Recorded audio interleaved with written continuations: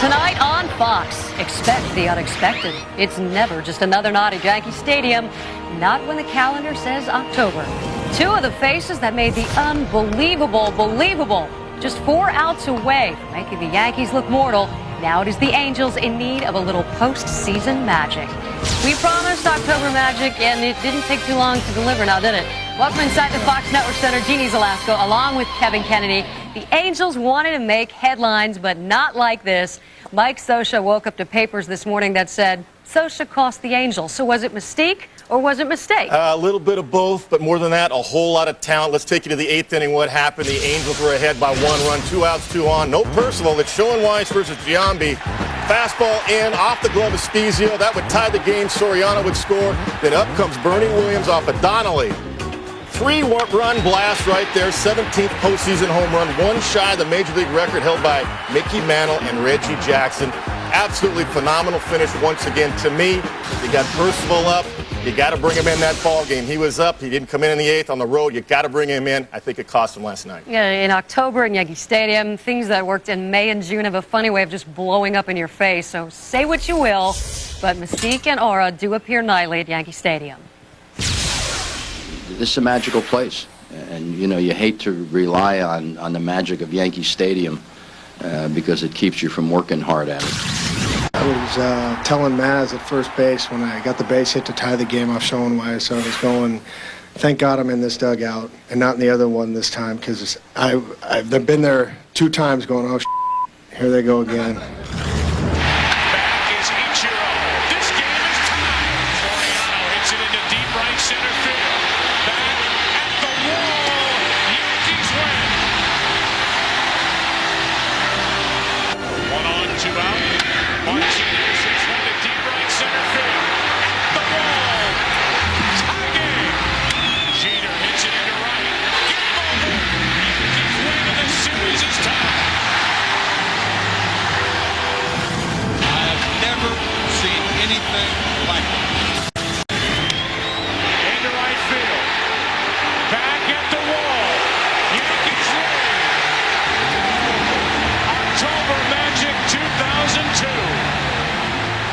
How many times have we seen teams 4 outs away from the brink of doing something wonderful? I know the Angels really wanted to shock the world with a win. I think they shocked everybody because they were able to hang. Scrappy club, best hitting club in Major League Baseball. Let's take you back to the 5th inning and show you why. Contact right here. This is a pitch out. Runner is on the move. David Eckstein, a foot off the plate, keeping himself alive, saving the runner, keeps himself alive so he can do this. Get a base hit in the 5th inning, keep that inning going, and set it up later on for Garrett Anderson. Watch this.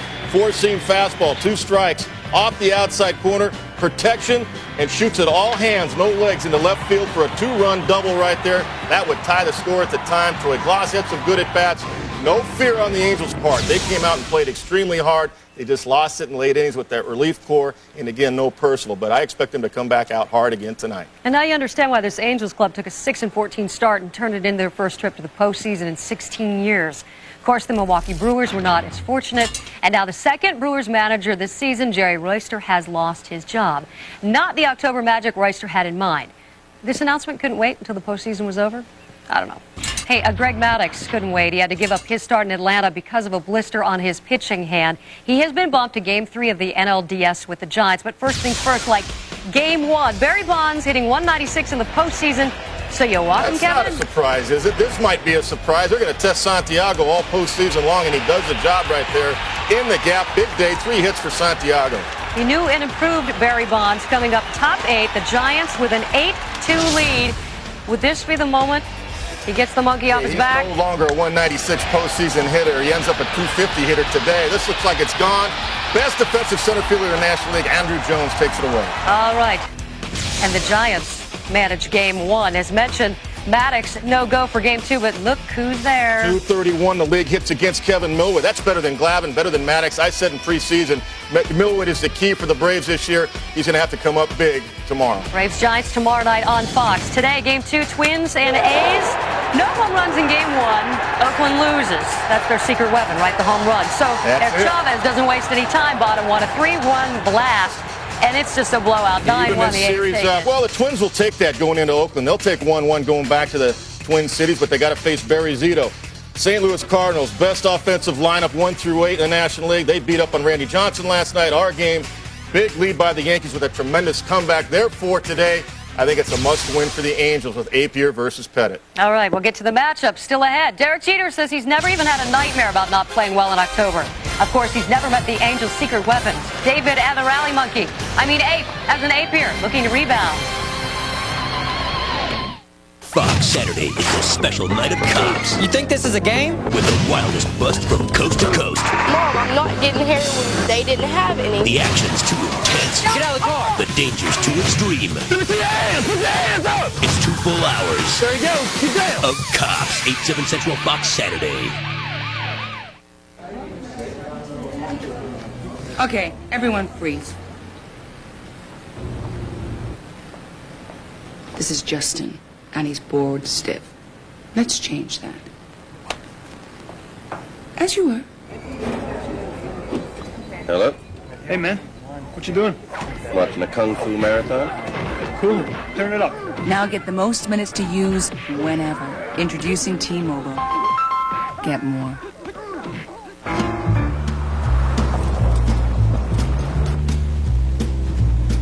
I'm stepping out with my baby. Can't go wrong, 'cause I'm in right. It's for sure, not for maybe. That I'm The GMC Envoy has a hydroform steel frame. So if you're rattled, it's not us. That was easy. Quite so sunny, and I keep on knocking wood. My seats are a mess. Gum, markers, sticky spray. Have you seen this spray that flies through the air and adheres to anything? Some kind of goo. I don't know what it is either, but it isn't pretty. So I'm a mess on the inside. But my engine is clean because I use Chevron with Techron. No gasoline cleans your engine better than Chevron with Techron. Chevron. Working with kids is my calling, and I enjoy it.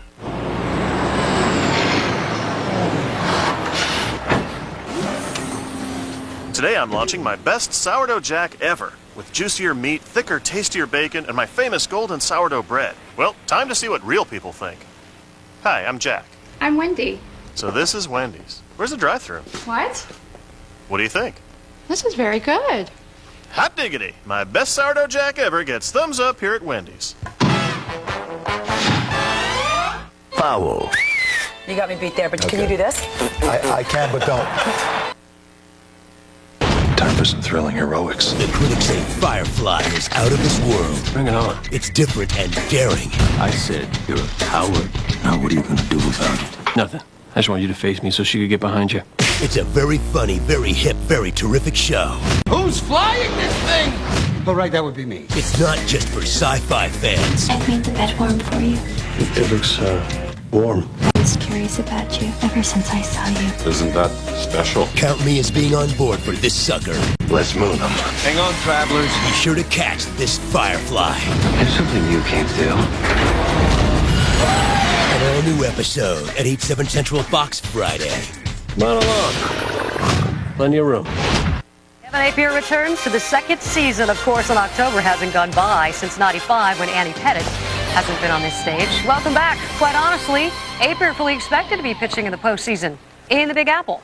But as a Met, an offseason trade for Mo Vaughn meant a move to Southern California, which is good news for the Angels because they finally have somebody who has some playoff experience. Yeah, 2 games. All of 2 games. Well, you know, they'll take him. A couple of years ago, he was in an Oakland uniform. He's faced the Yankees before. What did he do? Well, Bernie Williams got him on a slider in a gap, or in the right field corner, I should say, right here.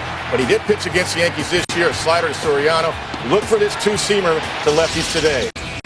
Who's he going to face? Andy Pettit, 91 fastball, good curve, good change. Great pickoff move. Why? When they look home, a lot of times they're going to first. Got the best pickoff move in Major League Baseball without question.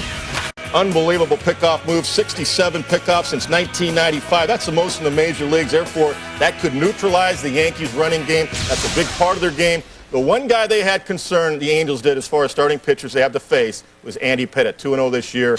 against the Angels this season, and he does stop that running game. That's a big concern. As you mentioned, 2 games of playoff experience for Kevin Appier and Groundhog's Day because he has to face Andy Pettit again, a guy who he watched beat on his other teams. But Appier saying, I'm feeling better because I have New York experience. Well, Kevin Appier doesn't have any fear. He doesn't have the fastball he did 7 years ago. He's got a good two-seamer. Look for him to run that two-seamer in, a lot like a Greg Maddux, in on the lefties to try to get guys like Giambi, Posada. But you make a mistake out of the plate, it's a home run to right field. He's also got the good split, and he's got that good slider as well. All right, can't wait. Coming up next on Fox, there are a few more comforting sights than Pettit, the ball on an October night. For a Yankee fan, that is. What does it mean to the Angels?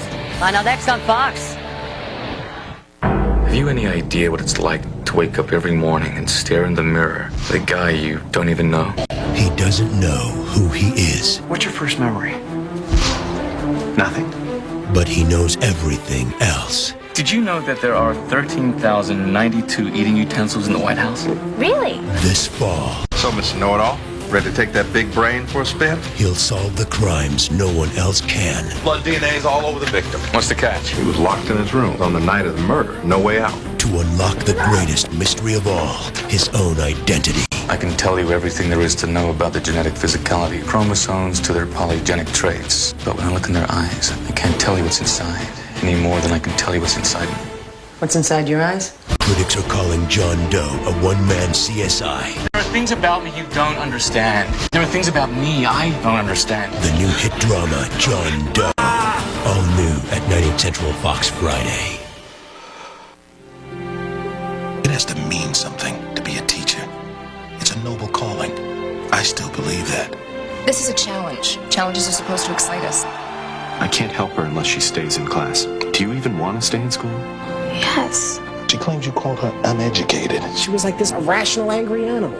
We call them parents. They're the men and women who change the world. Society. Tomorrow's world. It starts right here. One student at a time. You know, you've kind of inspired a lot of kids here. Leaving your lawyer job to teach, it says to us it's not about money, it's about loving what you do. The new season of Boston Public, Monday, October 21st on Fox. I'm Jeannie Zelasco, back at the Fox Network Center. A come-from-behind victory, capped with a monster home run. It must be October in the Bronx. What will the Yankees and Angels do for an encore? Find out next as the October magical moments continue to unfold on Fox.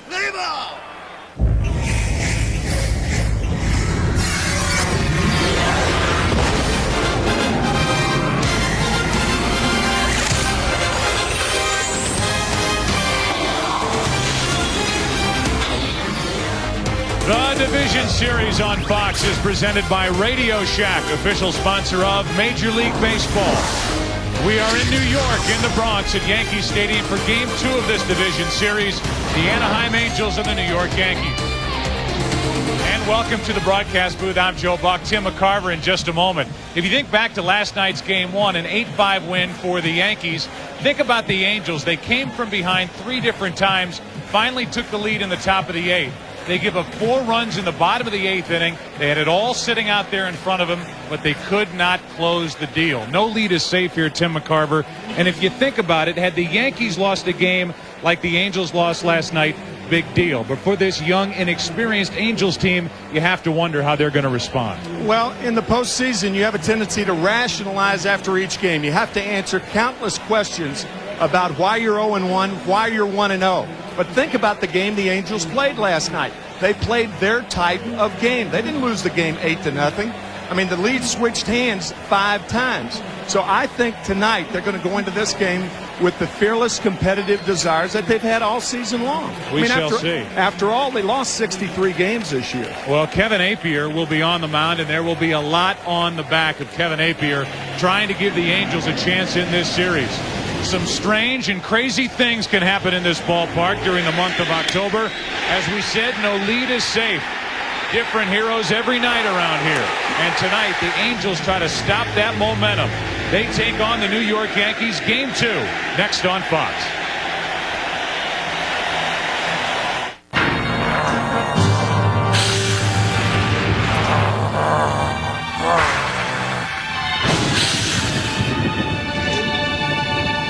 Radio Shack is the place people go for specialty batteries for all kinds of things. Choose from over 1,000 batteries. Radio Shack has more power.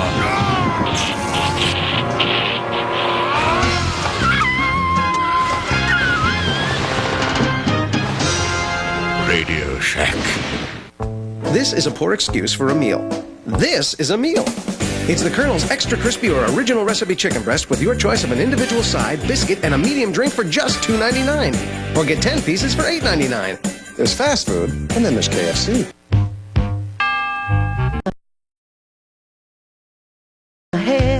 Many years from now, will you still be sending me a Valentine? Birthday greetings, bottle of wine. If it'd been out till 2:45, would you lock the door? Will you still need me? Will you still feed me when I'm 64? This is a poor excuse for a meal. This is a meal. It's the Colonel's Extra Crispy or Original Recipe Chicken Breast with your choice of an individual side, biscuit, and a medium drink for just $2.99. Or get 10 pieces for $8.99. There's fast food, and then there's KFC. The Icebreaker Ol-Attack is powered by 6 diesel engines. Sometimes, however, it needs a 7th diesel. The Ford Super Duty Power Stroke. It's packed with 525 pound-feet of torque, more than any truck of its kind on Earth. Ford F-Series, the world's best-selling truck 25 years running, has no boundaries. The Division Series on Fox, presented by Radio Shack, is brought to you by Ford.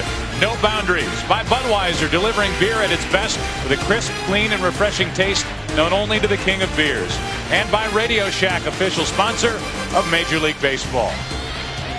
Well, what's going to happen tonight? Last night, an 8-5 victory for the Yankees. They took Game 1, and tonight it's a matchup of Andy Pettitte against the veteran right-hander Kevin Appier.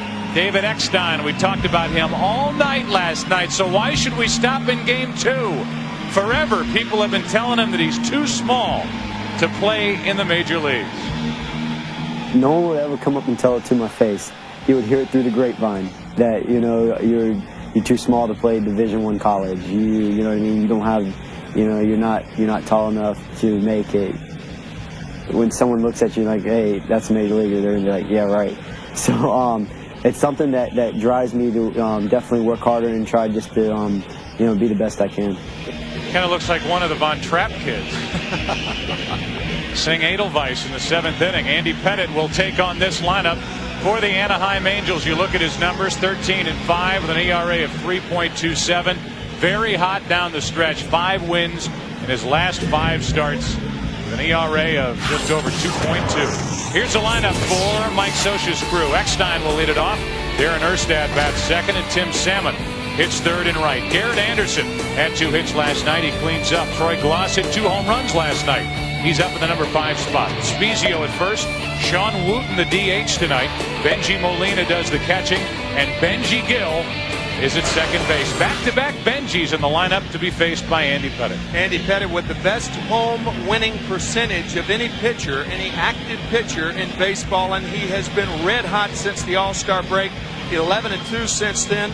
Walk, don't run. You remember that song? No. That guitar. That was it.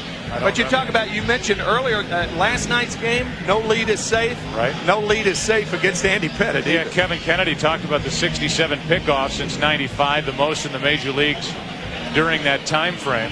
It will slow down the Angels' running game from first. That doesn't necessarily mean it'll slow them down from second on. That's exactly right. They can get to second base. The chances of stealing third are great, and they'll try it tonight.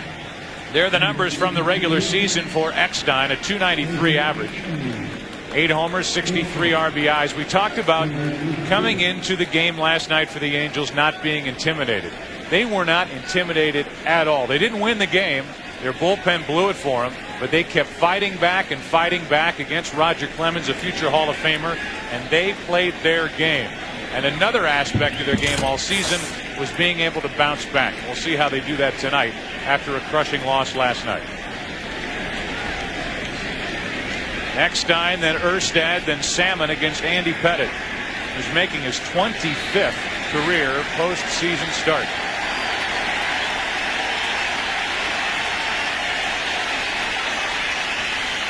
Away we go in game 2. And strike one on the inside corner. The broadcast also available in Spanish by utilizing the SAP button on your television. Erstad creeping up to get a better look at Pettitte. 1 ball, 1 strike.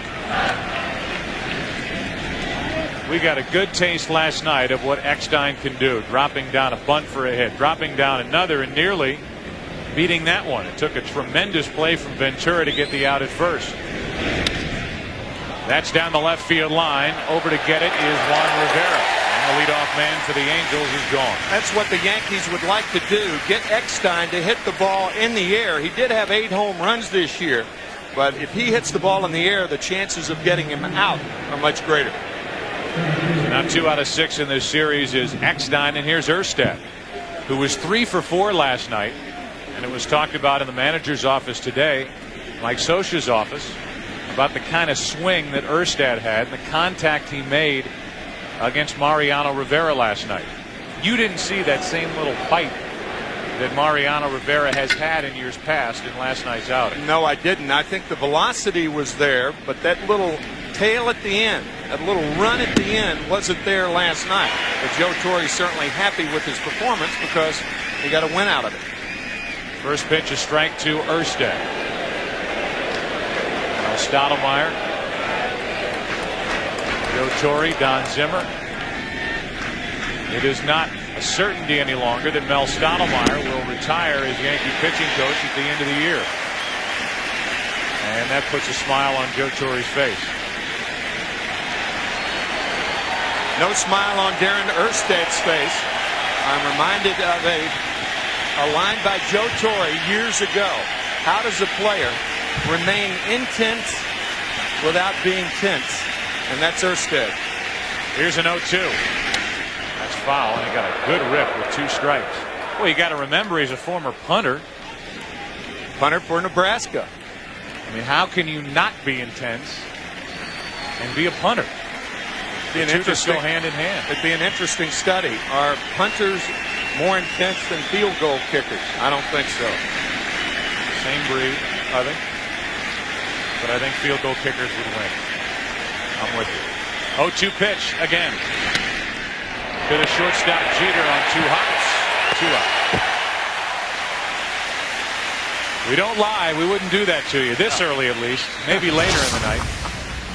Darren Erstad punting. I think that's the Orange Bowl. I can't tell by that logo at midfield, but I'm pretty sure that's the Orange Bowl. Punting for Nebraska. And here he is catching a touchdown. Holder couldn't get it down. Holder heaves it, and who's waiting for it? Darren Erstad. So he's ticked. He makes the second out here in the first inning, and here is Tim Salmon. And there is strike 1. Andy Pettitte sharp so far. All 3 hitters first pitch strike. Pettitte spent 2 months on the disabled list, mid-April to mid-June with elbow tendonitis. Because of that, his innings are way down. I think he'd be the first to tell you that he enters the postseason probably more fresh than he has been during this run, and he's been right at the center of it in the rotation for Joe Torre since '96. A 1-1 pitch. Salmon out in front, strike 2. That was nasty. A tailing fastball. Quality Pettitte sinker right there.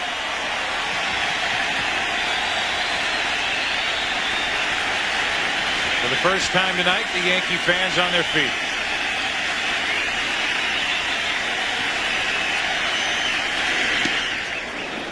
And Pettitte trying to throw it through a wall. It's 93 miles per hour, but it's ball 2. And he told us he probably gets a little too juiced up pitching here at home in the postseason. Usually if you see high fastballs from a pitcher like Pettitte early, he's a little too juiced.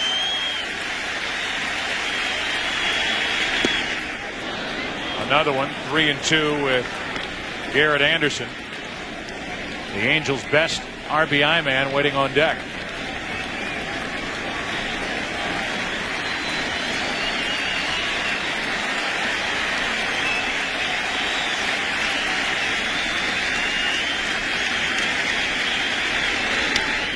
Well hit into left field. If it's fair, it's gone. Down the line, it is gone for a home run, and the Angels take a first inning lead.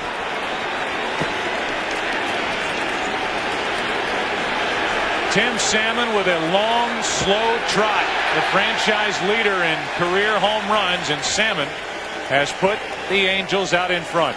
Everything was away from Salmon until the 3-2 pitch. Andy Pettit puts a smile on Tim Salmon's face, trying to cut the fastball in on the hands, and Salmon just too quick to put the Angels on the board.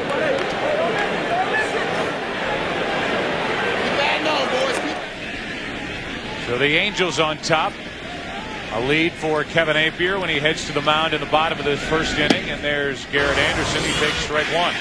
Posada inside, and Pettit didn't get it inside enough. Not all the home runs that are hit are mistakes, but that was a mistake. Too much of the plate. That's strike two on Anderson. Only question was whether it was going to stay fair, and it didn't hook at all.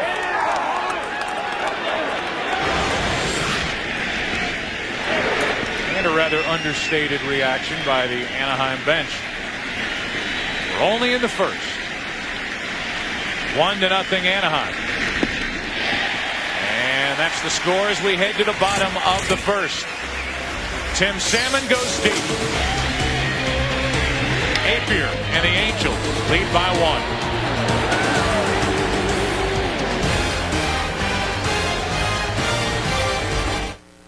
Gehrig's farewell speech. Selfless. Robinson's rookie year. Fearless. Fisk's game winner. Timeless.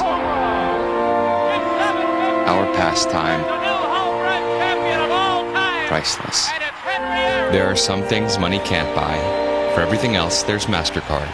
Devoted fan of Major League Baseball and its most memorable moments.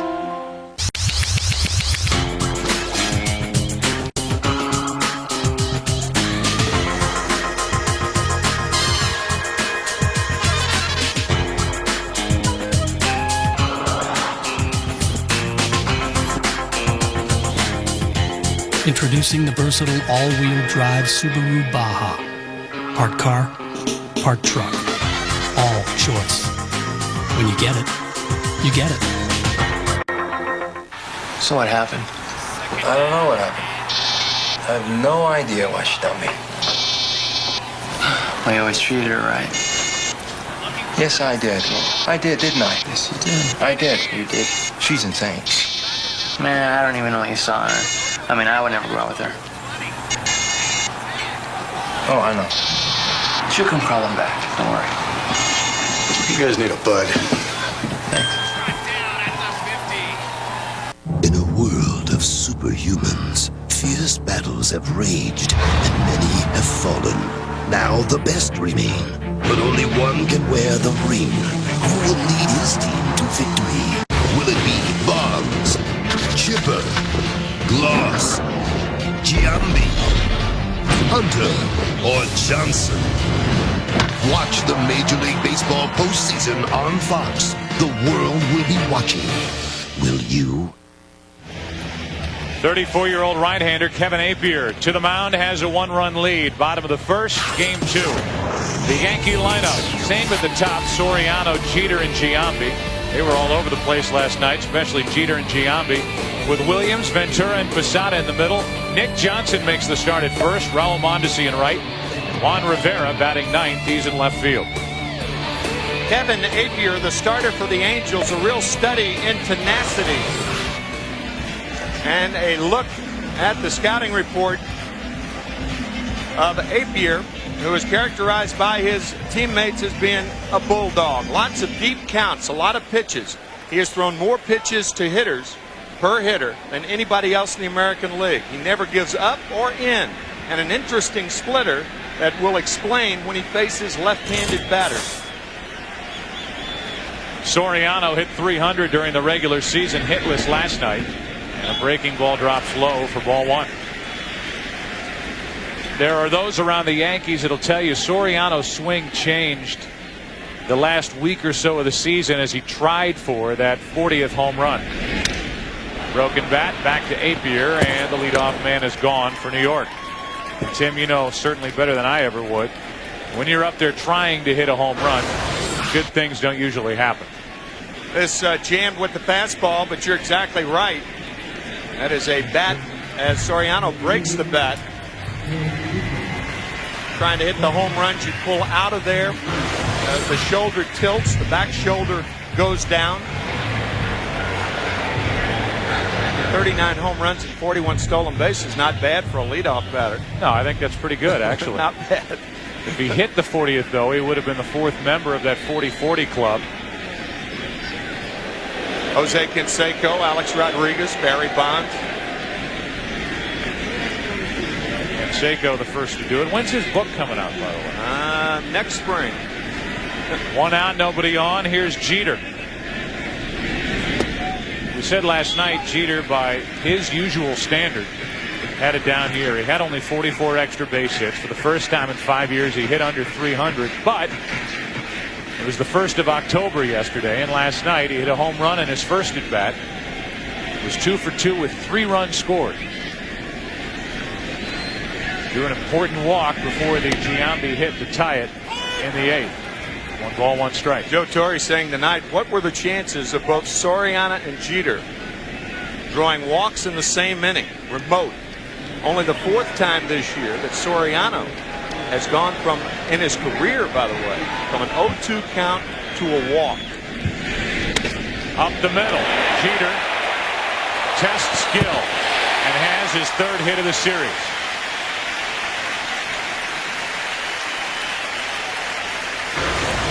Once you're forced to make a play like this, no way to get a guy as fast as Jeter.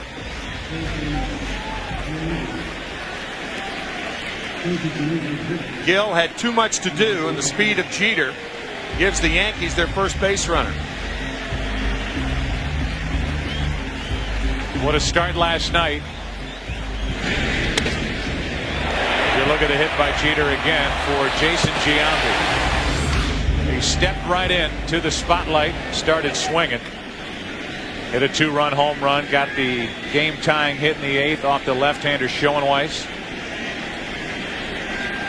He's on the bases when Bernie Williams hit the game-winning home run. And here he is, 1 on, 1 out. Strike 1 on the inside corner. First time Giambi was on base last night, he ripped his pants in a takeout slide. As you can see right there, it's been stitched up, cleaned, and he's ready to go. New patch. New patch.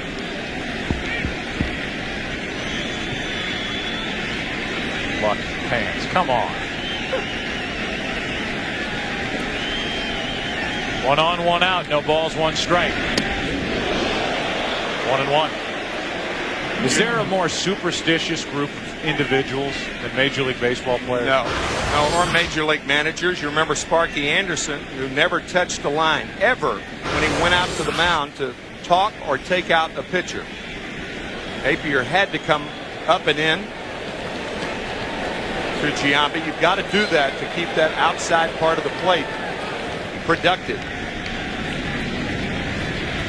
A little dangerous to work Giambi away as they have the shift on the infield. They expect Giambi to pull Kevin Apier. And that's away for ball 2, 2-1. That's the 3rd baseman Gloss basically playing up the middle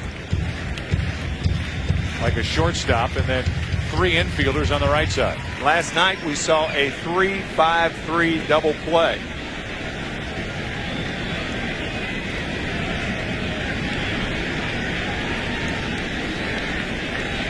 Tim told you Apier never gives in. Let's see what he gives Giambi on 2-1. It's ball 3. No matter what the count, your point is, he is not going to guide the ball across the heart of the plate. Right, 3.99 pitches per hitter, about 4 pitches a hitter. That's the most of any American League pitcher.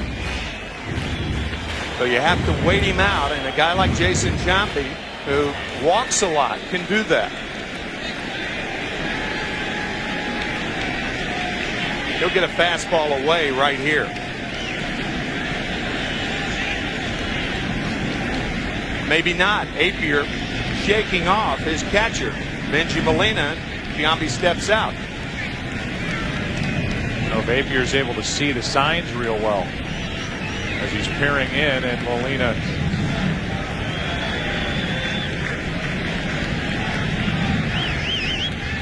the 5 fingers is what? A pitch too far outside is the result anyway, and after a 1-out hit, a walk to Giambi.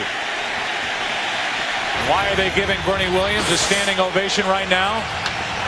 Last night, the game-winning 3-run home run. And here's what he's done in the postseason. 17 home runs, 59 runs scored, and 56 RBIs, second most all time, due to the extra tiers of playoffs. But nonetheless, he has been productive, and they love him.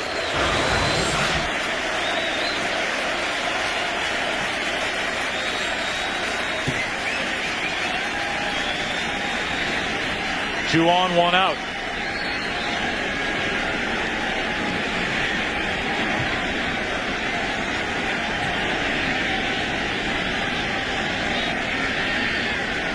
Angels leading 1-0 here in the first.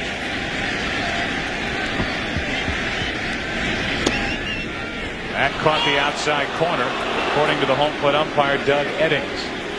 Joe, I think you picked up on something as Bernie Williams takes a fastball on the outside corner. When you get that shot from center field, it is difficult to see the fingers of Benji Molina. From a catcher's standpoint, you try to drop your hand down a little lower, but as you can see, it's difficult for Apier to pick those pitches up. On 0-1. Nice play by Molina. 1 ball, 1 strike. It's almost like Benji is shouting with his fingers as he puts the signs down. Nice play by Molina on the block. If you're having a problem like that, what catchers will do, they'll tape their fingers with that white tape. It's very easy to see in the shadows between the legs.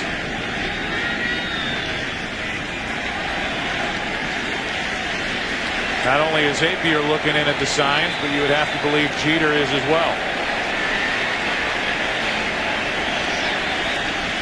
1 ball, 1 strike, 2 on, 1 out. Too far in.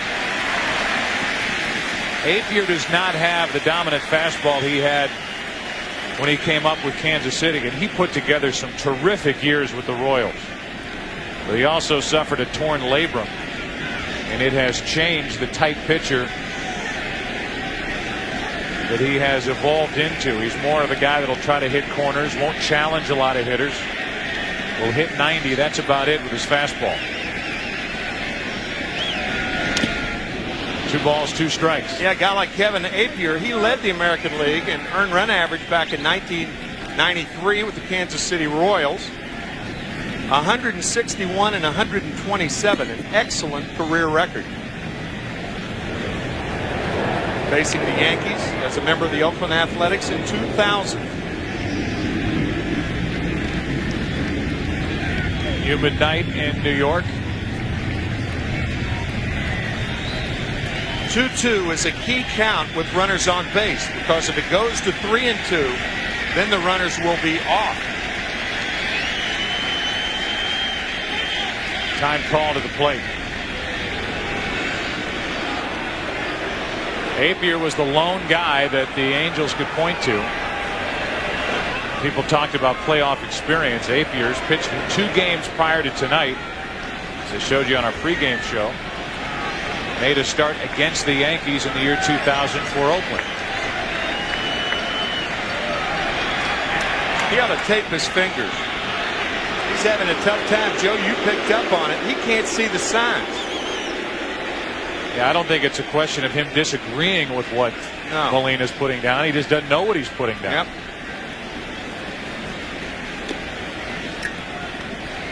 I think it would be a good move for Benji Molina between innings to go in and tape the fingers, and then his pitchers will have no problem seeing the sign.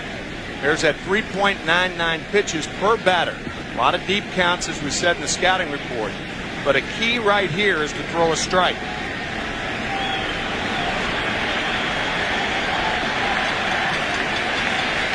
See if they gave a verbal sign. They did. They determined it before Molina got back to the plate. What is it? A 2-2 pitch. Into center field. Erstad back. On the track to make the catch. Tagging and going to third is Jeter. They are going to hold him at third. He had half an idea of going home. And it's first and third, 2 out. As Bernie Williams shot it by 400 feet to dead center. And a momentary bobble by Benji Gill, and Willie Randolph, the third base coach of the Yankees, sends Derek Jeter. Nice play by Erstad. He makes the catch, slams into the wall, but realizing Jeter's on at second base, hurriedly gets the ball back into Gill to hold Jeter to second. Or to third, beg your pardon. As you can see, Jeter having home plate on his mind. Jason Giambi can go almost all the way to second. Retreating to first easily, but fielded nicely by Gill once again to hold Jeter to third base. So now first and third, 2 out. And Robin Ventura at the plate. Angels leading by 1. Ventura really struggled down the stretch. Hit only .218 after the All-Star break. And has only 8 RBIs the last 6 weeks. All in all, though, a good year production-wise with his 93 RBIs. What a difference from a year ago when he wore the Mets uniform.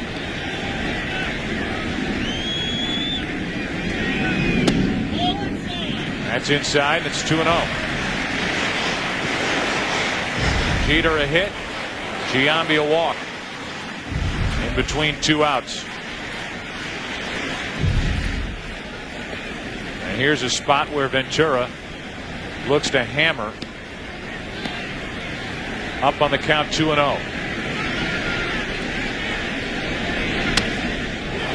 2-hopper to first. Easy for Spezio, and that'll do it for the Yankees as they get a hit and a walk, strand 2. We played 1 in game 2. 1-0 Anaheim.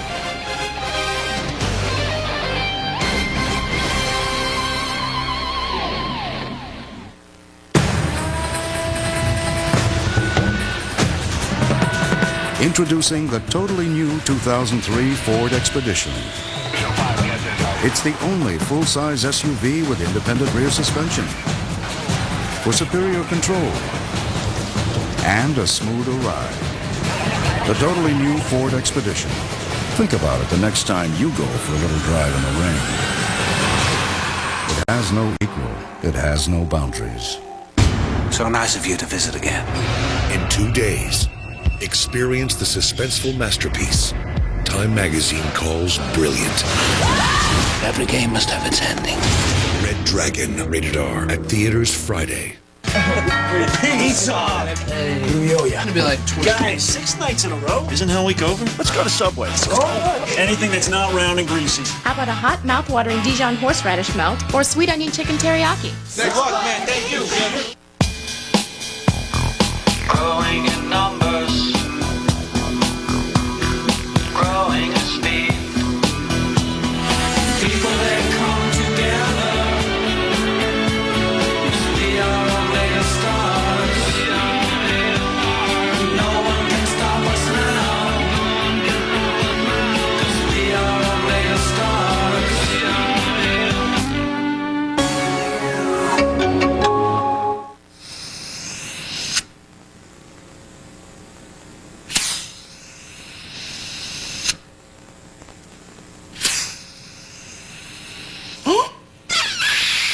Got some time to kill? Get bowling, baseball, golf, and more with Get It Now, only from Verizon Wireless. Download games and other cool stuff straight to your wireless phone. Get games, get tones, get going. Does your phone get it? Verizon Wireless. We never stop working for you.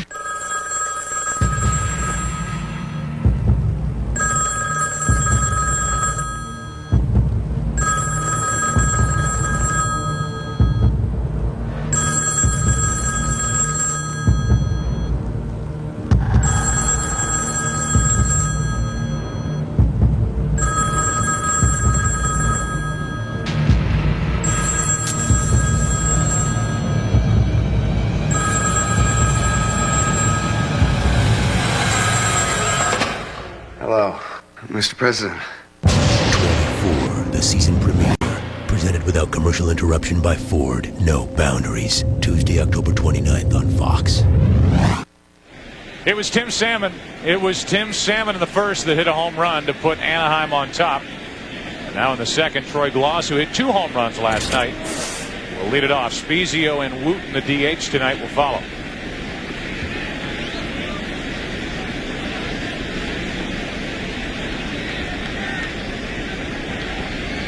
The 26-year-old third baseman takes a strike on the inside corner.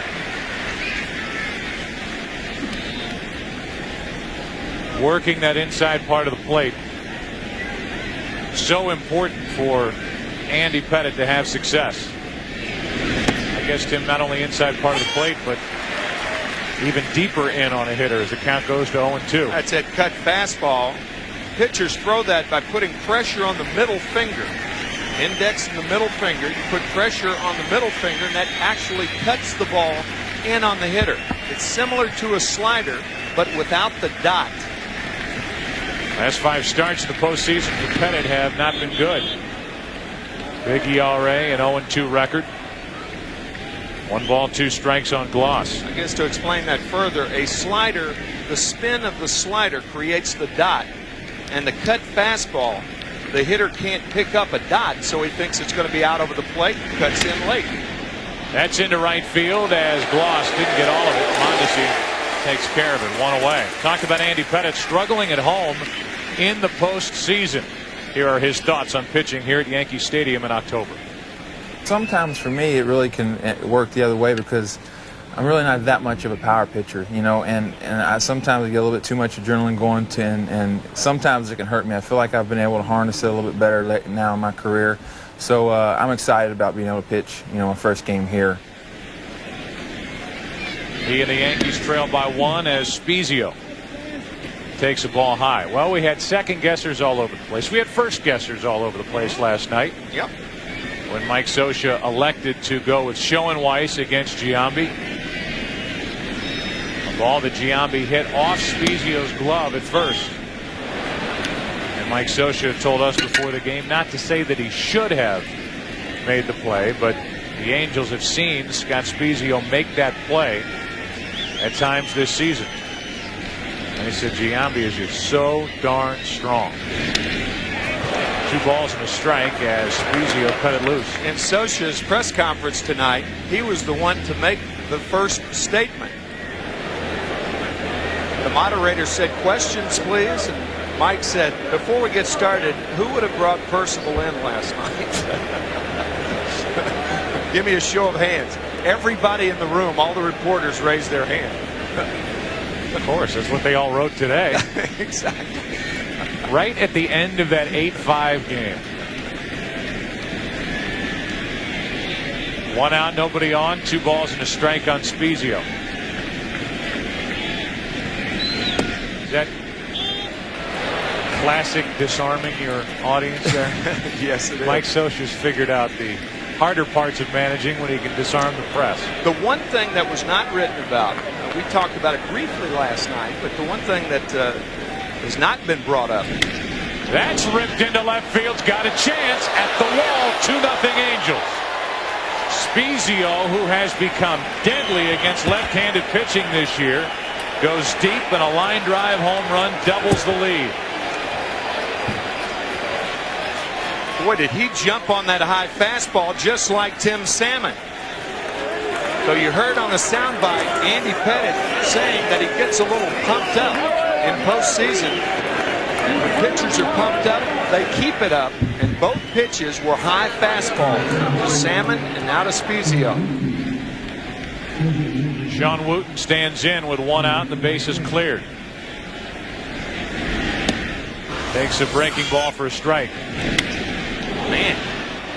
Spezio last year against left-handed pitching hit .239 and slugged .312. This year hit .368 against left-handed pitching and slugged .539.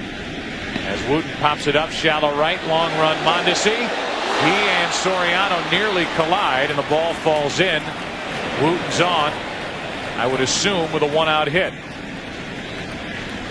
It looked like Mondesi could have been screened by Soriano. Soriano goes a long way, perhaps screened, or perhaps fearful of running into Soriano.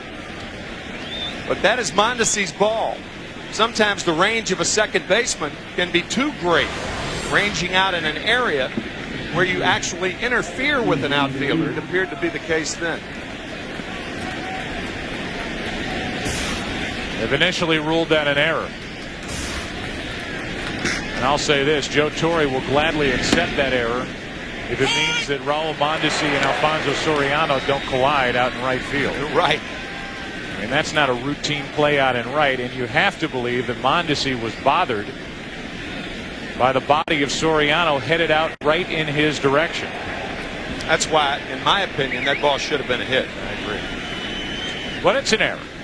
1 on, 1 out. No balls, 1 strike. Molina in the hole, 0-2. Before the Spezio home run, the one thing we were talking about in last night's game, if you're going to bring in Troy Percival, I think it would have made sense, be logical, to have brought him in with Derek Jeter, the hitter, instead of waiting for Giambi to be the hitter.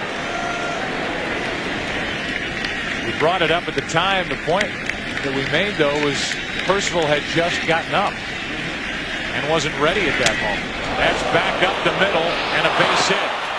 Wooten will turn and test the arm of Williams and make it. First and third, 1 out. Great base running by Wooten. Bernie Williams looked surprised that Wooten would take third. He caught the ball, charged the ball in a hurry, but then it took him a long time to get rid of the ball, just by the diving Soriano. And Wooten, you can see Bernie Williams looked like he was surprised that Wooten would try, but with 1 out, a good time, particularly when you have the lead, to try to open things up. Excellent base running by Sean Wooten. Not a fast runner, but a good one. You have to come into a series against Bernie Williams knowing that if you're going to push it against one of these outfielders, Williams is the guy to run on. That's right. Early in the year, both shoulders were killing him, and he went through a stretch where he couldn't throw the ball at all. He got cortisone injections. It helped his hitting, but it has not helped his throwing. Runners onto the corners, 1 out. It's the number 9 hitter, Benji Gill, who has a chance to add to a 2-0 Anaheim lead.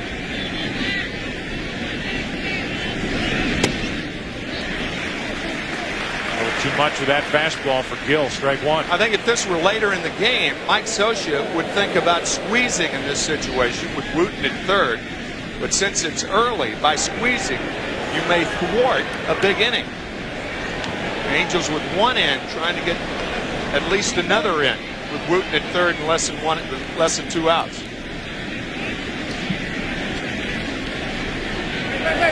Throw over, and Molina has very small lead.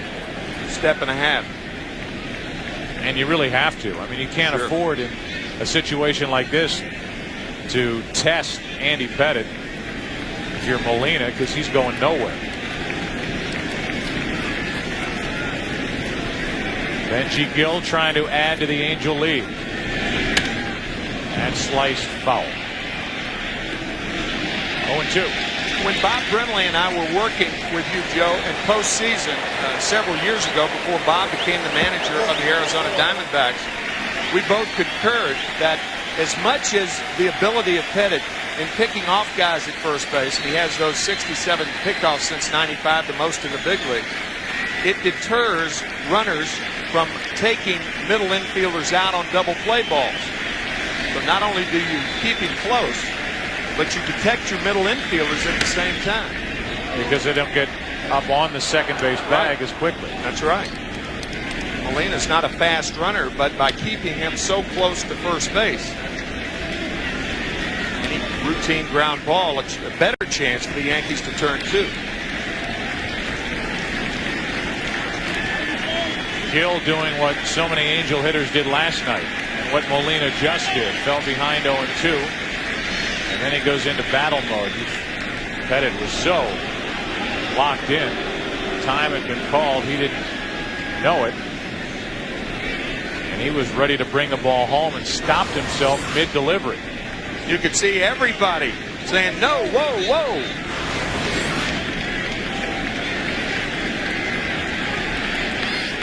There's so much torque in stopping the throw home. Often you could pull a ribcage muscle doing that. Here's an 0-2. That's why most pitchers are told that if they're in that situation, just go ahead and throw it. Right, right. Because that sudden stop, boom, you pop the ribcage muscle. There's a guy who will never pull a ribcage muscle on deck. It's got to be the loosest ribcage in Major League Baseball by the time he gets to the plate. It was 0-2, now it's 2-2. He personifies what the Angels have done this season and what they'll try to do here tonight. Stay pesky, keep clawing after you. And after losing last night in heartbreaking fashion, here are the Angels up by 2 in the second with a chance for more. Gill held it. That's a full count. It appeared that he did check his swing. So after going 0-2, it's now 3-2. Barely checking his swing. Does Ben Molina run at first base? If you do run, you have to make sure Pettit goes home. You cannot get picked off in this situation. Nodding to Alfredo Griffin, the first base coach, who just told him the same thing. In Spanish. Right. Not even running, and Gill floats one into right for a base hit. It's 3-0 Anaheim. Molina holds it second. Benji Gill, who had the count against him 0-2, worked it to a full count, gets the fourth. Actually, it's the fourth consecutive Angel to reach. They ruled an error on the ball hit by Wooten. And all of that is going to bring Mel Stottlemyre out of the dugout to talk to Pettit. All of the run-producing hits thus far have been up in the strike zone in an area of about 3 or 4 baseballs, all of them high, right below the letters, between the belt and the letters. The home run to Salmon, the home run to Spezio, and now the hit by Gill. While we have a moment and they talk, we'll tell you what's coming up. The Division Series schedule. The Cardinals and Diamondbacks game 2 tomorrow on ABC Family at 4 Eastern. The Giants and Braves will be on Fox right here tomorrow night at 8 Eastern, game 2.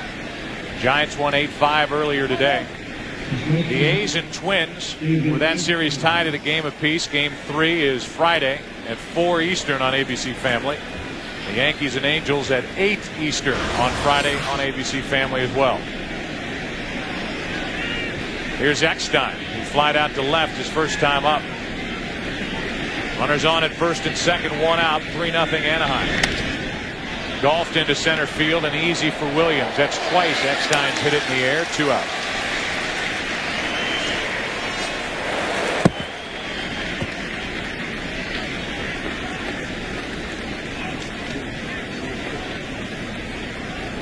We saw good at-bats all night last night by the Angel hitters against Roger Clemens, the Yankee starter, and so far a lot of the same against Andy Pettit. Here's Erstad, who hit a screamer foul down the right side, then grounded out to short back in the first.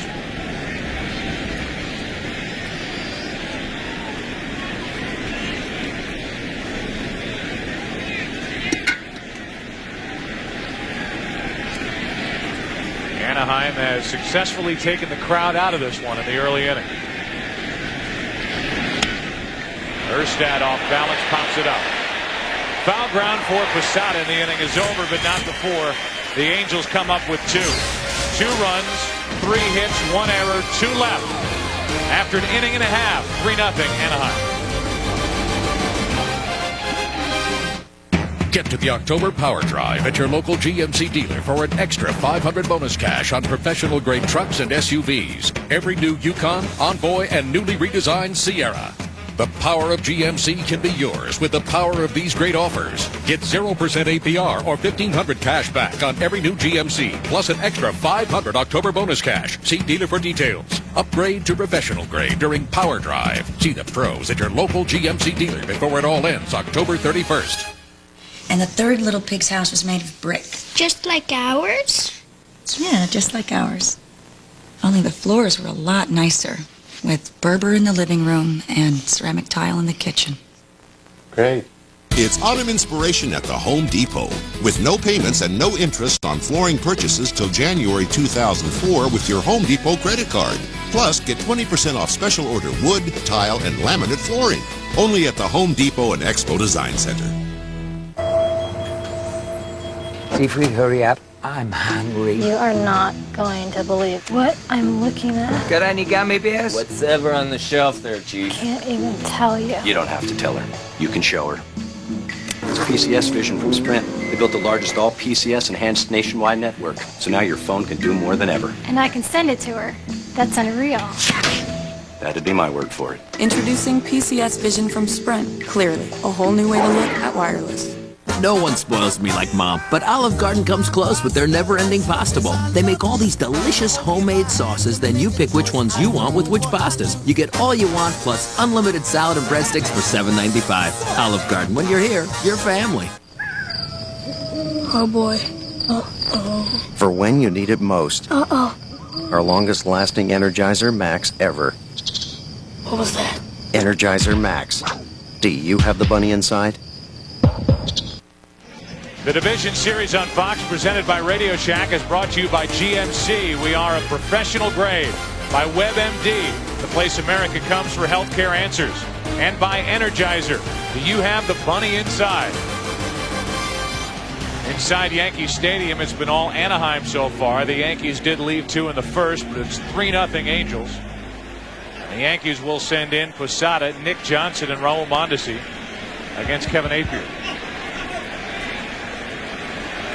Posada hitless last night, 0 for 4. Hit 20 home runs during the regular season.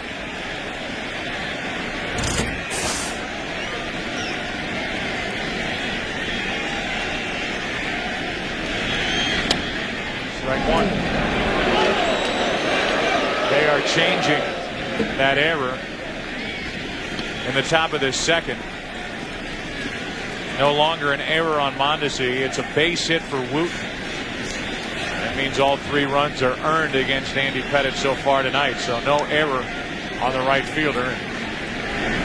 We agree with the call as Apier gets a strike into Posada. It's 0-2. Joe, I'm not much for guys wearing armor. We heard that bite by Eckstein last night. He does not wear anything on his arm. Jorge Posada wearing that half shin guard on his right leg. Apier, a guy you could do that with. You can see Benji Molina holding that glove up around the shoulders. He wanted the high fastball. But Apier, the type of guy where you get a lot of balls hit around the home plate area. Apier's having a tough time seeing those signs. He is. Here's a 1-2 pitch. 2 balls, 2 strikes. Apier, who lives in Kansas, born in California, signed a 4-year contract prior to last year for $42 million, but he signed it with the Mets. Traded for Mo Vaughn during the offseason. His 2-2 pitch. 1 out, and that's strikeout number 1 for Kevin Apier.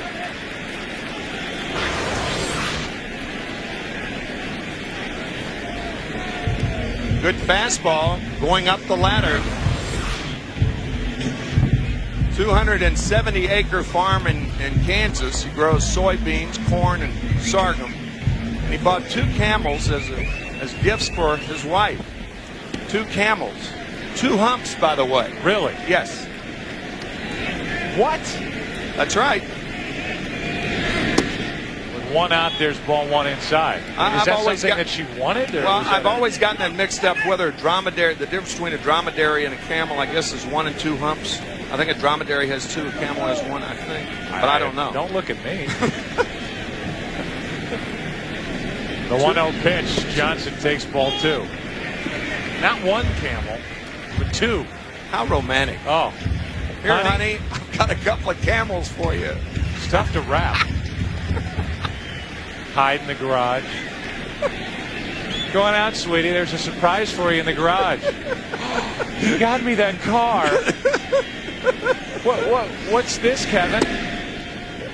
2 balls and a strike. I guess it is a car for some people in the Mideast. Yeah. Yep. Desert areas. What was sorghum? What's that? Molasses. Sorghum molasses. There's really a lot about Kevin Apier that I don't understand, really. Here's a 2-1. I'll tell you, when you talk to some of the pitchers on the Angels, he is such a character that they don't understand him either. But a guy who certainly gives a lighter lilt to the Angel clubhouse. There's Jared Washburn, last night's starter. You had a nice talk with him the other day. I did. Johnson is jammed in a 3-1 pitch. Good pitch by the Camel owner. 2 out. Tim McCarver asked Jared Washburn if he, Kevin Apier, helps his, Jared Washburn's, mental approach. Mentally, I don't know if he helps anybody. One other thing. That's making it good. I don't know if you know Apier at all. That's wonderful. And it was. What a line. That was the day before Jared was going to make the Game 1 start. And I think all in all, Tim, 7 innings, 4 runs, 6 hits, a couple of strikeouts. He allowed the 3 home runs, but he gave his team a chance to win Game 1 here at Yankee Stadium, and that's probably all you can ask. Yeah, when a starter gives a team 7 innings, you know he's done at least all right. And I think that's how Jared would characterize his start last night, as all right. Mike Scioscia said we took him out after 7 because his stuff started to get a little fuzzy. That's how Mike described it, fuzzy. The 0-1 pitch. Apier gets the corner, and it's 0-2 on Mondesi.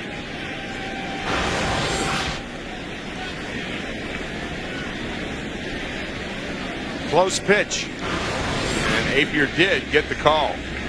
Raul Mondesi still a good low ball hitter. 1 ball, 2 strikes.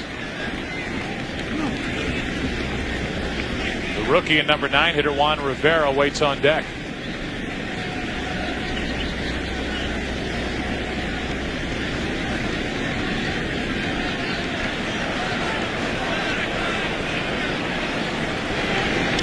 And Mondesi's clipped by it. Got him on the left arm, and that's really Kevin Apier. He hit 7 during the regular season. As Tim told you, he does not put much down the middle of the plate, has to drive guys off the plate to be successful, so something like this you almost expect. Not all pitches are thrown to get hitters out. Some pitches are thrown to be effective on the next pitch, and it's frustrating when that pitch to set up the next pitch hits a batter. So Mondesi's on, and here's Juan Rivera. I still can't get over the Camels. That's just odd. I don't think I've ever known anyone give anybody Camels in this country. Well, I can safely say, don't say I don't think. What do you mean, maybe that escaped your memory? Okay. They don't eat much.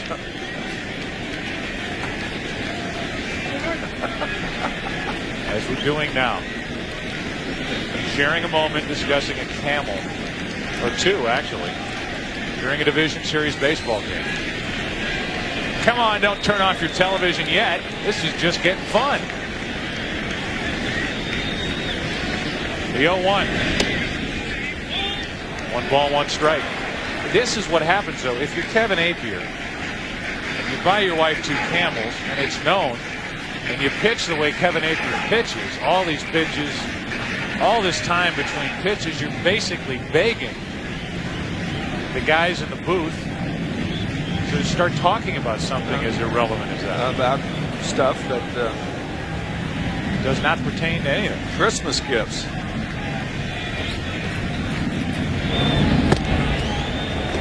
Sure, that was a shock to the Camels spending Christmas in Kansas. Not exactly their climate. Not too many oases. No. Around Kansas City. All right, enough. 1 ball, 1 strike. 1 on, 2 out. 3-0 Anaheim. Already get the D material into the second inning. 1. We talked last night about how the Yankees walk more than any other American League team. So it would figure that the Yankees would be tougher for a guy like Apier because they don't swing as many pitches out of the strike zone. And sure enough, that's why this game has gotten down to a crawl.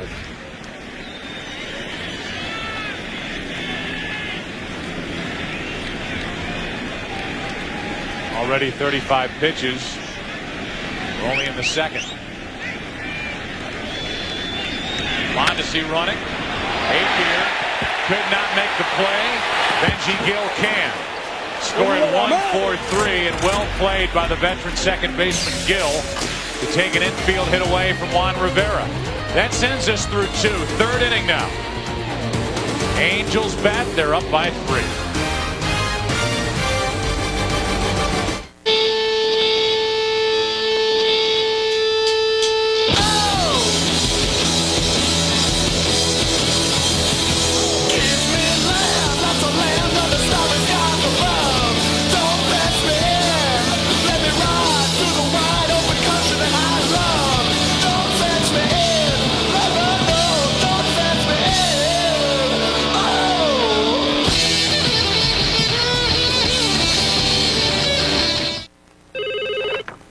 Hello? Hi, Mr. Johnson. I wanted to tell you that you've won 2 tickets to the Kentucky Derby, 2 tickets to the Super Bowl, 2 tickets to the Tony Awards, 2 tickets to the 2004 Olympic Games, and 2 tickets to the Daytona 500. Mr. Johnson? Are you there? Use your Visa card from August to October and you are automatically entered to win 2 tickets plus expenses to these 5 events. Take a deep breath, Mr. Johnson. I'm here for you. Mom, you don't seem to enjoy stuff anymore. Remember what a blast we used to have? Honey, you're so anxious. Fidgety all the time. That's just not like you. Ben, lately you can't seem to concentrate. You were always so focused. John, you're so sad lately. Remember how we used to laugh all the time? If you've experienced some of these symptoms of depression nearly every day for at least 2 weeks, a chemical imbalance could be to blame. Now there's Paxil CR, a time-release tablet. The CR means controlled release for continuous relief, so it's with you throughout your day. Prescription Paxil CR is not for everyone. People taking MAOIs or thiouridazine should not take Paxil CR. Tell your doctor what medicines you're taking. Side effects may include nausea, diarrhea, constipation, dizziness, sweating, tremor, sexual side effects, injury, yawn, abnormal vision, or sleepiness. Don't stop taking Paxil CR before talking to your doctor. It's nice to see him smile again. Yeah! That's what I'm talking about right there, baby! Hey, what are we gonna do when baseball's over? Something will come up.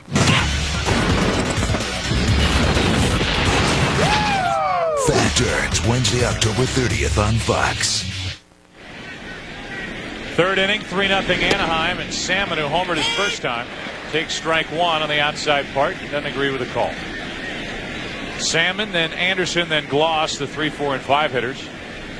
The Angels trying to get out of town and head back to California with a split, which would be a major accomplishment after last night's loss. 1 ball, 1 strike. I think you can sit down and talk to Joe Torre and know immediately that he believes his Yankees have their hands full with this Anaheim team. Yeah, that's really true. 2-1. And he just kind of smiled, rubbed his chin, rubbed his cheek, and said, boy, there's something. And he's talking about the way they fight after you.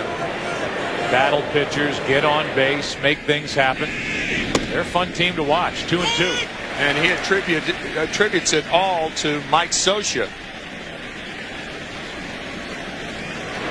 Mike, a gritty, gutty guy for the Los Angeles Dodgers, played in postseason in 1981 with the Dodgers against the Yankees, then in '88 against the Oakland Athletics. 2 balls, 2 strikes. Salmon leading off. Full count.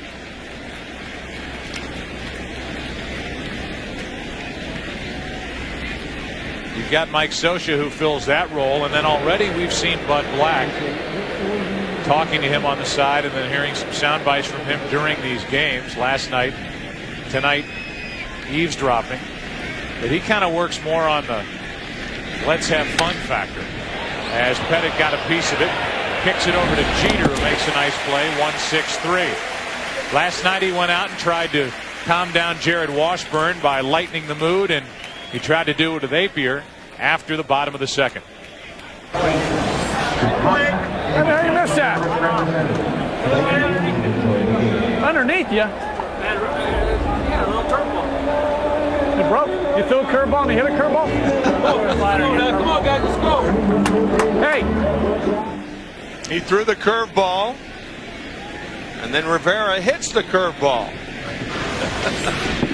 Garrett Anderson could not hold up. With 1 out, that's strike 1. You could see that Apier, when he missed that, turned around and smacked his hand into his glove. Juan Rivera did not show much speed at all getting down the line. No. Gill made the out rather easily at first base.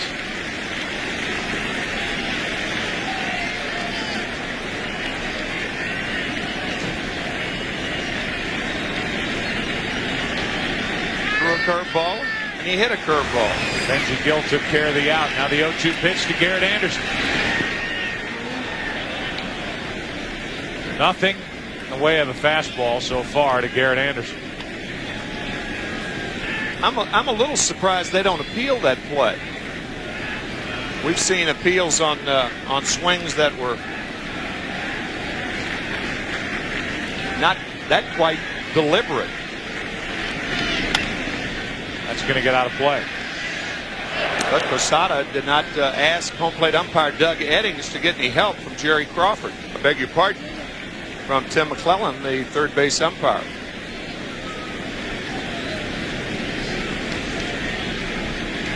Salmon grounded out. Anderson in the hole, 1-2. Now 2-2.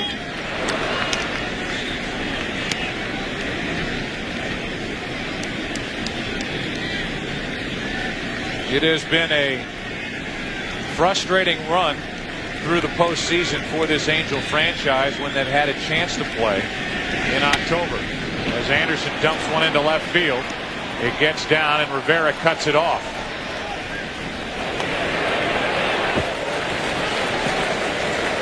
One on, 1 out. Here's Troy Gloss coming to the plate talking about his manager, Mike Scioscia. He lets everybody knows where they stand. You know, there's nobody ever wonders what's going on. You know, if you're not playing, he'll come to you and say you're not playing. You can argue and do whatever you want to do, but you're still not going to play. And you know, that's the kind of thing that, you know, that's just he's very consistent in that fact. There haven't been many days that Gloss hasn't been in the lineup. He drove in 111 runs during the regular season. He homered twice last night. Flied out to right his first time up tonight.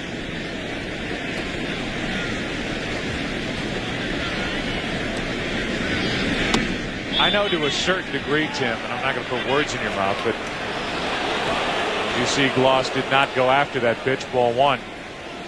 Today's player seems to want to know more from the manager about where they stand on the team and when they're going to play, and let me know what your plan is for me, much more so than when you were playing. Yeah, when you're playing on a 1-year contract, you show up to play every day instead of having to have a plan drawn up. Pitchers are particularly like that. You hear pitchers quoted often saying, I don't know what my role is. Well, the role is you're in the bullpen. When we call down, get up and warm up and come in the game when we call for you. I think managers, I don't think there's any question about it. Managing today is a lot tougher than it was 30 years ago.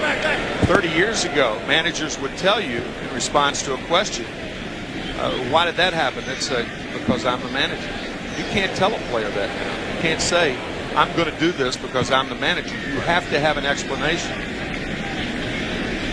You can say that, and then the player will say, well, Here's the 800 number to my agent's office. Why don't you call him? Right. Tell him you're the manager. Runner at first, 1 out. The 1-1 pitch. The fastball from Pettit, 1-2. On Troy Gloss. That's the best fastball Pettit's thrown tonight. That had the movement he wanted and the location he wanted. This crowd is trying to revive itself here in the 3rd inning.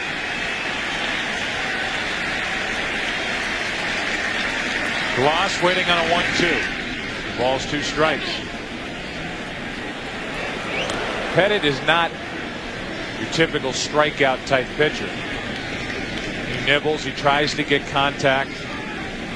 And these Angels, when they've made contact, either hit the ball hard over the wall or knocked it out of play foul. And then they are willing to take the pitches that are out of the strike zone. Struck out only 805 times as a team, fewest in the AL, as Gloss gets under it and lifts it into deep left field. In the corner, Rivera pulls it down on the track. Anderson tags, tries to go to second and makes it. And there are the Angels doing what they've done all year, taking the extra base. Good base running by Garrett Anderson. We saw Sean Wooten go to third base when Bernie Williams was about 15 feet from him. And now Rivera making the play. And the throw, if Soriano holds on to it, there's a chance they could have gotten Anderson. But teams, when they have the lead, take more chances. And that's why the Angels' base running has been superb all season long. And why is that a good play? Because either that ball's going out of the park and you can trot around the bases with Troy Gloss, or it's going to be caught and you have a chance because it was so deep to advance. And now a hit could mean an extra run, and Spezio's at the plate trying to provide it. He takes ball 1. Yeah, that's one of those plays where you determine where the ball is, and that's an excellent point. If it's a home run, you're going to trot around the bases anyway. But if he makes the catch, he's not going to be in position to make a strong throw. He did as much as he could, but Anderson moves up 90 feet. Now a 1-0 pitch. Spezio out in front of that delivery. 1 ball, 1 strike. That was a changeup from Pettit, giving the Angel hitters a different look. Spezio hit a line drive home run into the seats and left his last time up. Hit 12 during the regular season.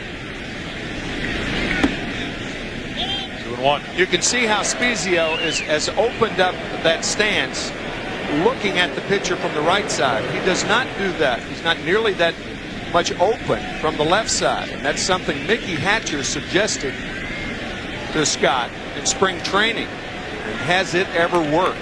His production as a right-handed hitter, as you said, his last at bat, Joe, has been terrific this year. Up the middle. That's a base hit. They'll test Bernie Williams all series. The throw is cut off, and it's 4-0 Angels. And the base running by Anderson pays off immediately. Spezio with a homer and a 2-out RBI single tonight. Instead of first and second and 2 outs, the Angels had plated another run because of the good base running of Garrett Anderson. 2 outs, you get a better jump off of second base because you're running all the way. 2 good base running plays by the Angels. Anderson being one of them. And another important hit by Spezio. Now Sean Wooten, who has a single. They initially ruled in an error, but it's a single and a run so far for Wooten, who did not play in last night's game, where Spezio has given these Angels so much more than they could have ever hoped for coming into this season. Wooten was supposed to be the guy to get a lot of the at-bats against left-handed pitching. How about that? Runner going with 2 out and a base hit to right, and only because it's Mondesi. Spezio not go to third, and this crowd at Yankee Stadium is growing restless. We asked Mike Scioscia about how aggressive his team has been and will be on the bases. we're aggressive. I think we run the bases very aggressively. I think our guys go first or third very well. They know the importance of taking that extra base if we have the opportunity to. Our situational hitting is much improved from any time we've been here, and that's been a big reason why we've been able to score more runs than we had the last couple of years. I think there's a lot of positives that we have coming into this game. And Garrett Anderson going to second base on a ball that a lot of runners wouldn't have tagged on. And Soriano, as we mentioned, come up with it. And perhaps he had a play on him. But that last play with Spezio running, it was not a two-out hit and run because managers don't hit and run with 2 outs. It was simply a matter of Spezio going to second base. And Sean Wooten, seeing the right side open up, just poked it over there. Intentionally or otherwise. Probably otherwise. Here's Spezio. See Soriano covering? That opens up the right side. Spezio, and you're right, Joe, he had an idea about going to third and said, uh-oh, wait a minute. That's Mondesi and right. So Mondesi's presence has really slowed down the Angels on the bases when he's had the ball in his hand. We saw our Sprint virtual manager question, should Joe Torre pull Andy Pettitte? Well, he'll give himself the option by getting Orlando Hernandez warmed here in the 3rd inning. 2 on, 2 out. Molina takes ball 1. Benji Molina with a base hit his first time up. Helped the Angels get another run in that 2-run second. The Angels have scored in 7 of the 12 innings that have been played in this series so far. 1 ball, 1 strike. The answer is yes. The old Sprint virtual manager question.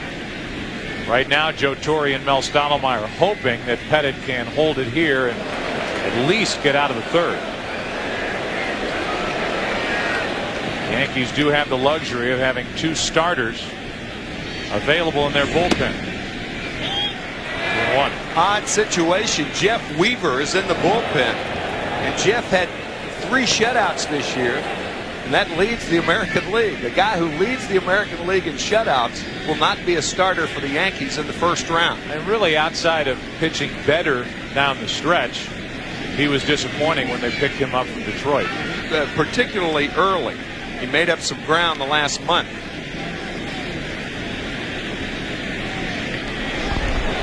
Hernandez for a while was on the trading block. Then some injuries set in. Hernandez got hot. And he stays around, and Orlando's been good in the postseason in his days with the Yankees. Should end the inning. Peter flips, Soriano taps the bag, and that'll do it. The aggressive base running by the Angels pays off. Anderson into scoring position, scores on the hit by Spezio. After 2.5, 4-0 Angels. Hey Vanessa, changing my milk for you, Apple. Okay.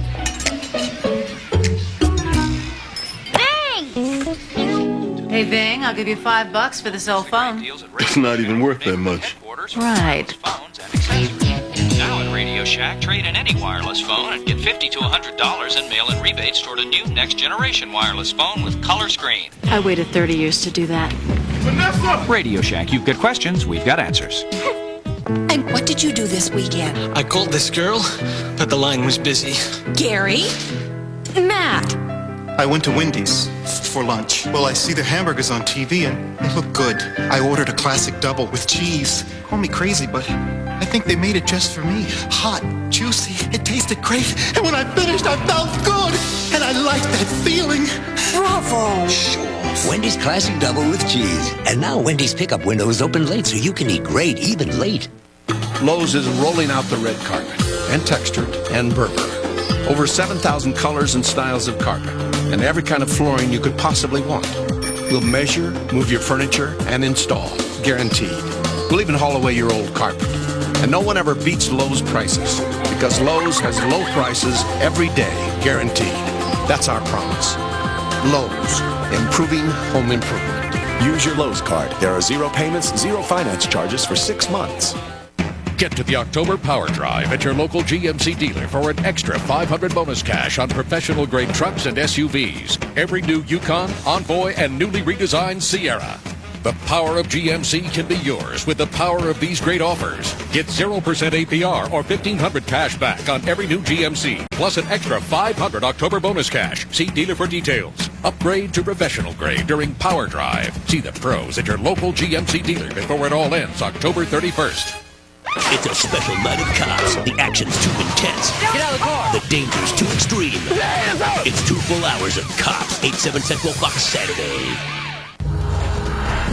Strahan and the Giants clash with Emmett and the Cowboys. October's magical matchups this week on Fox.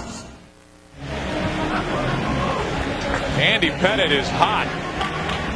He's been yanked out of this game, it would appear. As he puts his jacket on, he is upset at being relieved of his duties tonight as Hernandez continues to warm up out in the Yankees bullpen while New York bats in the bottom of the third, down 4-0.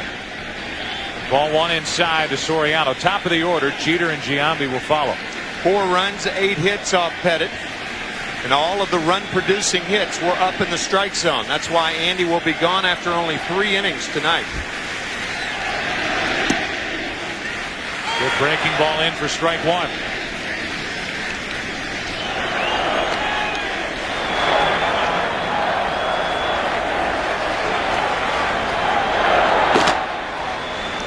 Hernandez getting ready. It appears he'll pitch in the 4th. Here's the 1-1 to Soriano.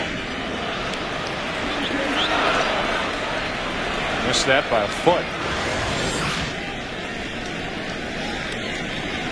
Guy who strikes out a lot and does not walk a lot, and yet in last night's game drew the most important walk, certainly of last night's game and maybe of his career. 1 ball, 2 strikes. Soriano leading off. Strikes out. Time now for our Pepsi fan cam. And as a treat, we at Fox Sports gave this young lady a big prize for getting here so early. She wins this. A headshot of Steve Lyons. And her reaction, Daddy, who is this? I have no idea. Just some guy from Fox Sports. Just smile, honey. So congratulations. That's our Pepsi fan cam, and with 1 out and nobody on in the bottom of the 3rd, here's Jeter. Did Steve know about that? Hey, I'm just the messenger here, man. Tell Steve we had nothing to do with that. You scared of Steve Lyons? Here's her reaction again. I wasn't until now. Some guy from Fox Sports.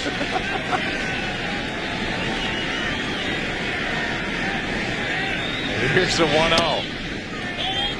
Ball 2, 2-0.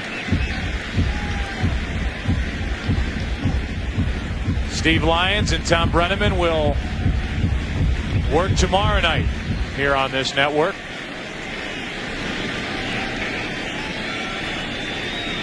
The Atlanta-San Francisco series. That'll be game 2 with San Francisco up 1-0. And Tim, you said going into this, San Francisco rolls in hot and they may end up upsetting Atlanta. They've won 9 in a row, 8 of their last regular season games. How about that game today? It was 8-3 in the bottom of the 8th inning with 2 outs and 1 on, and Javi Lopez up. And he gave the Giants 2 chances to get him out on 2 foul balls.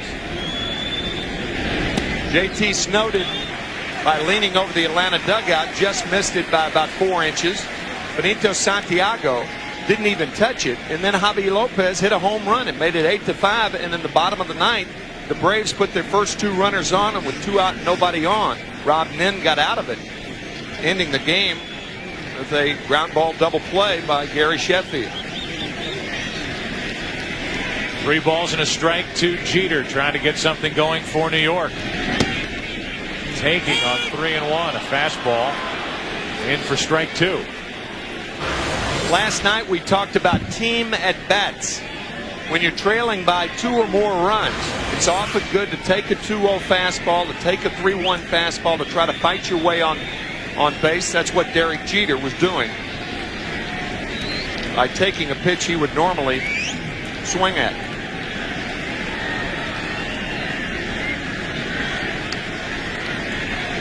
Three and two. Into left field. How far will it carry? Back at the wall. It'll carry out of here. 4-1.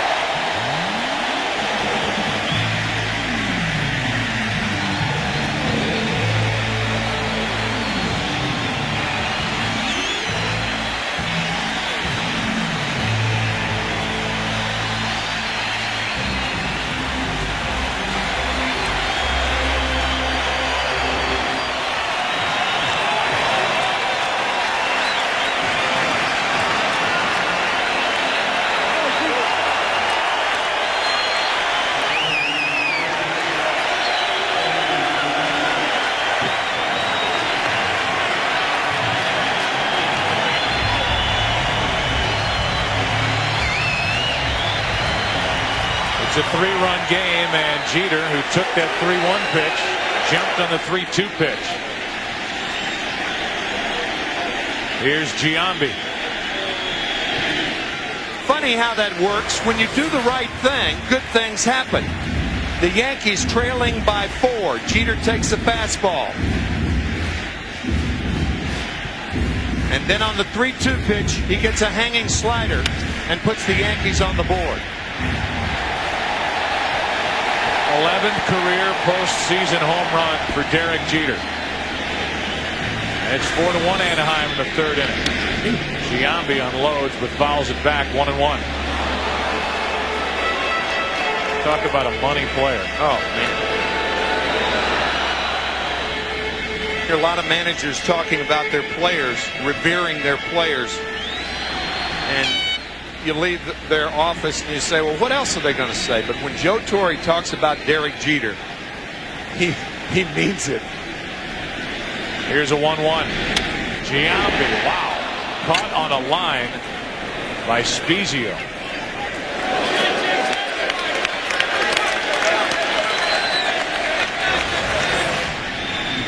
Hanging a slider.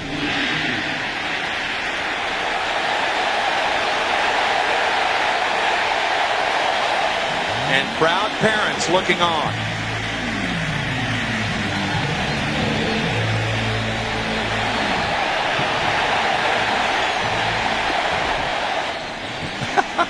High fives from mom and dad.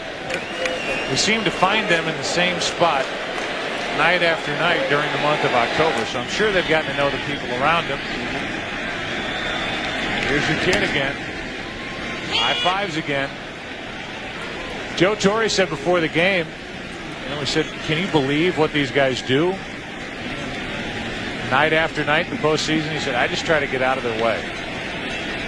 And I think there's something to that. He's not the type of manager that's trying to control everything like a marionette from the dugout. Right. As Williams hits it to the second baseman, Gill. That'll end the inning. With one out, Derek Jeter goes deep. Second home run of this series. Yankees on the board. Angels lead by 3 after 3.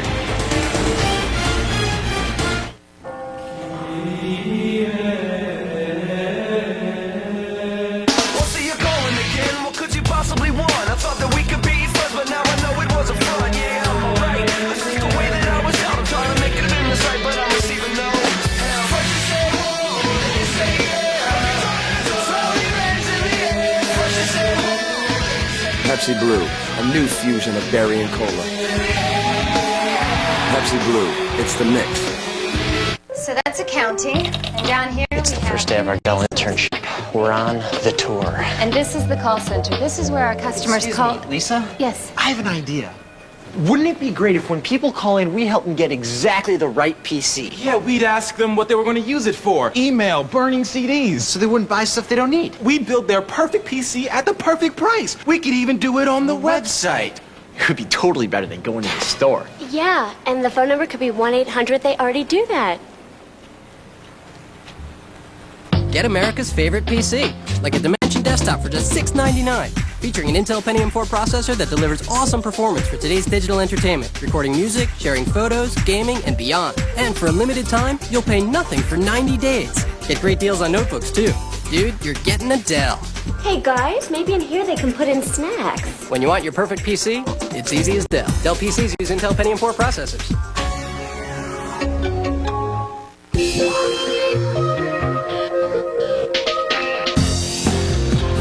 Precision, skill, craftsmanship, good wrench. With GM certified technicians and advanced technology, no one knows your GM vehicle better than the pros at GM Good Wrench. It's good to know it's Good Wrench. The Division Series on Fox, presented by Radio Shack, is brought to you by GM Good Wrench Service Plus, your automotive service experts, and by Dell. Flexible enterprise solutions that are easy to buy, easy to own, easy as Dell. Warm night in New York on the 2nd of October, and here's the second pitcher of the night for New York, Orlando Hernandez, better known as El Duque, a record of 8-5 during the regular season, ERA just over 3.5, and a 9-2 career record in the postseason. He has been a big game pitcher, and now the Yankees and Joe Torre have the luxury of bringing him out of the bullpen after Pettit lasted only 3 innings, allowing 4 runs on 8 hits. It'll be Gill, then Eckstein, then Erstad. Anybody gets on Salmon, who's homered tonight. The Angels have scored in each of the first 3 innings.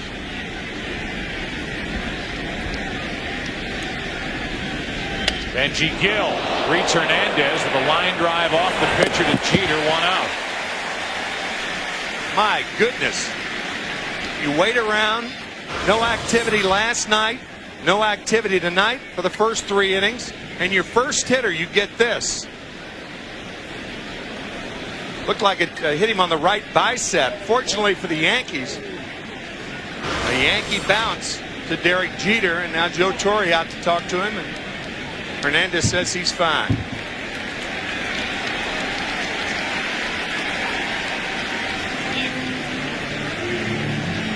That was not one of those trademark line drives. That ball was hit right on the button. A 1-6-3 putout. We've had a few of those tonight. Pettit had one back in the 3rd, and Napier couldn't come up with one. They went for a 1-4-3 putout with Rivera at the plate. 1 out. And here's Eckstein, who's 0 for 2 and has popped out twice. Slider in for a strike.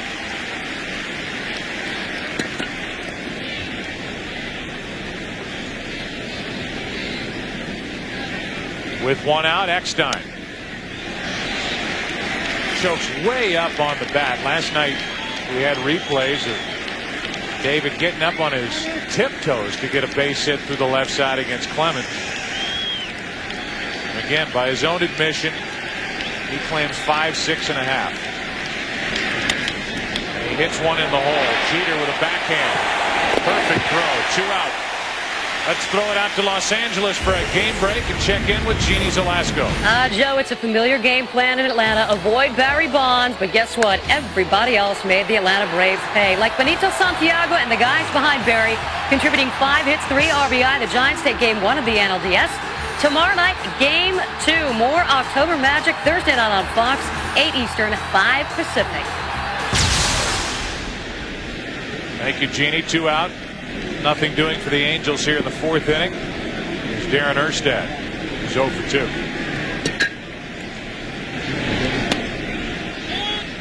I'm sure the Atlanta Braves can't believe the kind of years they got out of Chris Hammond and Darren Holmes. And they're going to be asked to get some big outs in this postseason, and we'll see if their magic carries over to October. Good breaking ball. 1 ball, 1 strike. Tournament style. We are in the top left bracket. This is the Northeast Regional. The Yankees and Angels, Twins and A's. And on the other side, the Braves and Giants, Cardinals, who pounded Randy Johnson, the Diamondbacks, last night. Here's one for Darren Erstad to sniff. 2 balls and a strike.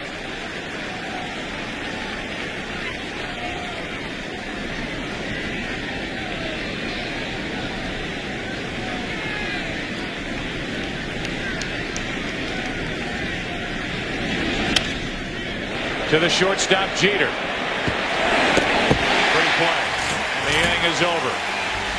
We're getting confirmation that Dick Vitale has picked the winner of the Northeast Regional to advance to the World Series.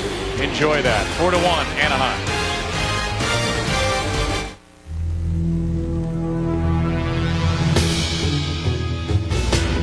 Introducing the world's first truck with 4-wheel steering. The new GMC Sierra Denali with 325 horsepower and quadra-steer. Beats everybody, forwards and backwards.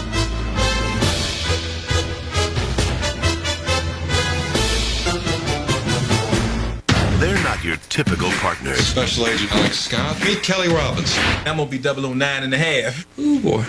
They're not your usual heroes. I'm starting to regret this. That was a big explosion. Yeah. But on November 1st, That's cool. they're the only men for the job. Let's go do this then. It's worth billions of dollars. Billions of dollars. You hear this guy? I Spy. He's still a bad guy, right? Well, everybody keeps flip-flopping around. I can't keep it straight. Rated PG-13. In theaters November 1st. My wife bought the same one. Didn't fit. I love it, but the kids are allergic. Rashy. How can I help you? I'd like to return this. No problem. Okay, the thing is, Sir, we'll take it back. so I don't need it. Nope. Make returns, not excuses. Because at Circuit City, we offer easy, no-hassle returns and exchanges. Circuit City, we're with you. We're moving to Europe. Different plugs. You don't need it, but that's good.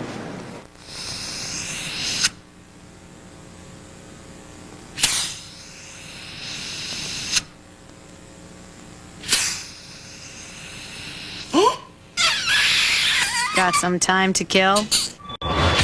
Get bowling, baseball, golf, and more with Get It Now, only from Verizon Wireless.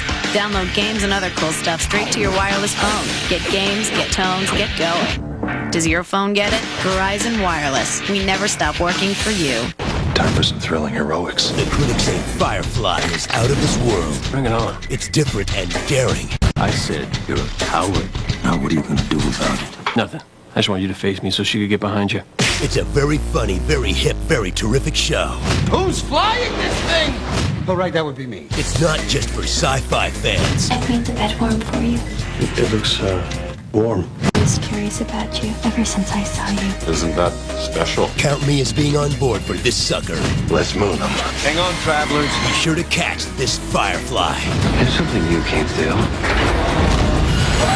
An all-new episode at 8/7 Central Fox Friday. Run along. Plenty of room. Kevin Apier works home his first of the fourth in a pop-up into shallow center. Eckstein out, Erstad in, can't make the catch. And Ventura's on to start the fourth for New York.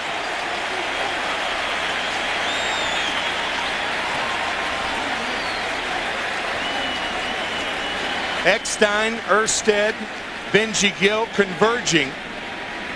It appears that they're all right. Erstad and Eckstein becoming entangled. Eckstein hurt him the last minute and went to his back, and it looked like Erstad slid into him, and in the process the ball off the webbing. So a base hit for Robin Ventura in an awkward way. Fortunately, it appears that both are all right. So the leadoff man is on for the Yankees for the first time tonight. Posada.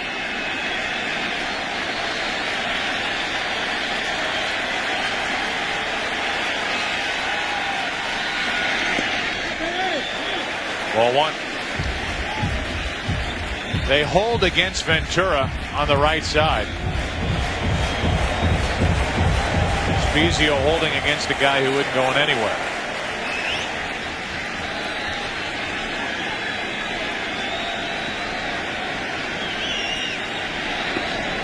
So a A big hole on the right side of the infield for Posada.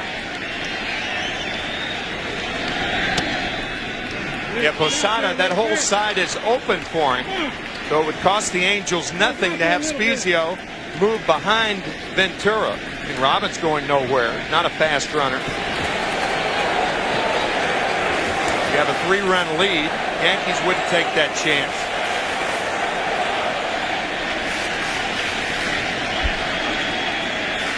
Here's a 1-1. Off the end of the bat and easy for Salmon. 1 on, 1 out.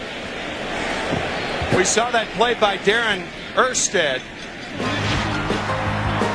Fielding gyms this year. To his left. To his right.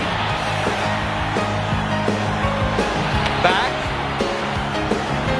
To his left.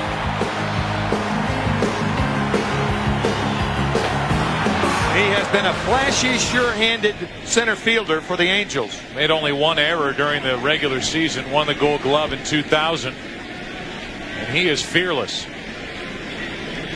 You think of the Angels having Jim Edmonds in center for all those years. Now they've got Darren Erstad to go back on those fly balls on the track and at the wall.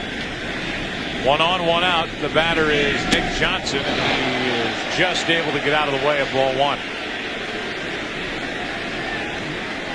You wonder if Erstad at one point later in his career will realize and try to change his game the way Edmonds has done, because the pounding that his body has taken over the years, laying out, diving, going back to the wall, crashing into the wall. Edmonds still can make the spectacular catch, but is a little more leery of the all-out sprawl because of what it's done to his shoulders over the years. Runner at first, 1 out, 1 ball, no strikes. That's low, 2-0.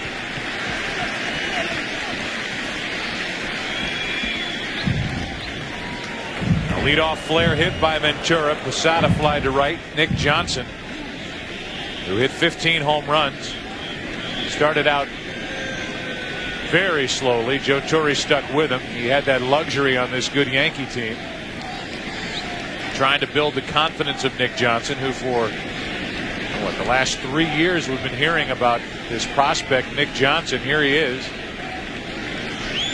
Hit 15 home runs, the first chance he got to play, I would say, semi-regularly at first or at DH. There's a strike, and it's 2-1.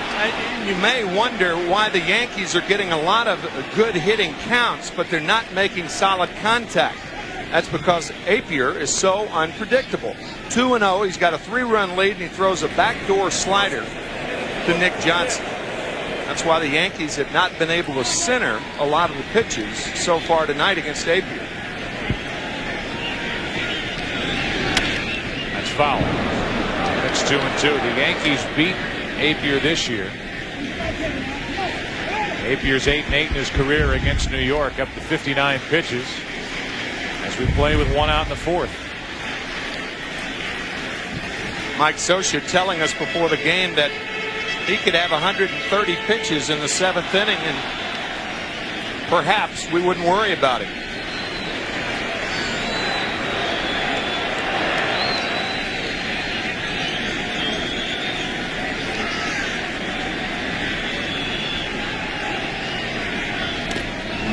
Johnson just got a piece to stay alive.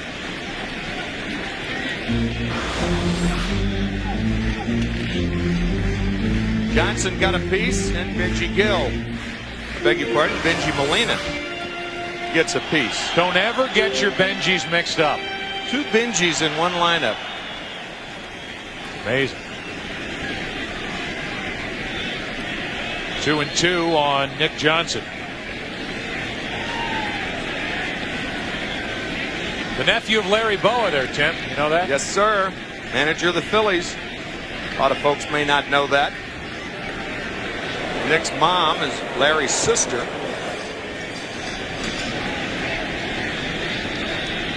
Phillies will be moving into a new ballpark in 2004. Last year at the Vet, next year. in the dirt. Molina blocks it. Ventura's not going to advance. It's a full count. Yeah, that should be an indication. If Ventura doesn't advance on a ball like this, why are you still holding him on? And yet with Posada, who did pull the ball, but it was airborne, Robin very cautious on the bases for good reason. He's never been a fast runner. Also had that horrific injury during spring training at home plate. The fracture of his lower leg. See if he's going on 3-2 just to get some motion on the bases. He is running. Johnson pokes it foul. If you're running on a 3-2 pitch, that's even more of a reason not to hold him on. Not going to get picked off anyway.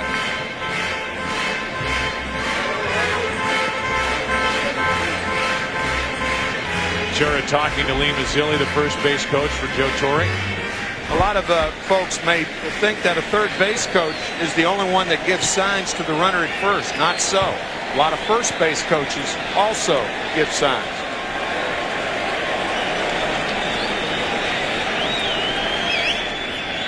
Ventura running as Johnson pulls another foul.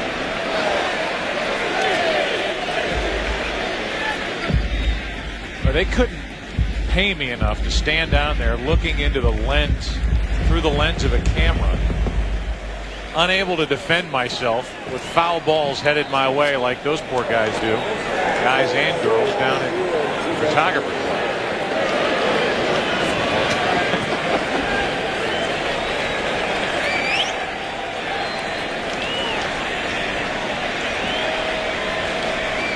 One on, one out, 3 balls, 2 strikes. There it goes on ball 4, and it's 2 on with 1 out. Second walk handed out tonight by Apier. And the tying run will step to the plate in the person of Raul Mondesi. Our trivia question brought to you by RadioShack.com. With 2 home runs last night, Troy Glaus became the second Angel player with 2 home runs in a single postseason. Not just game, but postseason. Who was the other with more than 1 home run? Chew on that for a while, Tim, as Bud Black will trot out and talk to Kevin Apier, who's in a jam here in the 4th inning. The prior managers of the Angels, when they reached postseason, Jim Fregosi in 1979, then Gene Mock in 1982 and 1986. I had the pleasure of playing for Gene Mock for 3.5 months in 1972. And he knew more about the game of baseball than anybody I ever met, including Branch Rickey and all of those who profess to know a lot. They called Gene the General, and I loved my experience with him. And there were a lot of players who didn't. And the combination of Gene Mock and then, of course, Gene Autry. It's a shame that the Angels never did get to the World Series under Gene Autry's ownership, one of the most beloved owners in all of sports. Here's his widow, Jackie, is here tonight. Actually, 4 years ago today that Gene Autry passed away. And Joe Torre was an announcer for the California Angels then for a 5-year period in the late 80s. 2 on, 1 out. Raul Mondesi. Ball 1.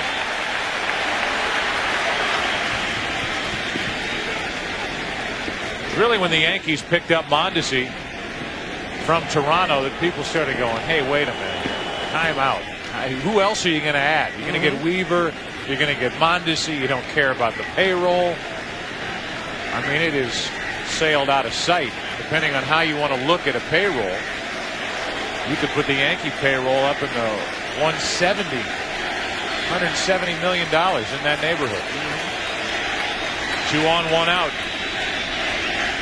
Mondesi could make an impact here as he tries and comes up empty. It's 1-1. Ball rattling around with Benji Gill. It looked like it hit him on that protective cup that players wear. Benji appears to be all right. I think if the Yankees next year have the same payroll, they will pay a combined $55 million in luxury tax and revenue sharing through the Central Fund of Major League Baseball.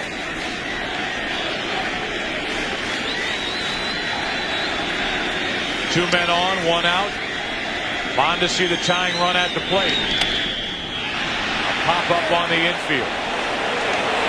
Field fly rule in effect. Spezio makes the play, 2 out. And this opportunity for the Yankees now is going to fall into the lap of the rookie Juan Rivera, who hit 1 home run and drove in 6 runs during the regular season. Joe Torre really puts a premium on defense in the left field position. So much so that a guy like Vanderwall is on the bench. Rondell White, so you know, strained his left hamstring last night. He hit a home run the opposite way. And he is at this point only to be used as a pinch hitter. And if Shane Spencer's hamstring was all right, you would think that Shane would be the starter both last night and tonight. But he's still nursing a sore hamstring. The big left field. Joe Torre wants somebody who could move around a little bit to control it. 2 on, 2 out. And ball 1 to Rivera.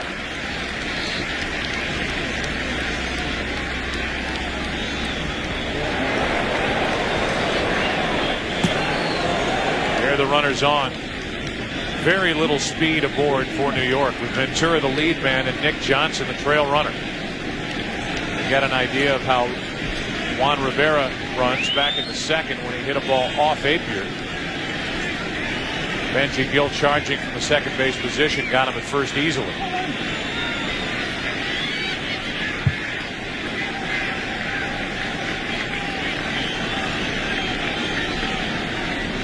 A 1-0 pitch.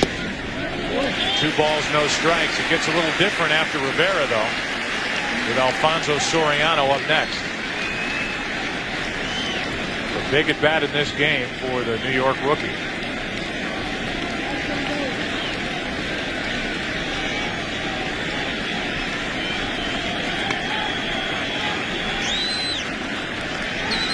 Well, here you go, 2-0. Predictable pitch count, and Apier's been anything but predictable. That's how he tries to win. Is it a 2-0 fastball? Leaning out for it, and a flare to center is going to drop for a hit. 1 run scores. Here comes Johnson. He scores, and it's a 1-run game. 2 flares to center in this inning, and 2 runs on the board as a result. And Tim, it was not a 2-0 fastball. It was a slider off the end of the bat. Robin Ventura opened the inning off the end of the bat. Rivera off the end of the bat. Erstad, perhaps playing a little deep, tried to backhand it with the dive. And the ball gets by him. So not only does he miss the ball, but by the ball getting by him, that allows Johnson to score. Obviously, Ventura scores easily. As Joe said, not a lot of speed on the bases. Willie Randolph taking a chance with 2 outs, and it works. They've ruled it a single and 2 RBIs. And it's 4-3 here in the 4th inning. Going to second on the throw. Had he come up with that ball or kept it in front of him, Johnson has to stop at third base. Excellent decision on Willie Randolph's part. Now it's Soriano at the plate with a chance with a hit to tie this game.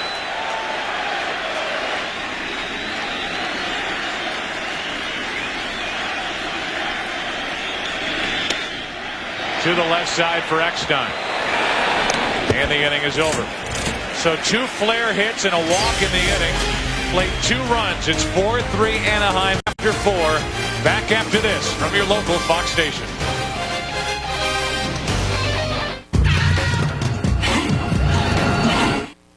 This is John Beard tonight at 10. Take a ride on the wild side. Why skydive when you can skydrive? Meet these daredevils with a social conscience as they make their political statement 2 miles in the air. Tonight at 10. Introducing the new S-Type. Sometimes an object of desire gets more intriguing, more provocative, and more irresistible the closer you get. The new 2003 S-Type, beyond beautiful. For exceptional values on the S-Type, visit your local Jaguar retailer today. What's the matter? Couldn't you sleep? Did you think I wouldn't find out? Is this about the ring I gave you? Listen, a cubic zirconia looks just like a real diamond. Is this about my time in prison? You drank the last of the milk. Got milk? We didn't blackmail anyone with incriminating photos. We didn't give someone a gift. And we didn't hold a judge by his ankles out of a 10-story window. We just made a really good burger. The $6 burger from Carl's Jr., winner of the Restaurant Business Magazine Award for Best New Burger in its class at Carl's Jr.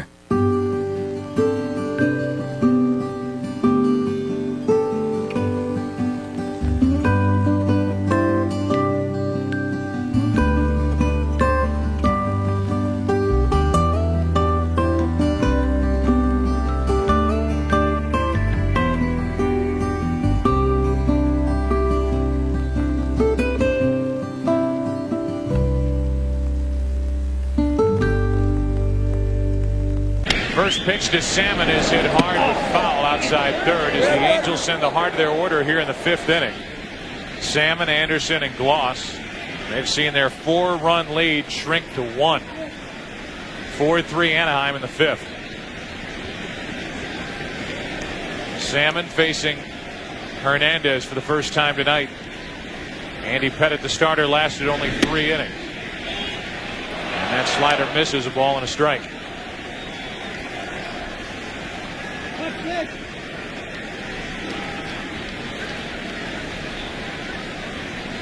Hernandez had a line drive hit off him for the first out last inning, then 2 ground ball outs.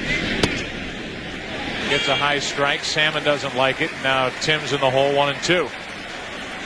That's why El Duque is so tough on right-handed batters. Left-handers hit him well, but right-handers have to cope. That ball's not too high and it's on the plate. That's a strike.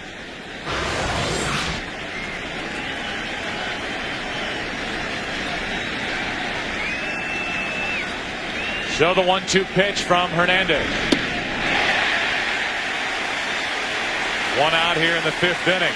Lee Mazzilli, the first base coach, had this to say to Nick Johnson before that flare hit to center last half inning.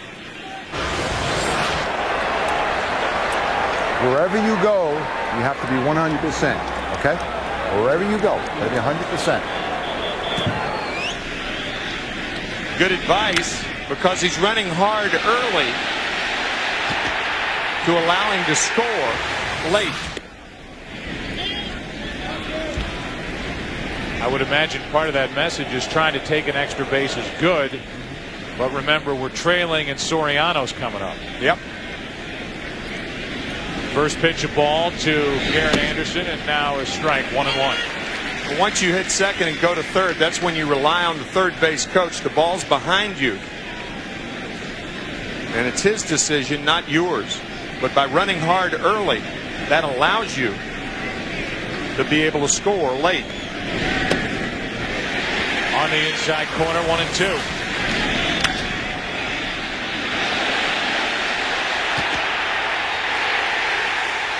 Running hard early and scoring on the wide throw to make it 4-3. Giambi is the DH tonight, and Nick Johnson is at first as Anderson pops one into center for Williams. 2 out.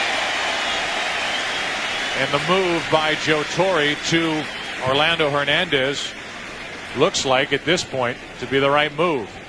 Our RadioShack.com trivia question: with 2 home runs last night, Troy Glaus became just the second Angel with 2 home runs in a single postseason. Who was the other? Of course, Dan Ford in 1979. The ALCS against the Orioles. Disco Dan Ford. That year, Don Baylor was the MVP as a DH. Won the West, lost the ALCS to Baltimore. 82, blew a lead and lost the ALCS to Milwaukee. 86, blew a 3-1 lead against Boston. Lost in 7 games, and Clemens started and won Game 7. And then for a guy like Tim Salmon, he doesn't even want to think about 1995 when the Angels blew a 13-game lead and then lost a 1-game playoff to Seattle 9-1. With 2 out, loss. Nearly nicked by that pitch. It's 1-1. That's the thing that Hernandez will do. We saw him knock down Darren Erstad, and now coming up and in to Troy Glaus. It's the way you have to pitch. Up and in, low and away. Move them back, get them out away. Here's a guy, Orlando Hernandez, who from the month of September on with the Yankees has compiled a record of 22-9 to go with that 9-2 record in the postseason. He likes this time of year. 2-2.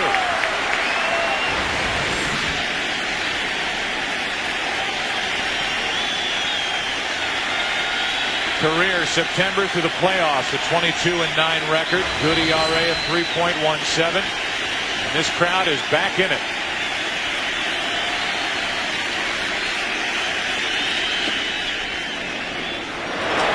Full count.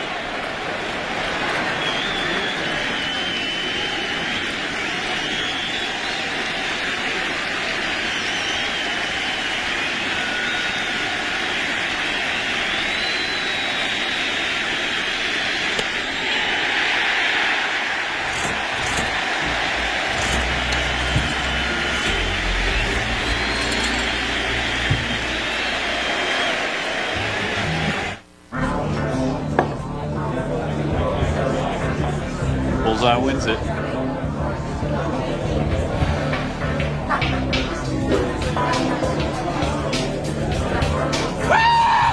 Oh, that's what I'm talking about! Sweet nectar of life! Boo! Yeah! Just tasted new Sam Adams Light, the first great tasting light beer. Shockingly great taste. Yeah!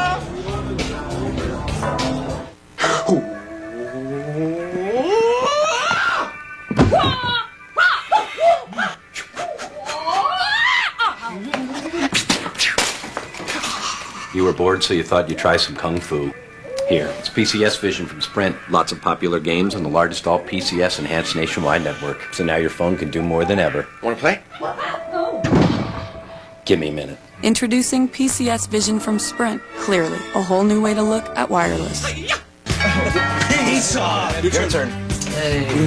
Hold on. Guys, come on. You've been eating this stuff 6 nights in a row. I thought Hell Week was over. Let's go to Subway.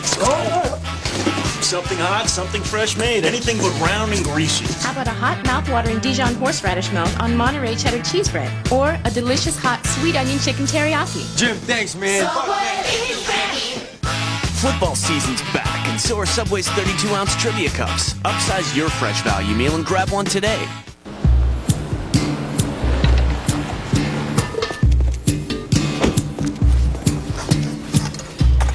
Change for $1. Sure. Introducing the all-new Chevy Avalanche. The only vehicle that changes from an SUV to a pickup. Thanks. Chevy Avalanche.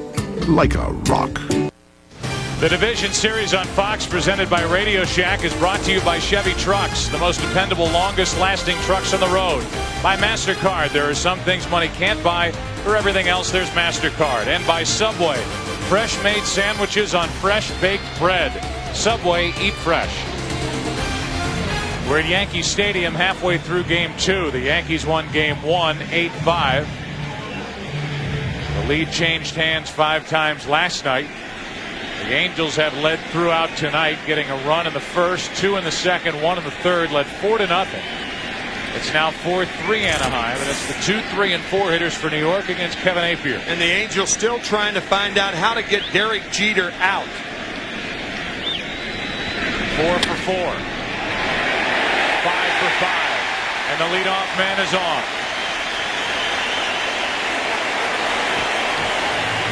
Entering this series, Derek Jeter had the highest batting average of any active player against the Angels. And he's 5 for 5. He's been on base 7 straight times with 2 home runs, 4 runs scored. Been everywhere. So there's the tying run. And here's Giambi, who lined out to first his last time up, drew a walk back in the first.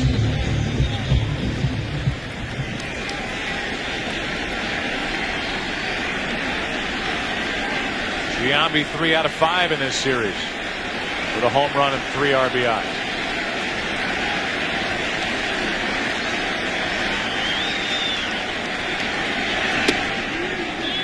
Ball 1.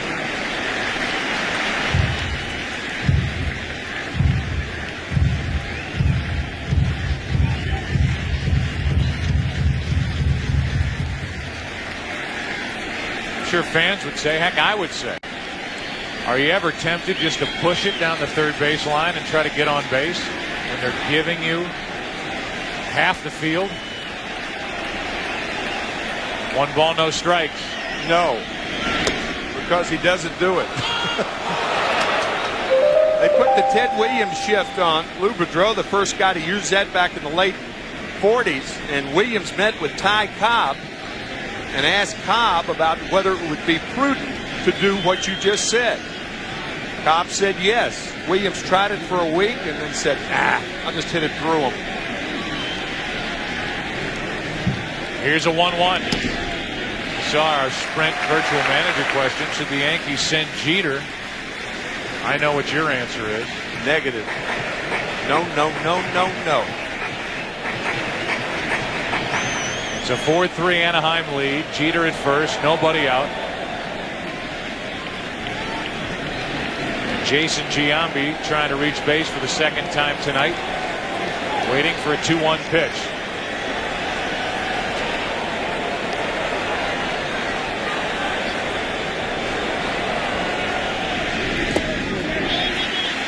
For a big guy as strong as Giambi is, it is amazing the kind of bat control and body control he has at laying off pitches like that last one. The reason for that is strong hitters, big and strong, barrel-chested, you have to start your swing earlier. When you start your swing earlier, then you have to pull up late. That's what Giambi just did. He has a terrific eye. He does not swing at balls out of the strike zone. Will he get something to hit on 3-1 from Appier? Wouldn't chase it, and it's 2 on with nobody out.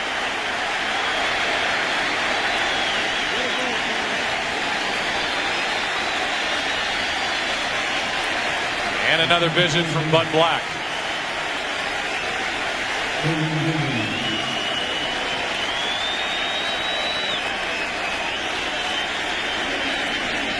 Would you rather be good or beautiful, or in Bernie Williams' case, both? The 50 most beautiful people in the world around us. And one of the 50, that's right, you guessed it, Bernie Williams. A man who plays the classical guitar, who once played with Bella Fleck and the Flecktones. A trio of banjo, synthesizer, and bass. You know, it's interesting as you talk about music. There was a piece in the New York Times today about Bernie Williams not wanting any music, any sound effects when he walks to the plate. And I can understand that for a musical guy who's listening to the music, trying to drown that out and concentrate on what he's doing. Interesting. It's kind of a throwback along those lines. Well, as Bud Black went out there, what do they strike up? The music. And they start playing the pounding applause. The crowd joins in. And it looked like Bernie Williams was trying to do everything he could halfway up the first baseline, trying to drown out the music in his head. If you're looking for quiet, don't come here. No. Napier will try to get the ground ball hit at someone.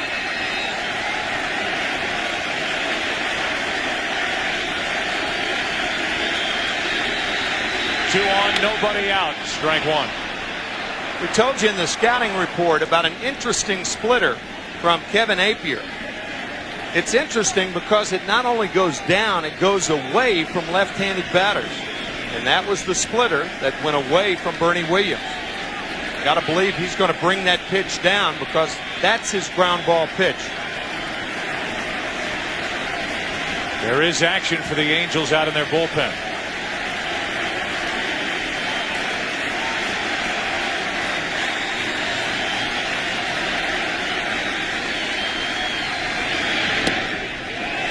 One ball, one strike. That was the fastball inside. Francisco Rodriguez now up for the Angels. The hard-throwing 20-year-old. Their secret weapon when they need the strikeout. They may need one soon. It depends a lot on this matchup between Napier and Bernie Williams. Tying run at second, go-ahead run at first, and Napier steps off.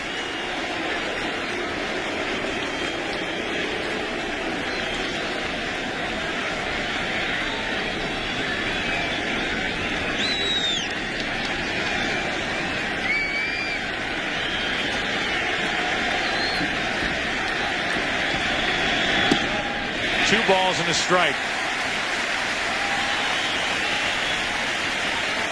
I think Napier was shocked that Bernie Williams laid off that pitch. After the splitter, two fastballs that are down and out of the strike zone.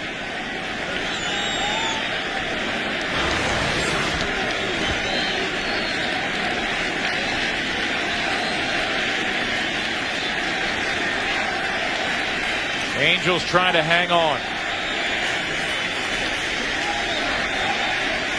Yankees trying to start it rolling. Splitter.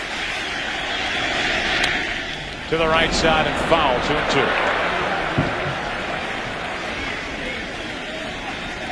Here's Bud Black. He'll roll over, get your ground ball to bench and kill. All right, backdoor curve thing. I like your split. I like your split. And sure enough, he threw it the first pitch and his fourth pitch. What will it be on 2 balls, 2 strikes?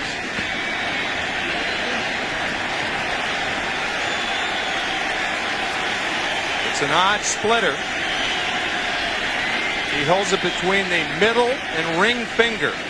I still think he's having problems with Benji Gill or Benji Molina and his sign giving.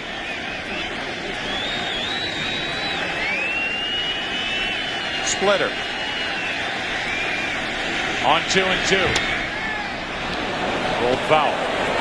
You make pitches like that are quality pitches. It's frustrating when guys foul them off. You want them to put the ball in play.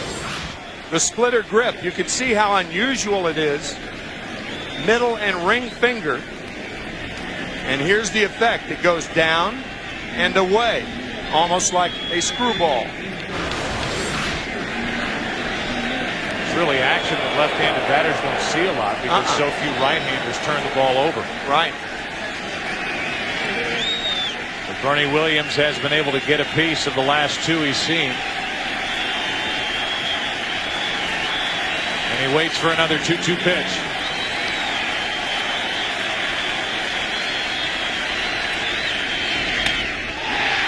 into center. That won't go anywhere. Jeter is tagging. Erstad with a catch and throw. First and third, one out. Aggressive base running by Jeter, and that's important because he's the tying run at third. And he ends up there with one out. A chance for the Yankees to score a cheap run. 2 years ago, Derek Jeter was thrown out on the bases one time. He was tagged out once during a season. His instincts are remarkable. Erstad's strong arm, not that deep.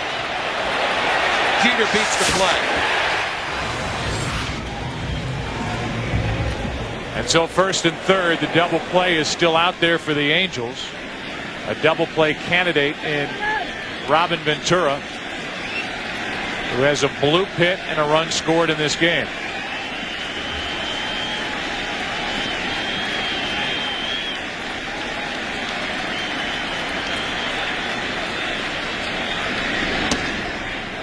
That caught the outside corner.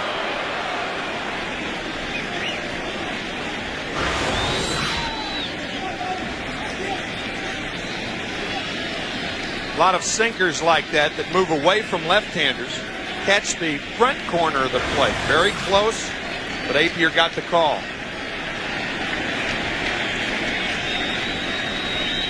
And now the 0-1. Outside corner again. It's 0-2. Robin Ventura came into this game with a career postseason average of only 164. He has a hit tonight. And he's set up at no balls, 2 strikes with first and third, 1 out.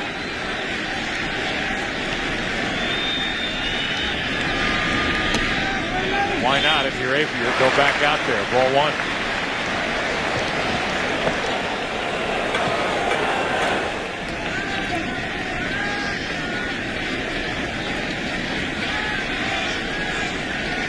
The Angels in the 6th will have the bottom part of their lineup.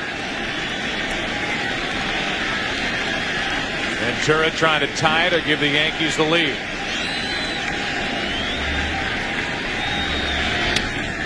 That's foul. 3 pitches away, and then Apier tried to get the fastball in on the hands of Ventura.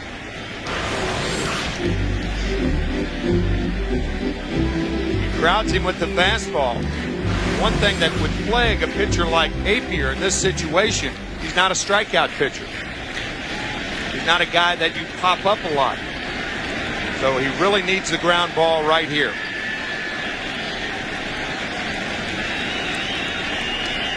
First and third, 1 out. 1-2 pitch. That'll get fouled.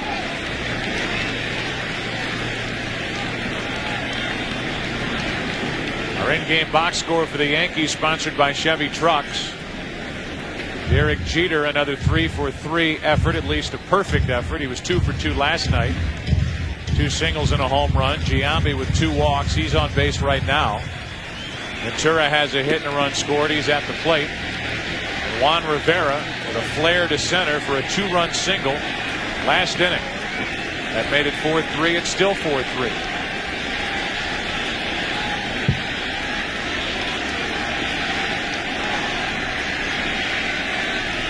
A 1-2. 2 out. And a big strikeout from Apier. His 3rd of the night.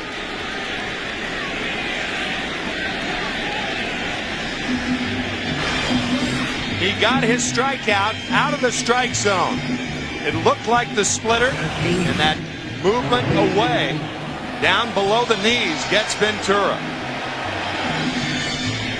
So the Yankees, who had a leadoff base hit from Jeter, a walk to Giambi,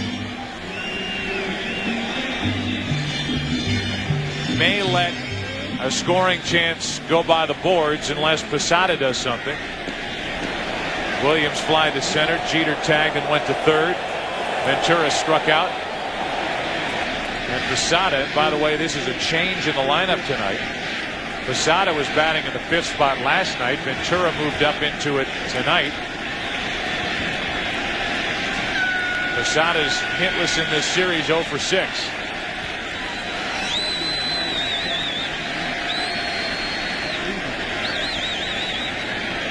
still having problems seeing the signs, there's a very simple solution for that, as we suggested in the first inning.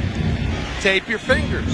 When you put white tape around your fingers, the signs are very, very visible. And you don't run into problems like this. It'll take Apier more than 90 pitches to get through 5 innings tonight, if he can. They have help in the bullpen getting ready. But they're standing and watching at the moment. Francisco Rodriguez ready to go if they need him. First and third, 2 out. Posada. Line drive caught. Spezio puts it away, and good work by Apier. 2 on, nobody out. With a 4, 5, and 6 hitters up for the Yankees, and they do not score. Angels still lead by 1. 20 years now. Where'd they go? 20 years. I don't know. I sit and I wonder sometimes where they've gone. Need some help, old man? My boy. Generation after generation. It's good to have someone you can depend on. Some say he's still out wandering these hills, looking for his lost head. It's a true story. Okay, time to go to bed. For when you need it most. Uh-oh. Our longest lasting Energizer Max ever. What was that? Energizer Max. Do you have the bunny inside? Midnight. Whose idea was this? This is gonna get ugly. Real ugly.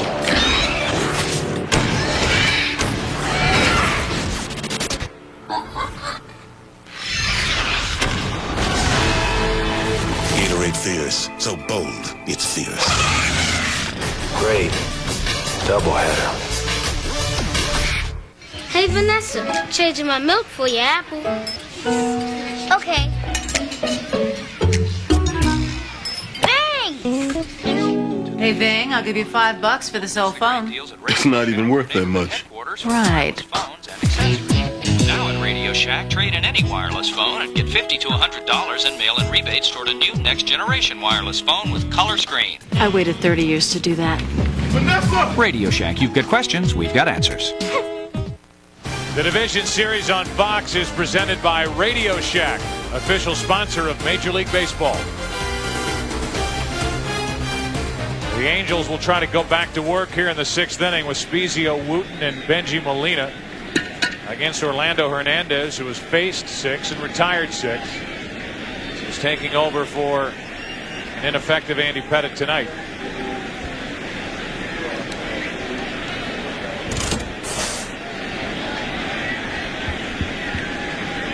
Spezio's had a nice night, a home run and a 2-out RBI single.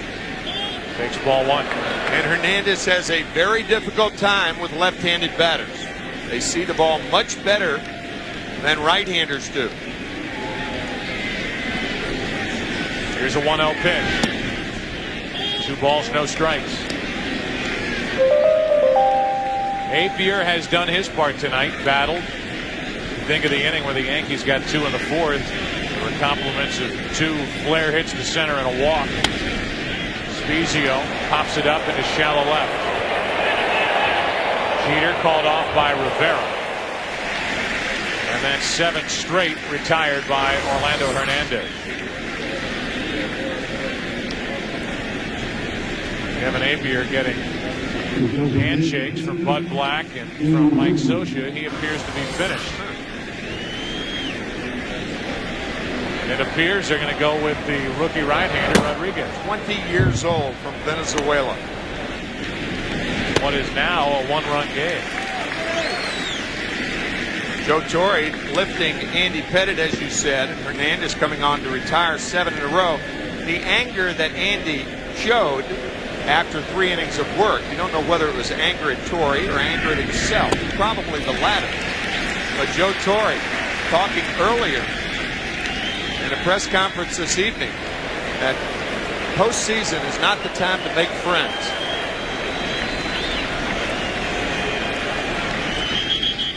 The 0-2 pitch to Wooten is way outside.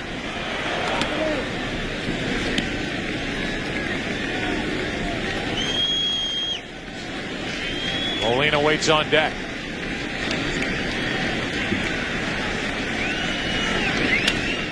Still 1-2. Over the years, we haven't seen any manager stick with quote unquote his guys any more than Joe Torre. He has believed in them. They have won World Series rings for him. He trusts them. But tonight he had to pull Pettit after 3. Think back to David Cohn, Game 3 of the 1996 World Series. Paul O'Neill.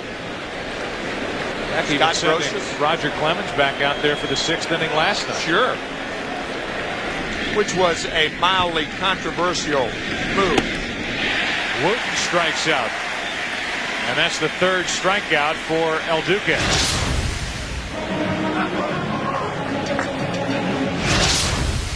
And there's Pettit leaving. And Orlando Hernandez has been perfect since taking over. 8 straight with 3 strikeouts for Hernandez. Last 3 postseason starts for Andy Pettit, an ERA of 10.5, averaging 4 innings per start, 15 hits per 9 innings.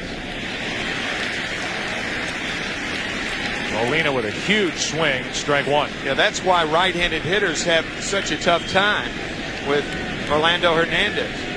He makes them give with that front side. Once you do that, you're dead. A lot of action from Hernandez before he lets go of the ball. Last night we saw some of that with Ben Weber. Just anything to try to get a hitter off balance a little bit. Elbows, knees, hips, high leg kick. That's out of play off to the right. One of the primary essentials of hitting is seeing the ball well. Seeing the ball well allows you to wait, and then your quick hands take care of the hitting. But if you don't see the ball well, you can't wait.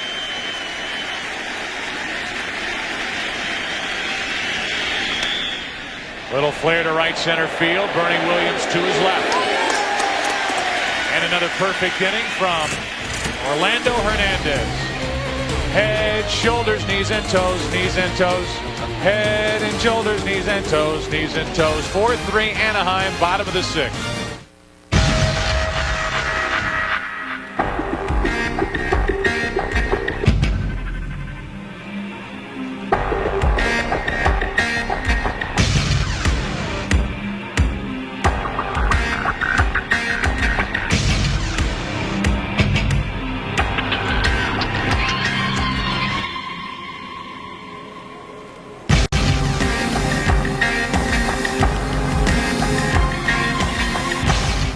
Jason Statham is the transporter. He never made a mistake until today. You broke the rules. You opened the package. From the maker of La Femme Nikita and The Professionals.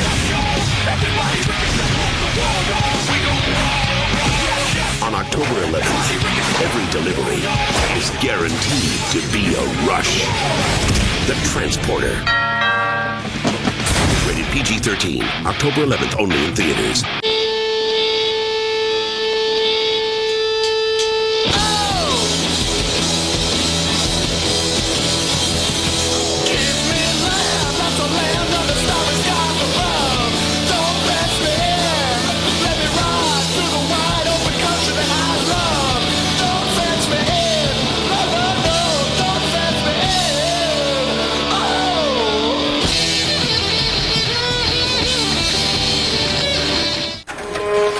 Michael, you stay and we go to venison? I can't.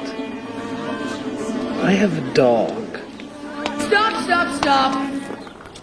Is he kidding? You know, I think his friend Steve back in the U.S. could help him out here. Go! Hello? Steve. Yeah? It's about Max. Can you watch him an extra week? Introducing World Class from T-Mobile. Now use your phone worldwide. Get more. He doesn't know who he is. Have you any idea what it's like to stare in the mirror at a guy you don't even know? But he knows everything else. Did you know that there are 13,092 eating utensils in the White House? Really? This fall, So, Mr. Know-It-All, ready to take that big brain for a spin? he'll solve the crimes no one else can. Blood DNA's all over the victim. What's the catch? He was locked in his room on the night of the murder. No way out. To unlock the greatest mystery of all, his own identity. I can tell you everything there is to know about chromosomes to their polygenic traits. But when I look in their eyes, I can't tell you what's inside any more than I can tell you what's inside me. What's inside your eyes? The new hit drama John Doe, all new at 9/8 Central Fox Friday. The Division Series on Fox is presented by Radio Shack, official sponsor of Major League Baseball. We're glad you're with us. Good game again, 4-3. The Angels on top, bottom of the 6th. Here's the hard-throwing Francisco Rodriguez, who at the age of 20 made this postseason roster by what he did in the final 3 weeks of the year. 13 strikeouts in under 6 innings. Ooh, wow. 1 ball, 1 strike. Those strikeouts, including 8 in a row over 2 games to tie an Angel record. The record set by Nolan Ryan.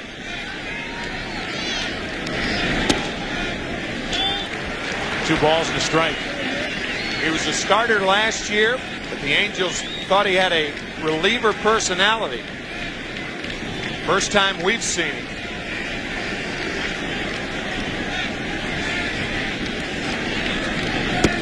Keeping the ball down. That's a good sign for the Angels for a guy that throws hard. You know he's got to be a little nervous, and yet he's bringing it mid-90s and keeping it at the knees or below. An indication of how hard he throws. You rarely see hitters swing through low fastballs. They'll swing through low breaking balls, splitters, things of that nature, not heaters. How about that breaking ball? Strikeout number 1. Just filthy to start the 6th inning for the Yankees. 4 straight fastballs and then this. Nice play by Molina to complete the play. Al Levine, a veteran right-hander, had a shot at making this postseason roster and was kept off in favor of a guy like Francisco Rodriguez. And you can see why. Raul Mondesi now with 1 out, nobody on. Mondesi's been hit by a pitch and popped up. 0 for 4 in this series. Low for ball 1.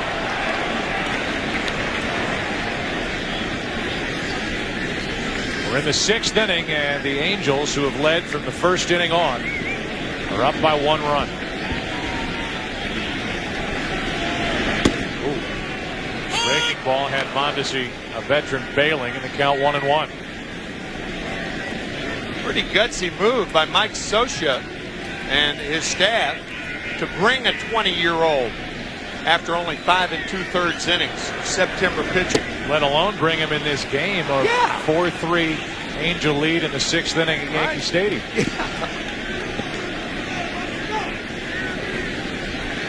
50 minor league appearances this season. Good ERA and 120 strikeouts. 83 1/3 innings, and Mondesi fouls it out of play.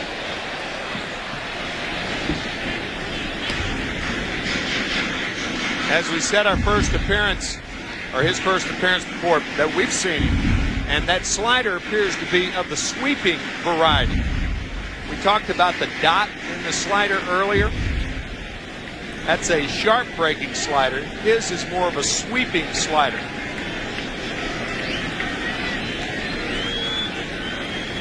On 1 and 2, Mondesi takes ball 2. Mondesi, the number 8 hitter, so Juan Rivera will be next. The Angels will start the 7th inning with a number 9 hitter.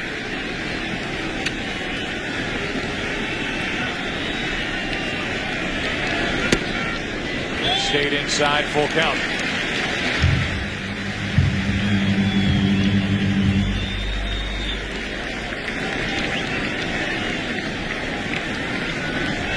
Yankees have hit 5 home runs in this division series, including Jeter's here tonight.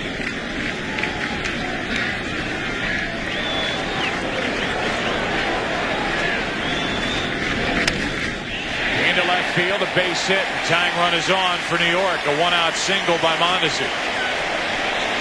Took a wide turn, and then a poor throw by Benji Gill. No reason to throw that ball, and he nearly threw it out of play. Good play by Spezio to block it.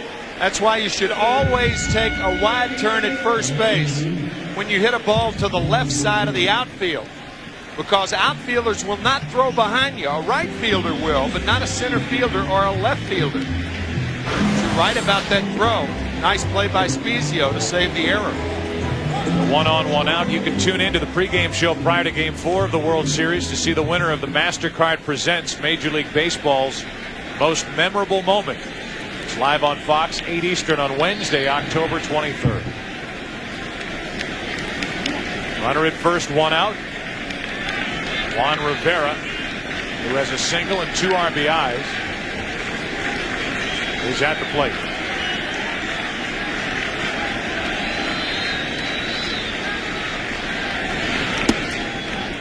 Ball 1. Not only is the 20-year-old in the game, but there's nobody even getting warm in the Angels bullpen.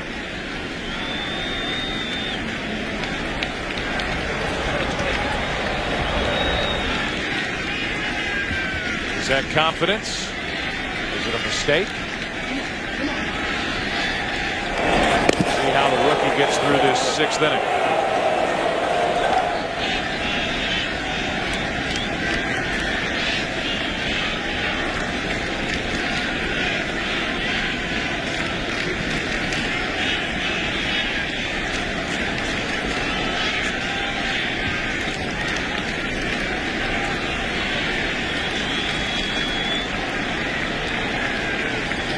Rodriguez deals, and a ground ball to Eckstein.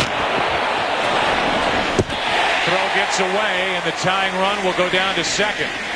Benji Gill makes his second poor throw in a row, and this time Spezio can't come up with it. The putout 6-4, E4, and the tying run now is a hit away.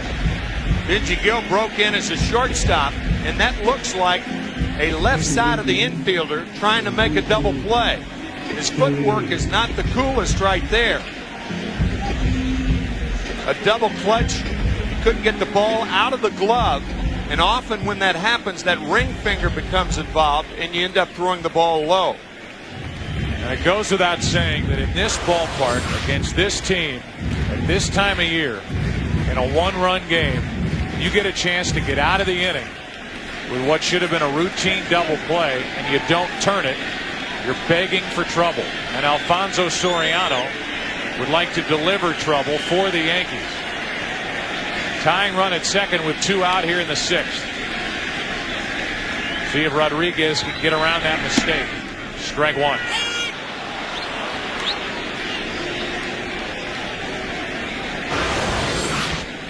The slider stays inside. You can see Molinas sitting outside. Slider backed up. Soriano 0 for 6 in this series. He's 0-2. But it was 0-2 last night in the 8th inning before he drew the walk on 4 straight sliders away. We'll see if the Angels stick with that strategy.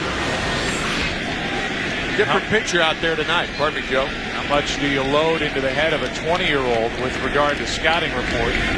As Soriano gets into one to left. Back at the wall. Yankees lead.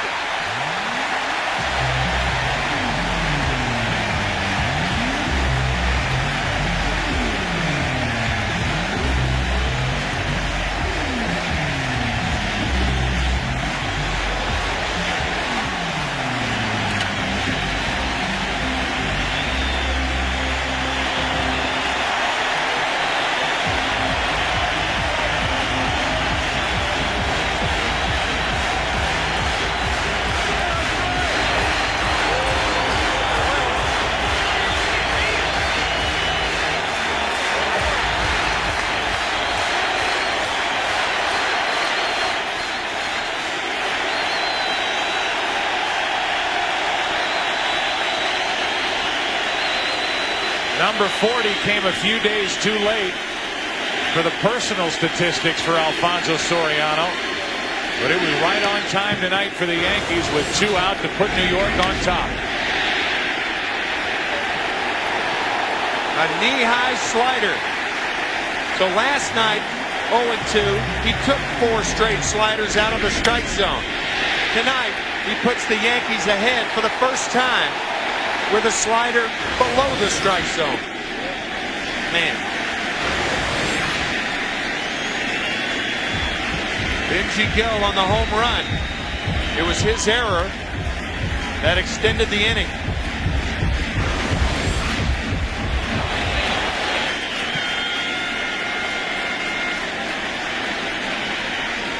Jeter now on 2-0. Error and all, extra opportunity and all, it is still remarkable no matter how many times we see it, and maybe it's because we see it so often.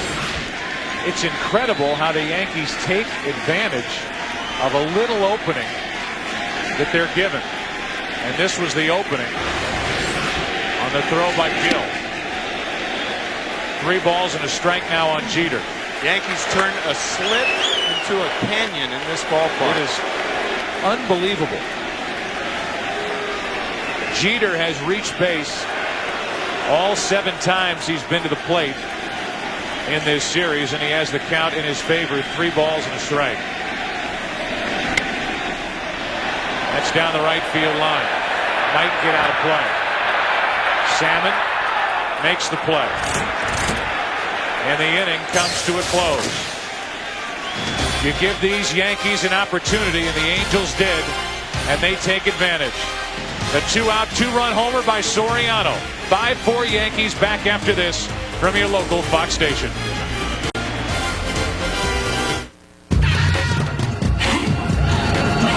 I'm Christine Devine. Tonight at 10, a high-speed chase is brought to an abrupt end after police rammed these murder suspects. Then, America will fail. strong words from Iraq as U.S. lawmakers work on a resolution for war. Tonight on the Fox 11, 10 o'clock news. What size SUV are you? Toyota SUVs come in all sizes. RAV4, more powerful and versatile than ever before. Highlander, smooth and civilized. 4Runner, ready for adventure. Land Cruiser, the luxury liner of the Toyota SUV fleet. Sequoia, this full-size SUV can comfortably fit 8 full-size adults. Toyota SUVs, they come in every size. Got attitude. You gonna hug me and tell me how much you miss me, or you gonna shoot me? He's got style. Dude, it's all that. And he's got the one thing everybody wants. Go find him! You're either in or you're out. Are we clear? Samuel L. Jackson. You ain't seen nothing yet. Formula 51. Rated R. In theaters everywhere, October 18th. We got this SBC Yahoo DSL. I told it I liked entertainment news. So last night I looked at my movie page and there's all this movie gossip stuff about the stars. It was 3 o'clock in the morning. We thought I'd be sleeping. It never sleeps. Welcome to SBC Yahoo DSL. It's smarter, it's faster, it's internet that logs onto you. Call now for $29.95 a month. Come on, come on, come on, come on. Yeah, I'm still in the car. 10 minutes, an hour, I've got no idea. This is ridiculous.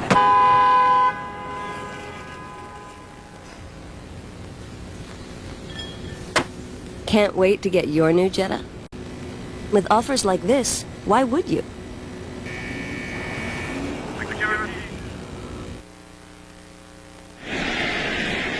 First pitch of the 7th inning to the pinch hitter Adam Kennedy, a regular second baseman. And it's a couple of other second basemen who've had a lot to say about how the scoreboard reads.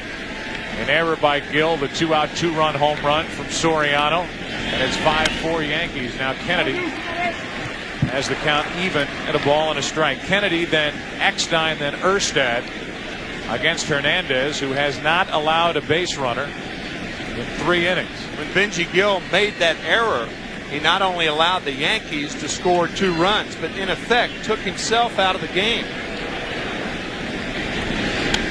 Because had the Angels maintained the 1-run lead, Gill would have led off the 7th inning. And in all probability, Socia would have probably left him in there.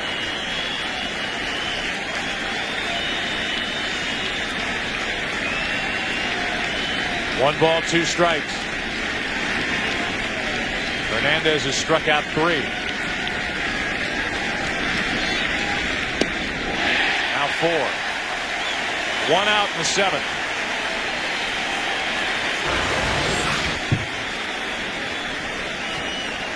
Talk about backdoor breaking balls and backup sliders. Those pitches are not designed to be there, but they're one of the toughest pitches to hit because of that. A hitter sees that. He expects it down and in or on the hands. And then when it stays out there, you can't adjust that quickly. Eckstein all over the bases last night. Has been held off base in 3 at-bats tonight. And normally, if that was the case, his 4th time up, he would try to bunt. Hernandez, the wrong guy to bunt against. Perhaps the best fielding right-handed pitcher in the American League. Ventura about a half step behind the bag at 3rd. Strike on the inside corner.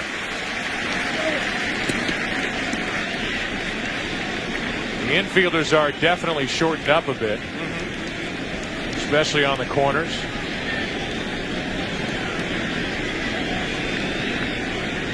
Here's an 0-1 to the right side for Soriano. 2 out. As we approach 11 o'clock in the East, we'll give you our game summary brought to you by Nissan. We're in the top of the 7th. The Angels had a 4-0 lead and chased Andy Pettitte after 3 innings. You see his ERA in his last 3 postseason starts. Soriano just hit a go-ahead 2-run home run with 2 out in the bottom of the 6th. The Yankees under Joe Torre 17-3 in 1-run postseason games, and that's what it is at the moment. 5-4 New York.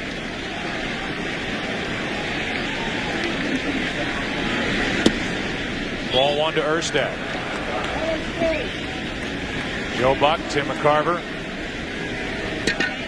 Michael Weissman, Bill Webb, Aaron Stoikov, and a cast of 10s here to bring you this game tonight from the Bronx. A 1-0.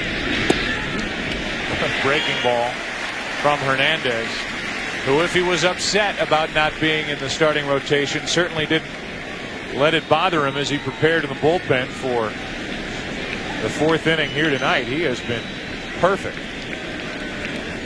With these 2 outs here in the 7th inning, he has gone longer than the starter, Andy Pettitte.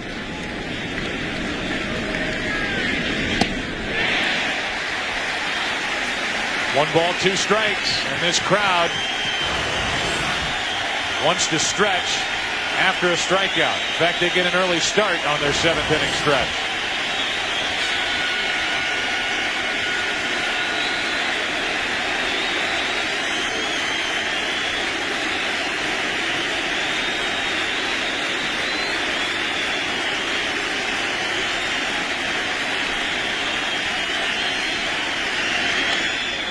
Erstad just got a piece.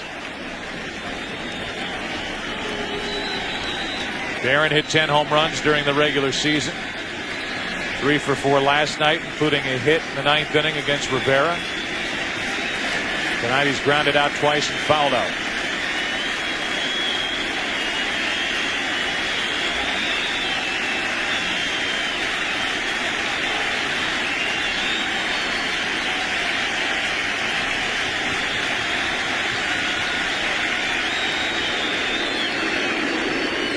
Usually when a pitcher shakes that much, no, yes, no, hitter's going to get a fastball.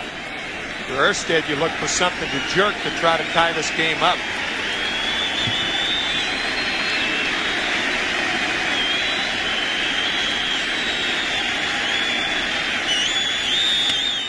To the left side, Jeter in the hole. Jump and throw. It stays in play. Now they're going to say the ball hit the edge of the dugout, went out of play, and that'll send the tying run down to second. You see Jeter do that a lot. It's a base hit, E6. And Jeter, I think, had a little more time than he thought. Either way, the throw was ill-advised. Now a hit could tie the game for Anaheim. I think Derek's occasional success making that play is bad for him because he thinks he can do it all the time. And I agree with you. I think he had more time by planting and then throwing. But an error forces the potential tying run to second base. So now the long time Angel, Tim Salmon, has a chance to tie it with a hit. First base runner against Hernandez, and there's a pitch in on the hands, fouled away for strike one. Hernandez has not had to work from the stretch since entering this game.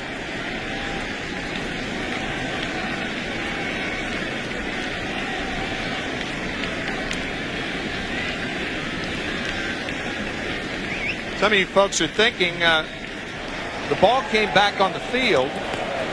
Why in the world was Erstad being given second base? Well, it went above the railing. Watch the hop over the head of Johnson. Couldn't see it on that play. The umpire did call it right away, and he was awarded second base. So a hit could tie it. Salmon takes ball one. The ball actually hit the edge of the dugout roof and kicked back onto the playing field. Right in there and bounded back. Tim Salmon has a home run tonight, 1 out of 3.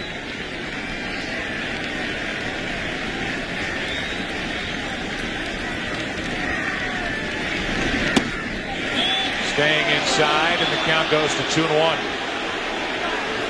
Pretty good combination. The sweeping breaking ball away, away, away, and then you get the right-hander leaning out, try to pop him inside. But Hernandez missed inside.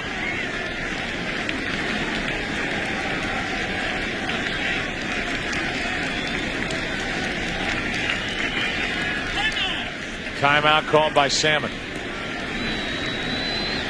Mentioned last night that prior to Game 1, Salmon was the longest tenured major leaguer. Had not appeared in the postseason. Last night he drove in a run. Tonight he homered. What does he do here on 2-1? Slow roller left side. Ventura cuts it off and makes a good play. And the inning is over. A hit, an error, and the 5th left tonight by the Angels. It's 5-4 New York. 7th inning stretch time here at Yankee Stadium. And we go back to the 6th inning. Missed opportunity on the double play. The reaction by Gill. The reaction by Soriano. With 2 strikes, the go-ahead 2-run homer. That's for those of you just joining us. That has New York on top 5-4. Ronan Tynan here for Game 2 will present God Bless America. The brave men and women whose lives were taken, and the men and women of our great country who are now overseas defending our freedom.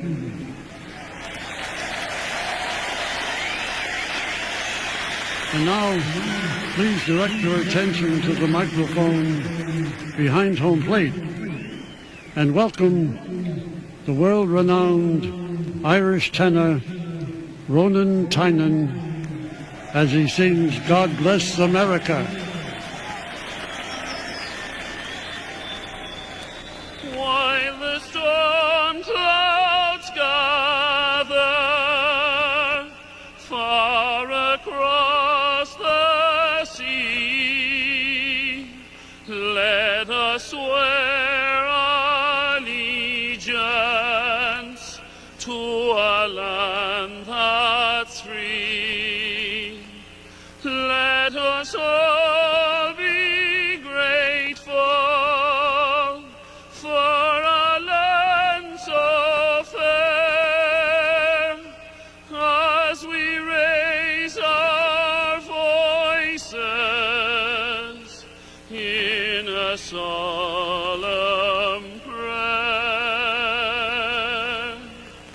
God bless America,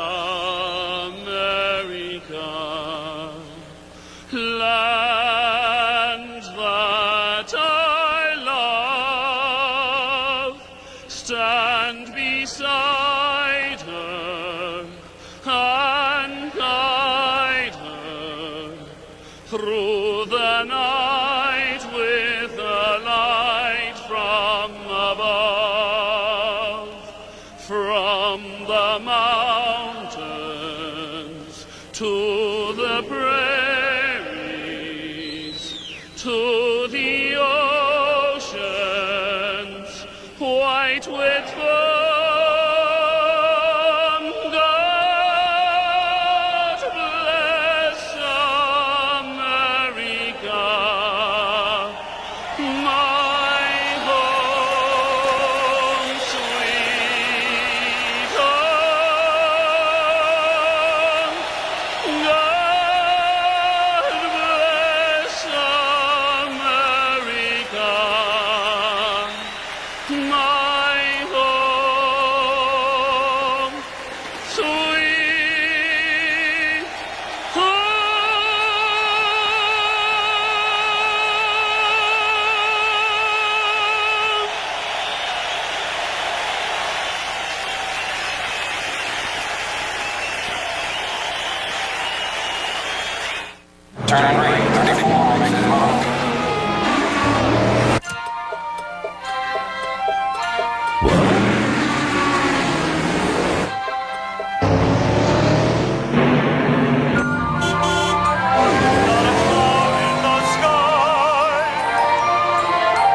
What a beautiful day. Let's go for a drive today. Disney's most beloved animated motion picture. The only animated film ever nominated for a Best Picture Academy Award. Available for the first time in 10 years. Wonderful. A new version so vibrant, it's like experiencing the film anew.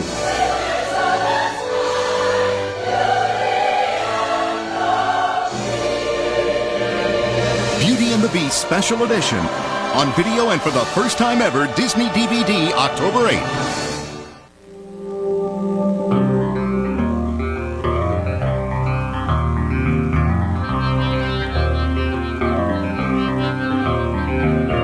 A shift can change a person, a life, the world, or it can simply change the way you move through it.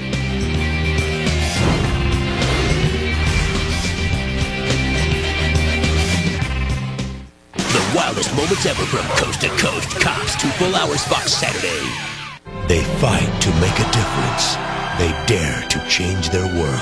I can't really say I've ever had a role model. Well, now I've got one. Thank you. But this fall, Rumor has it that the students are planning something. their dreams are about to shatter.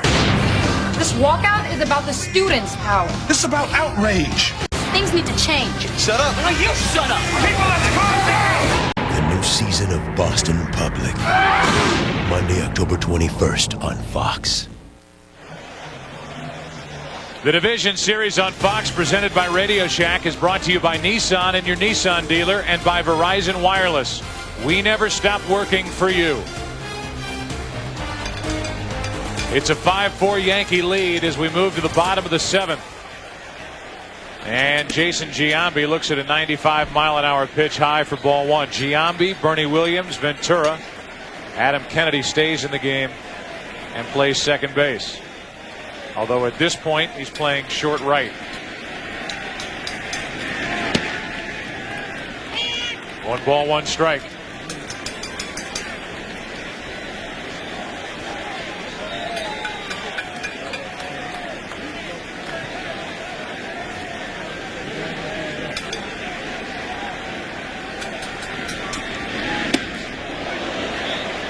Two and 1.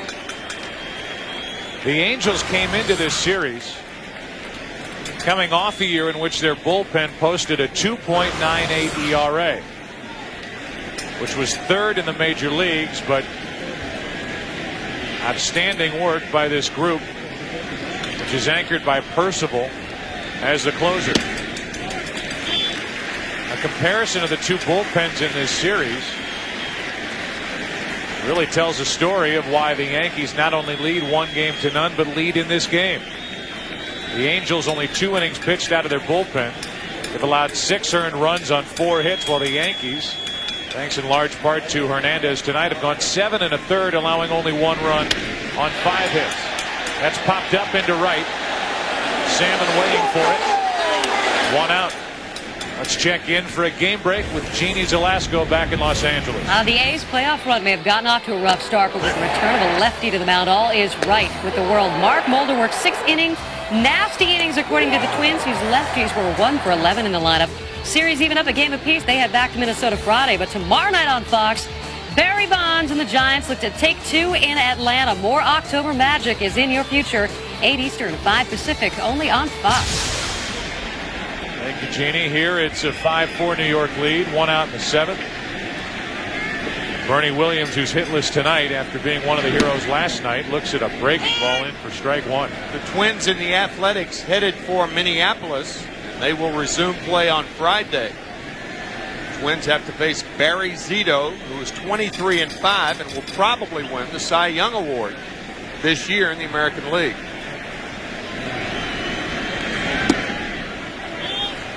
That's low, a ball and a strike. Our Sprint virtual manager question: should Joe Torre stay with El Duque in the 8th? There is nobody warming up at the moment for the Yankees in their bullpen.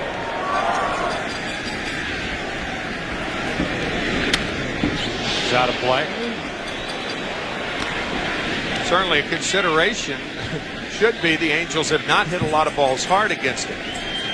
That generally is a pretty good indication that you ought to stay with the pitcher.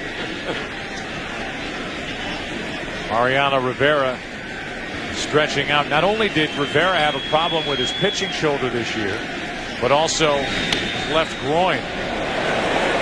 So it takes him a little longer now to get loose. Espizio takes care of Williams, who's hitless tonight. I'll bring in Robin Ventura.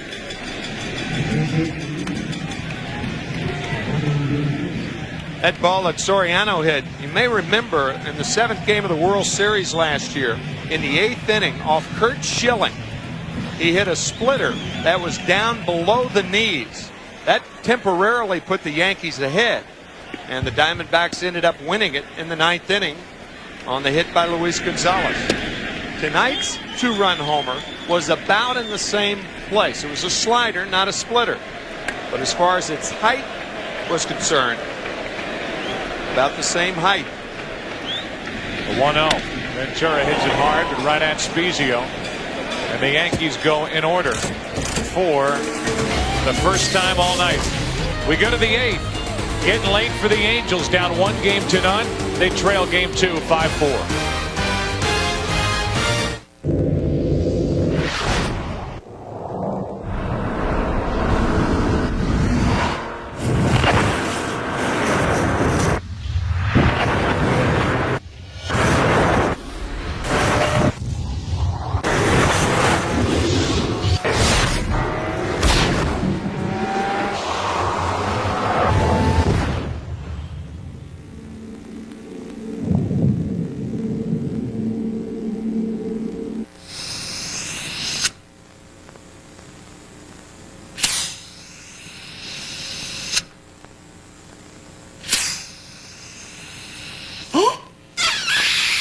Got some time to kill?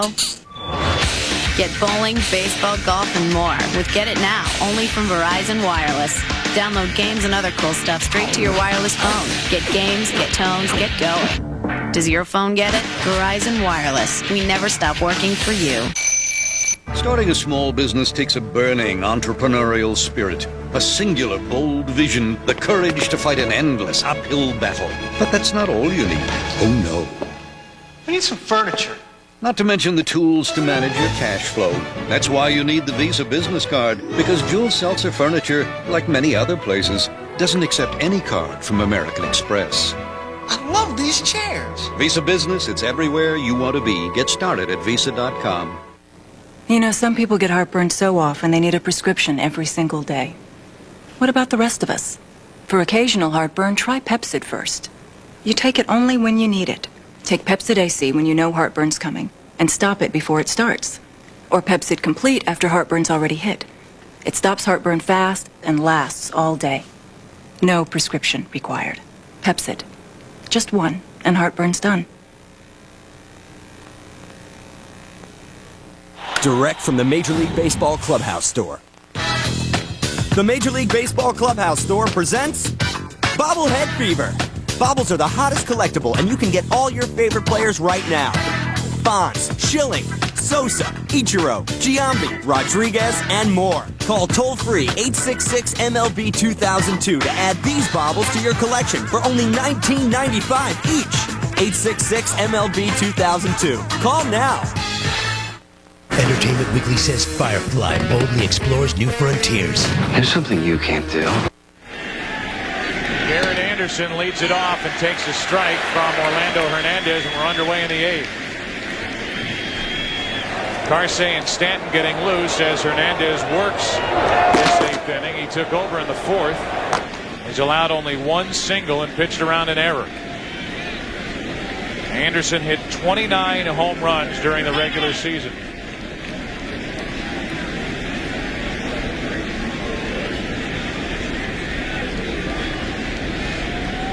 Anderson, then Gloss, then Spezio. Angels down by 1. Angels have tied this game. Garrett Anderson goes deep, and it's 5-5 in the 8th.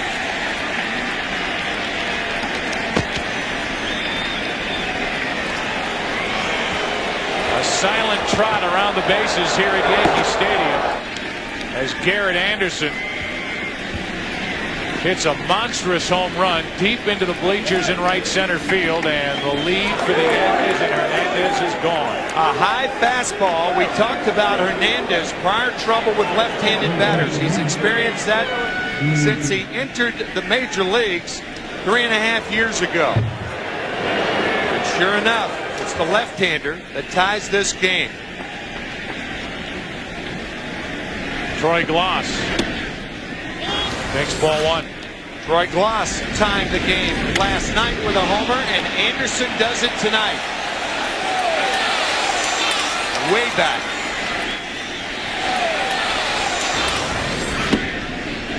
Ball 2, 2-0 on Gloss. Nobody on or out. A tie game, 5-5 in the 8th. That one swing helps two guys of the Angels relax. Francisco Rodriguez and Benji Gill. Gill extended the inning with the error. Rodriguez, the 20-year-old, gave up the 2-run shot. And now we're back to even. Sprint virtual manager question.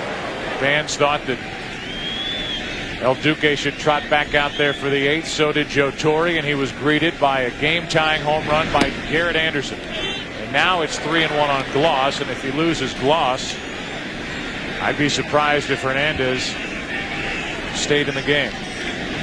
Spezio, who's homered tonight and has 2 RBIs, waits on deck.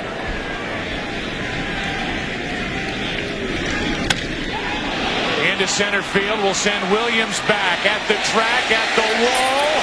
The Angels lead on a home run by Gloss. Back-to-back, Anderson and Gloss, 6-5 Anaheim.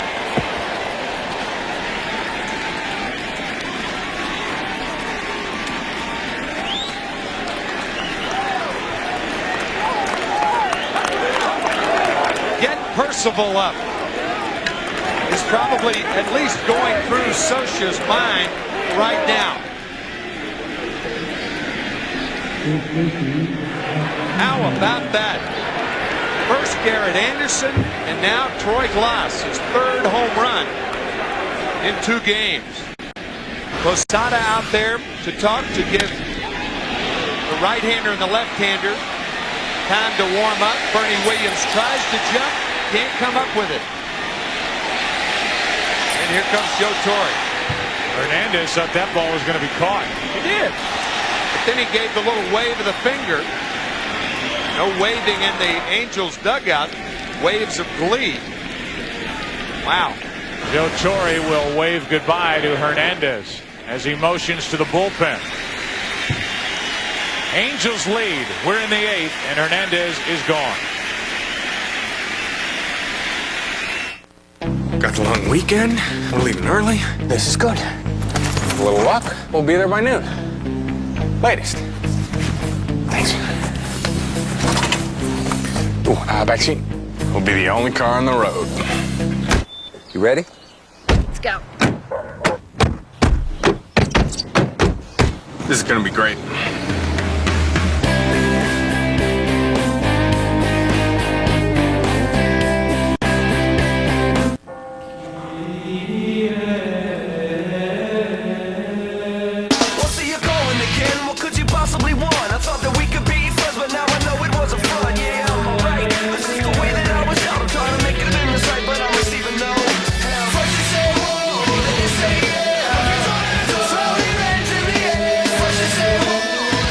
Pepsi Blue, a new fusion of berry and cola. Pepsi Blue, it's the mix. Seafood, hurry up. I'm hungry. You are not going to believe what I'm looking at. Got any gummy bears? What's ever on the shelf there, Chief? Can't even tell you. You don't have to tell her. You can show her. It's PCS Vision from Sprint. They built the largest all PCS enhanced nationwide network. So now your phone can do more than ever. And I can send it to her. That's unreal. That'd be my word for it. Introducing PCS Vision from Sprint. Clearly, a whole new way to look at wireless. Body pain? Back pain? Now relief is just a shuffle away. Introducing new Bare Extra Strength Back and Body. It soothes aching muscles and sore backs with the trusted strength of Bare aspirin to work effectively at the site of pain. Plus, a special pain relief enhancer. Nothing works better than Bare Back and Body. Not Advil, not Tylenol. Get moving again, pain-free. New Bare Back and Body.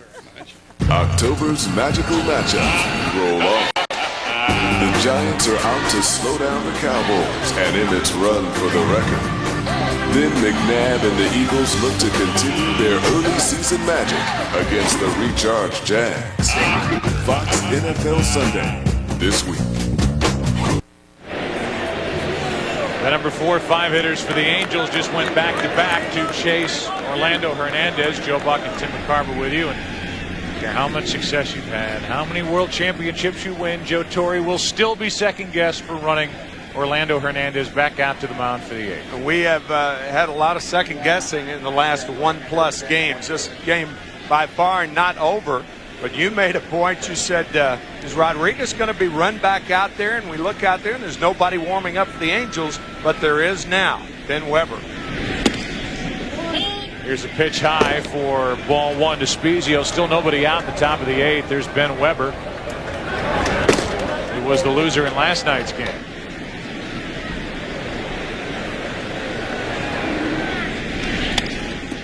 That squirted foul. 1 ball, 1 strike. Carsey gets it up there in the mid-90s. He pitched last night, and he got the victory. Went 1 inning with a strikeout. Took over after the home run by Gloss that put Anaheim on top, and then Carsey's teammates went to work in the bottom of the 8th, scoring 4 times. Left side for Jeter, able to shift his body and play that ball in front of him instead of using a backhand. 1 out. The Yankees in the bottom of this 8th will have Posada, Nick Johnson, Raul Mondesi, and/or pinch hitters against either Francisco Rodriguez or Ben Weber. Here's Sean Wooten. Angels obviously aware of what happened last night in the 8th inning and would love to play add-on baseball right now, but they've got to do it against some very tough pitchers. Carsey, Stanton, and of course Rivera. On the outside corner for a strike, Sean Wooten, who made his first start of the series tonight. 2 out of 3. A pair of singles and a run scored. 6-5 Anaheim. Top of the 8th.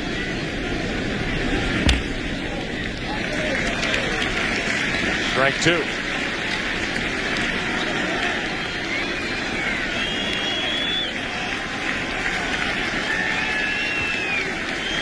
5-4 Anaheim last night in the 8th. And the Yankees got their 4 runs, all with 2 out.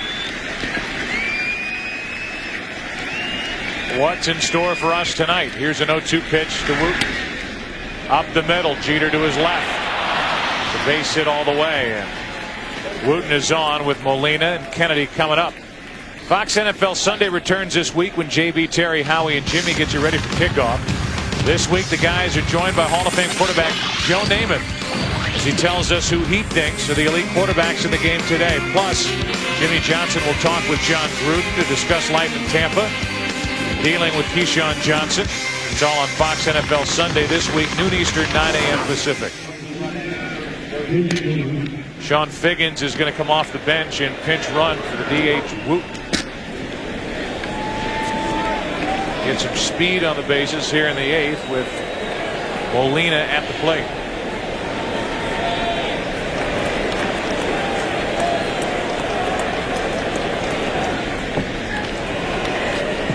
A lot of things that Mike Scioscia could do here. He could send Figgins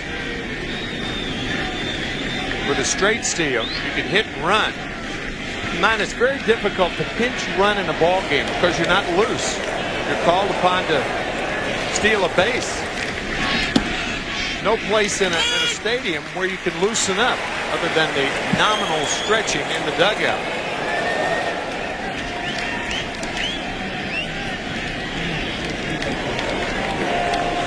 So the Yankees will keep a close eye on Figgins.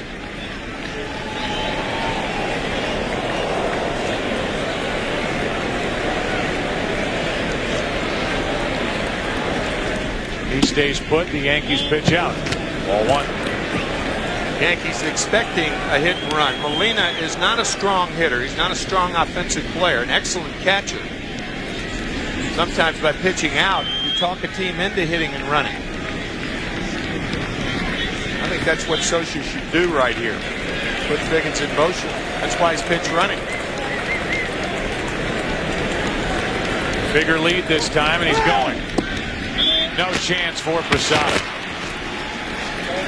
Stolen base for Figgins, and now he's in scoring position with 1 out here in the 8th. Mike Scioscia and Figgins picked the right pitch on which to run. Breaking ball. And Posada doesn't even make a throw. Now Soriano will have to keep Figgins close to second base because with 1 out, third base may appear appealing.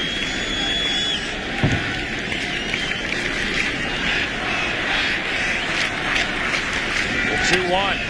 Up the middle, a base hit, but Figgins was going back to the bag. They'll hold him at third, and it's first and third, 1 out.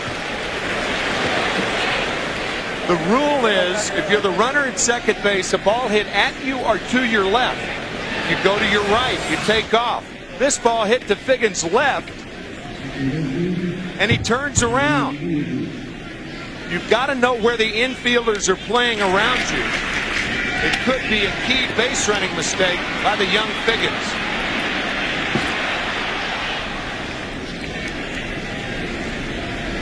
Molina thinks he has an RBI. You hit a ball to the left of the runner at second base, he's got to score. Figgins didn't. That'll be it for Carsey. Gives up a hit to Wooten, the stolen base, a base hit by Molina, and Stanton's coming in with Kennedy coming to the plate.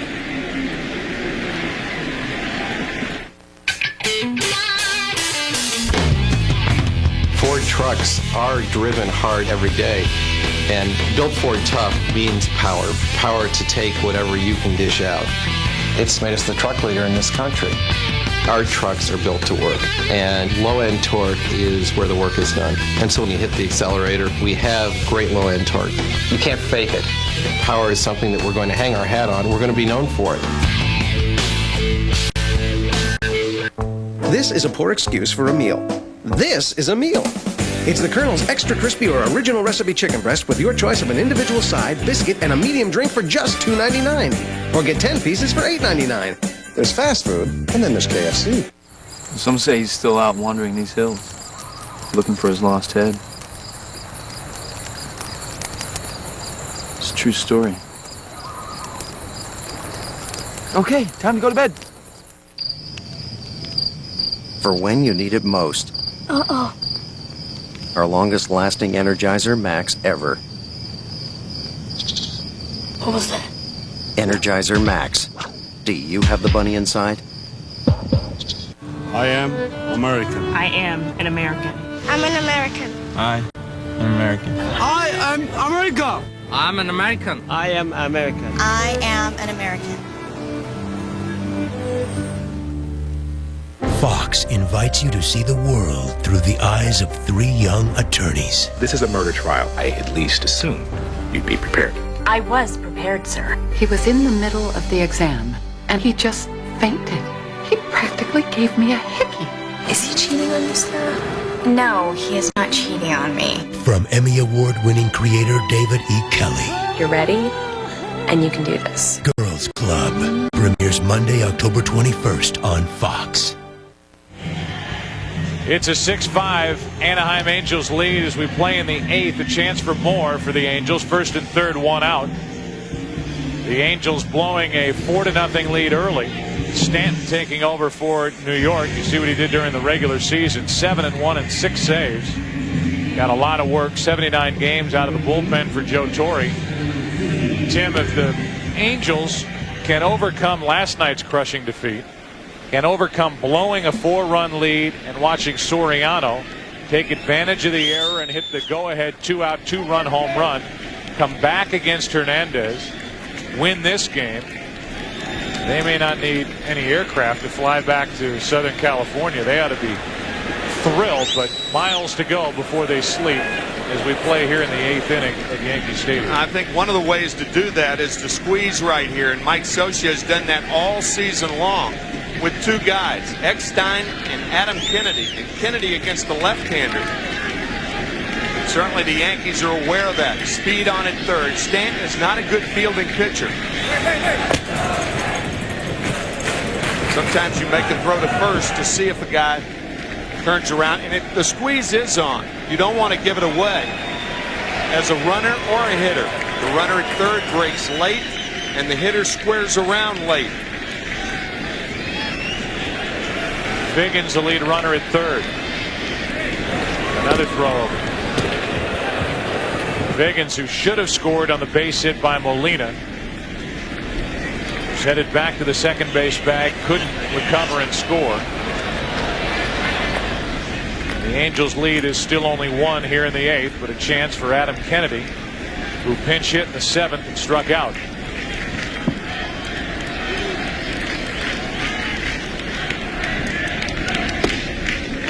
High and tight for ball 1. The deeper in the count a pitcher goes, 1-0, 2-0, 2-1, the more likely the squeeze.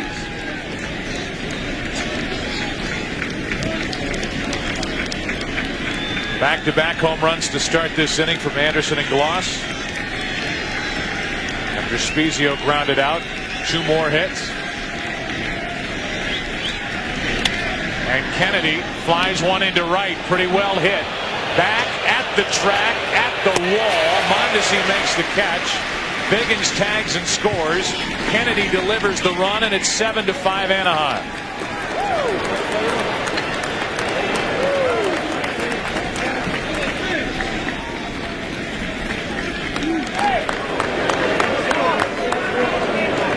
The home runs by Anderson and Glass, we said, took Benji Gill off the hook, took the young right-hander Rodriguez off the hook, and now Adam Kennedy takes Figgins off the hook with the sacrifice fly. Mondesi goes to second. The only play Raul had. Figgins scores easily. Kennedy just got under it enough to keep the ball in the park. It's 7-5 Anaheim in the top of the 8th. Here's Eckstein, and there's a breaking ball for strike 1. That run, by the way, is charged to Carsey. And he's still responsible for Molina, the runner at first. Again, the bottom part of the order coming up for New York in the bottom of this 8th. A 3-run 8th for Anaheim. 1 ball, 1 strike.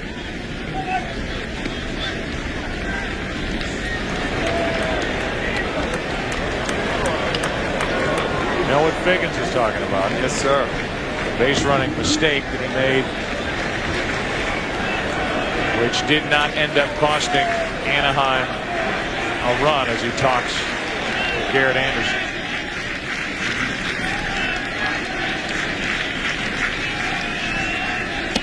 One on, two out, and ball two inside to Eckstein.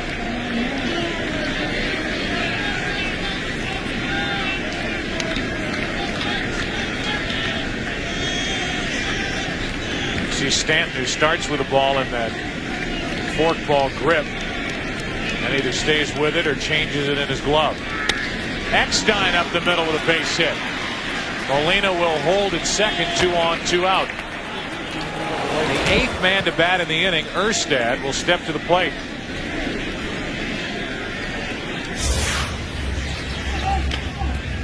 Division Series Game 2 tomorrow night, 8 Eastern, 5 Pacific here on Fox. Tom Brenneman and Steve Lyons will have the Giants and the Braves. A matchup of Kirk Reeder and Kevin Millwood. Not too often over the last 7 years have the Yankees played in a quiet Yankee Stadium where the crowd's been out of the game. They've been out of the game the first 3 innings tonight. And the last half inning, the Angels scoring 3 times here in the 8th inning. 56,000 plus are awfully quiet right now as Stottlemyre visits with Stanton. The magical matchups continue, not only baseball, but of course football. Weekend after weekend. Fox NFL Sunday doubleheader this week.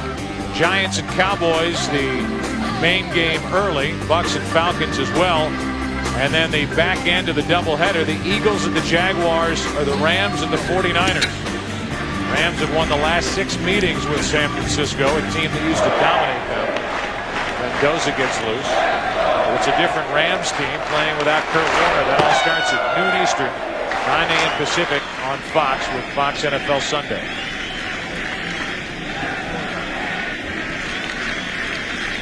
Erstad now, 2 on, 2 out. And a breaking ball in for strike 1. Darren 1 out of 4 tonight with a single. 4 for 8 in this series.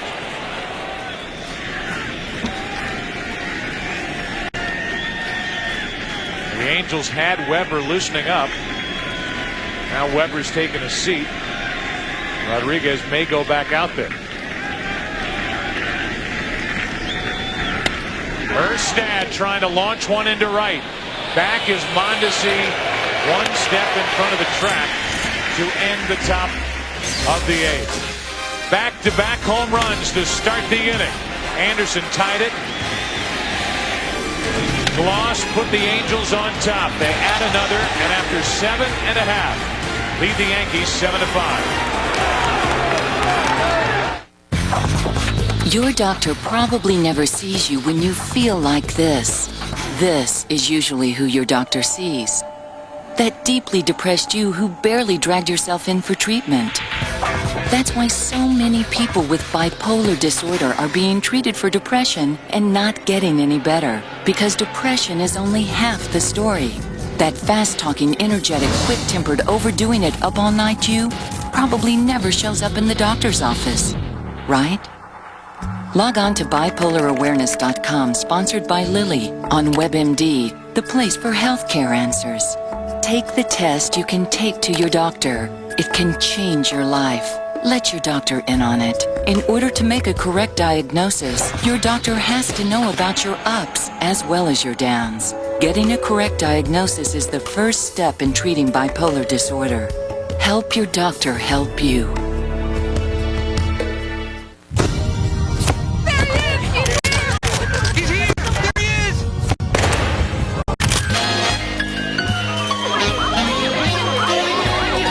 Can't contain their excitement about Domino's Pizza new Buffalo Chicken Kickers. Tender cuts of all white chicken breast with a kick of spicy buffalo flavor baked through and through. 10 pieces for $5.99. You're the chicken man! Get the door and get a kick out of dinner tonight. Now get an order of Cinesticks free when you buy a large one-topping pizza for $9.99. How's it going back there? He doesn't look too good.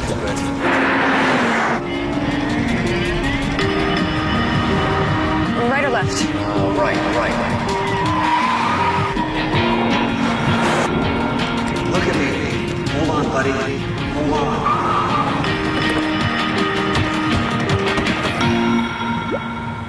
Here we go. Why can't we just have a cat?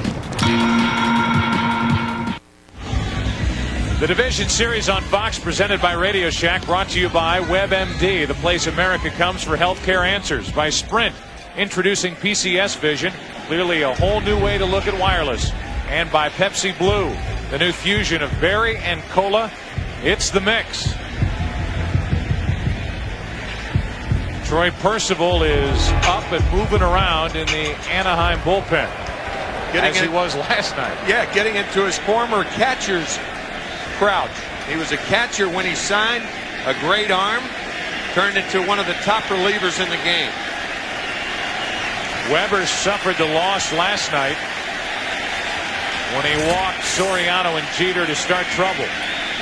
He pitches to Posada and hits the outside corner with strike one.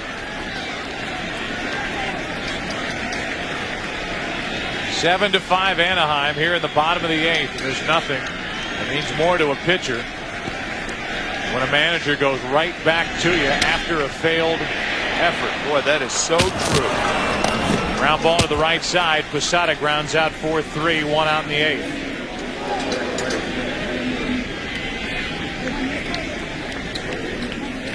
With 1 out, Nick Johnson will walk to the plate.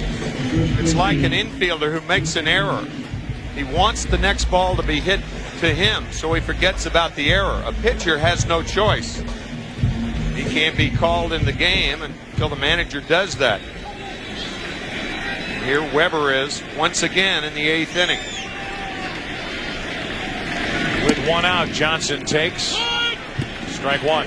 Remember, Weber retired the first 2 batters in the eighth inning last night.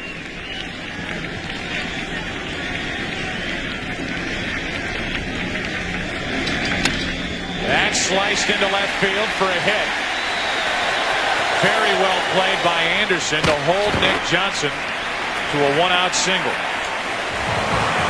Well played by a guy who plays the ball like a left-handed thrower should. The pivot on that particular play, left field is a left field thrower's or a left-handed thrower's play, because he can pivot and make a good throw to second to stop Johnson.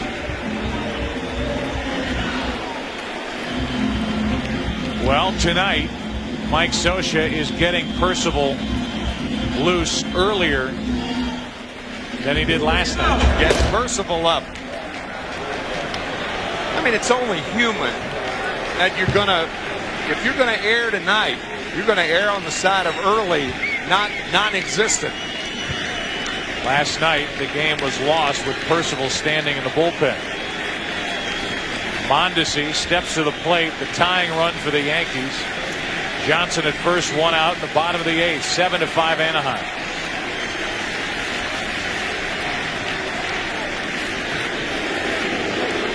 And Molina out to talk. We saw Kevin Appier wait for Molina to come out, having trouble with the signs. Benjamin Molina does not have his fingers taped yet. It would seem reasonable that that's a situation that could be handled. Weaver getting loose for the Yankees in their bullpen. Percival is getting ready for the Angels. Right now it's Ben Weber trying to make good after last night's loss.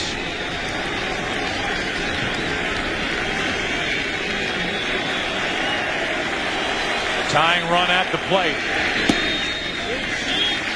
Ball 1 to Mondesi. Juan Rivera is on deck, but against a right-hander, there is no way he is going to hit. I would imagine John Vanderwall has a bat and getting loose in the Yankees dugout.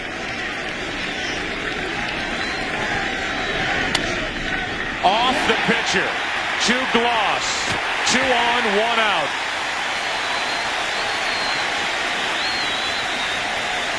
You got to bring Percival in right now. And I'm sure that Socia will do that.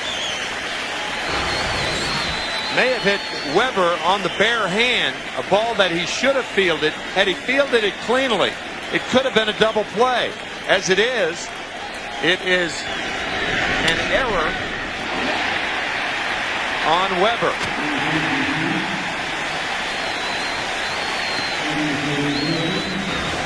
We've seen that reaction from Benji Gill tonight, and now from Ben Weber, and I would be very, very surprised if Percival's not in the ballgame. Well, they called the trainer out after Weber had that ball hit him somewhere, it looked like, on the pitching hand or wrist. Yep. So the trainer and Mike Socia now trots out as they look at the, it's like the thumb or the wrist area of Ben Weber. Let's take another look at it, a little slower this time, as the tying runs are on for New York. Yep. Maybe the middle finger, perhaps. Now it starts hurting. Ben was trying to wait for the play to be completed. Change the official scoring call. It's now a single. No error. And Mike Socia and Bud Black and Ben Weber all talking about it, but I don't know how after last night's experience you can leave Weber in the game. No, I don't either. The experience of last night, the experience of a ground ball back to him. I mean, you could use an injury as an excuse to bring in another pitcher, because Percival certainly is ready. But, Joe, as we said, you have to bring in Troy Percival right here. Well, again, because of the injury, they don't necessarily have to bring Percival in. Right. They can call somebody who has not been loosening. Weber into the dugout. And they're waiting to make sure that Percival's the one that's called.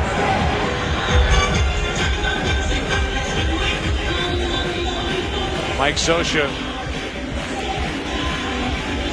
This looks like it's going to be Donnelly. That Socia is going to make a move for Donnelly. Why is Percival warming up if you're not going to bring him in?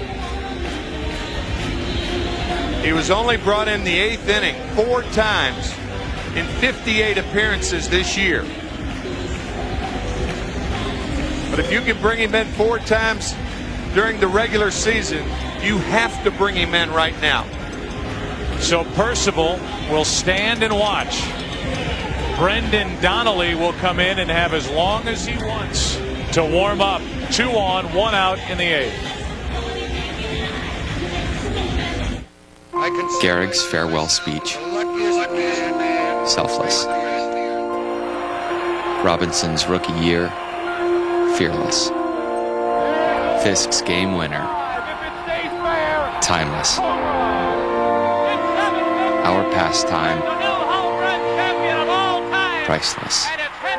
There are some things money can't buy. For everything else, there's MasterCard. Devoted fan of Major League Baseball and its most memorable moments. This is Dan. This is the joint that Dan bought. This is the dealer who sold the joint that Dan bought. This is the smuggler that smuggled the pot to the dealer who sold the joint that Dan bought. This is the cartel that uses the smuggler that smuggled the pot to the dealer who sold the joint that Dan bought. And this is the family that was lined up by Dan's cartel and shot for getting in the way.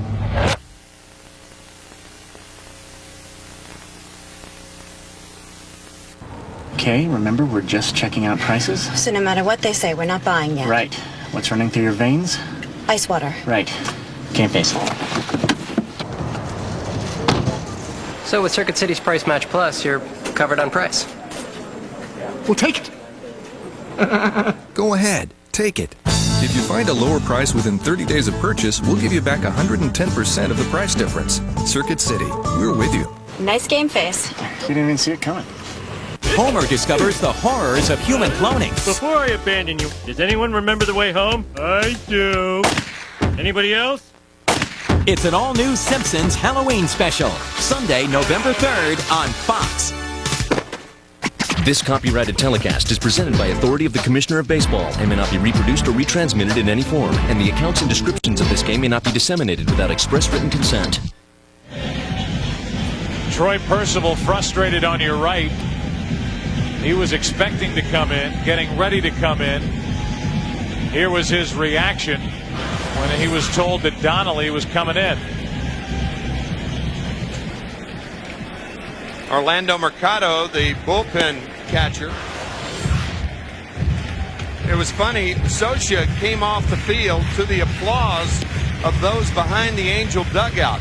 The applause, I guess, for not bringing Percival in the game. Well, when they announced Brendan Donnelly, a roar went up in this Yankee Stadium crowd. Why? Because last night, with the game tied, Donnelly gave up the 3-run shot to Bernie Williams. And not only is Weber back in there the night after, he's the one that started trouble. Here's Donnelly getting another crack at it with one of the game's best closers standing in the bullpen. The tying runs are on. The go-ahead run will come to the plate in the person of the pinch hitter, John Vanderwall. Say what you will about strategy. This might be the most courageous move I've ever seen in the postseason. Right or wrong? Right or wrong. Mike Socia could have made the easy call and gone to Percival. You remember how he opened up his press conference today to the media. He said, before I start, how many of you would have brought Percival into the game last night in the 8th? And everybody raised their hand. You could put that over the PA now, and everybody in this ballpark would raise their hands, including us. Donnelly will face Vanderwall with 2 on, 1 out. And he ties up Vanderwall, who had an awkward swing at a pitch in under his hands. Major League scouts are scouting last night and tonight's game, and they're going to make Brendan Donnelly their stopper next year, based on the last 2 days. Tying runs are on, 7-5 Anaheim in the 8th. Vanderwall can't catch up. And now Vanderwall in the hole, 0-2. Good high fastball from Donnelly.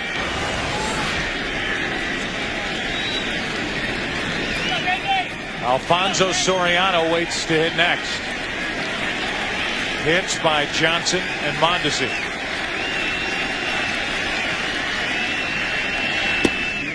Ball 1. Talk about food for thought. This is a whole year's supply. My gosh. Vanderwall trying to add his name on the long list of late inning heroes for the Yankees here at Yankee Stadium. And Donnelly trying to do what he couldn't do last night in the 8th. Get outs. It was 0-2, now it's 2-2. Just missing. A key pitch again. 2-2. Runners on at first and second. But this pitch is out of the strike zone, and the runners could be running 3-2.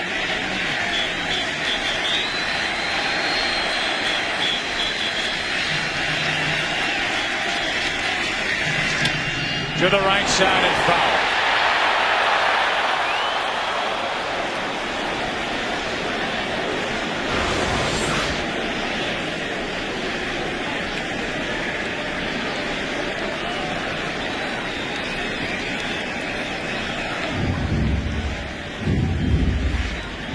Vanderwall, who in the mid-90s was the best left-handed pinch hitter in the National League, playing for Don Baylor in the Colorado Rockies.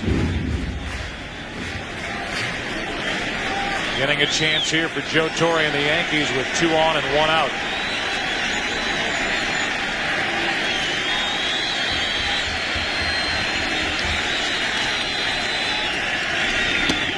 Got him on the outside corner, 2 out.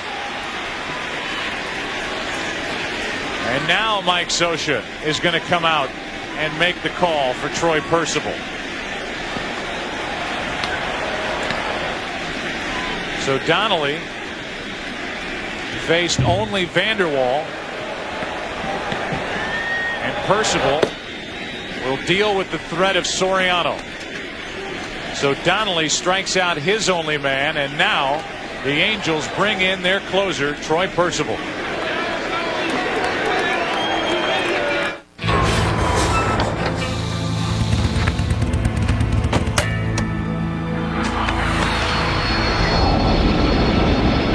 I hate it when he does that. Sorry about the dust. Come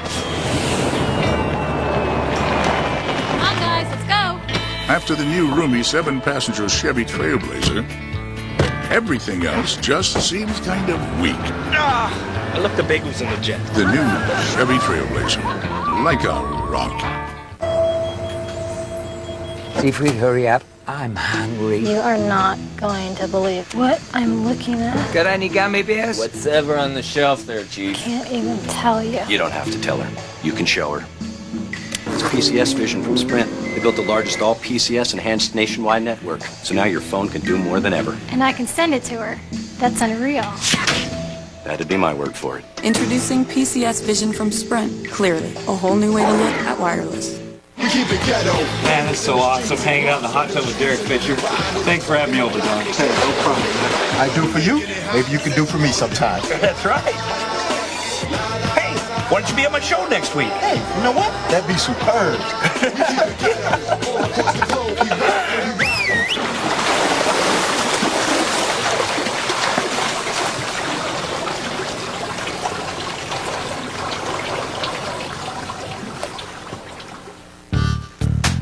America, I hope you sit down because I got some bad news. Bernie Mac has been benched.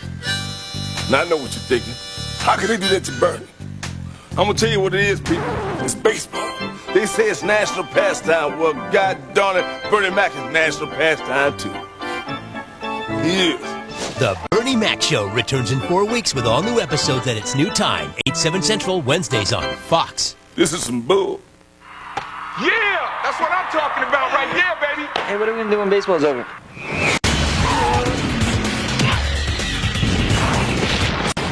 Something will come up. Fastlane returns Wednesday, October 30th on Fox.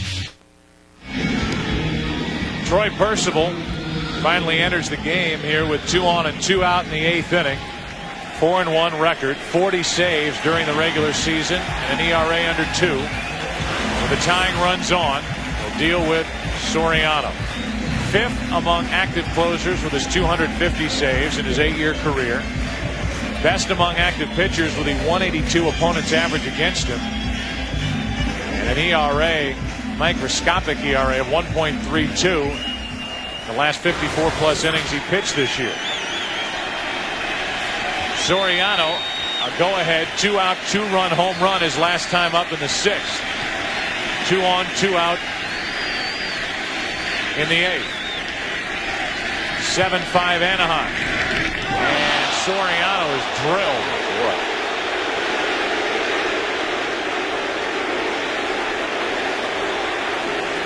Fans booing as though Percival meant to do it. I'll tell you, if last night's was a second guesser's delight, tonight is a head scratcher's delight.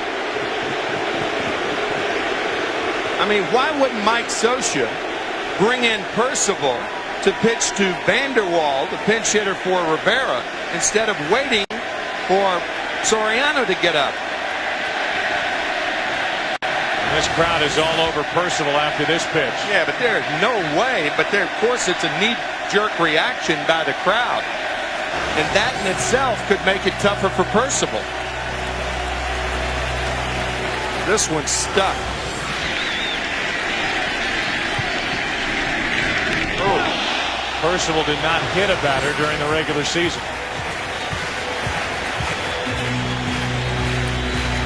But he hits the first man he faces in postseason. And who stepped to the plate? Derek Jeter.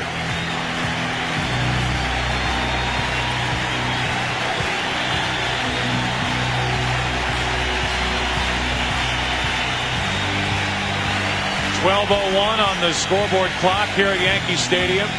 And Derek Jeter, who has homered tonight, 3 out of 4. Bats with the bases loaded, and the Yankees down by 2.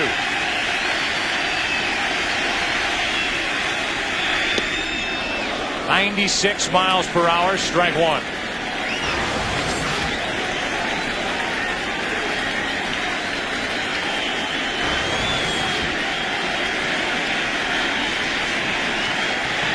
Two hits and 11 trips for Jeter against Percival. We're in the 8th.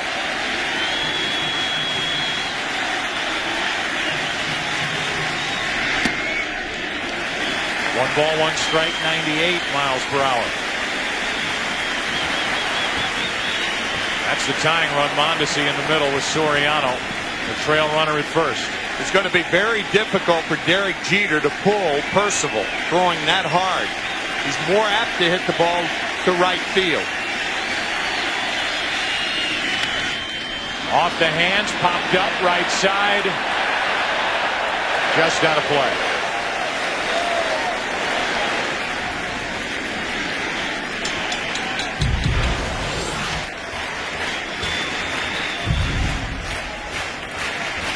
Ball really riding out of the hand of Troy Percival. Percival just eats right-handers up.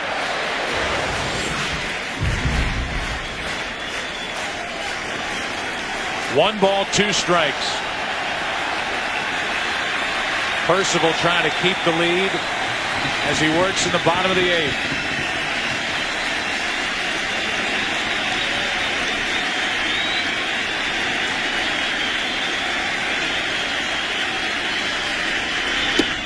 Got him on the outside corner.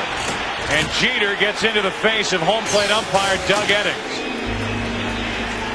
The Yankees leave the bases loaded as Percival comes in, hits Soriano, and gets strike 3 called on that pitch to Jeter. It sends us to the 9th in game 2. 7-5, the Angels on top.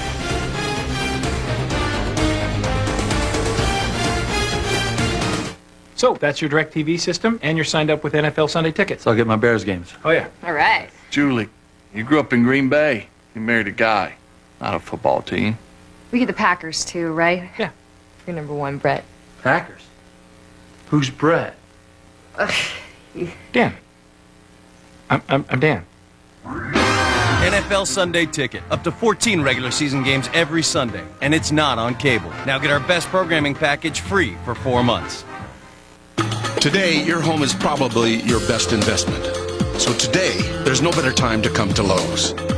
Lowe's Hardware Help Desk has experienced specialists that can cut, size, and customize.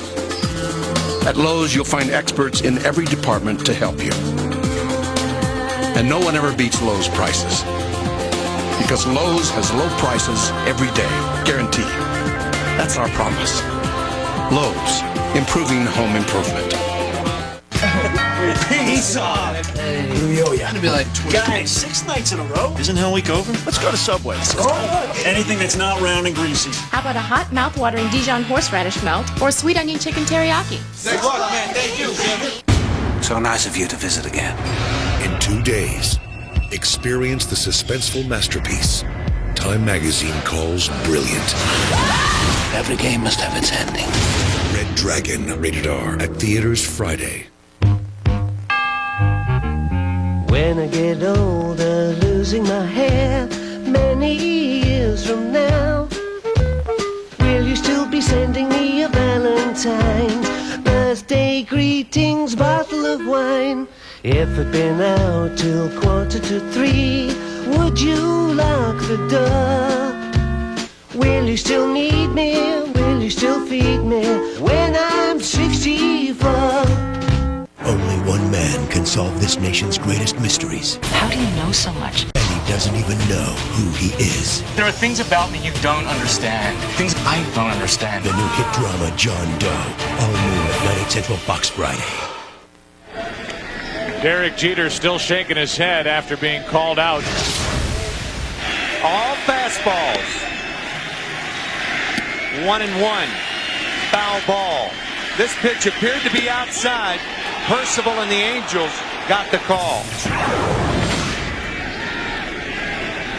Now Jeff Weaver takes over and sends a breaking ball over the outside corner for strike one to Tim Salmon, with Garrett Anderson and Troy Gloss to follow. Heart of the order for the Angels as they try to add to a 2-run ninth-inning lead.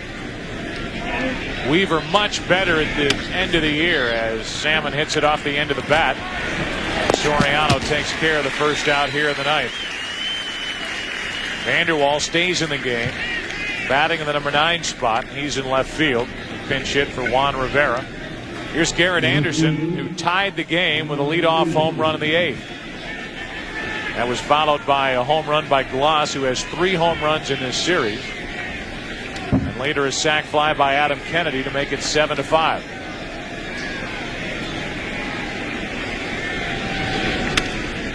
Into left field, down the line, and slicing foul.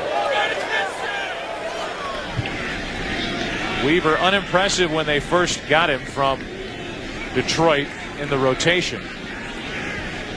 But in his final 11 appearances, went 4-2 with a 1.94 ERA. In final 6 appearances, allowed only 3 earned runs in over 30 innings pitched.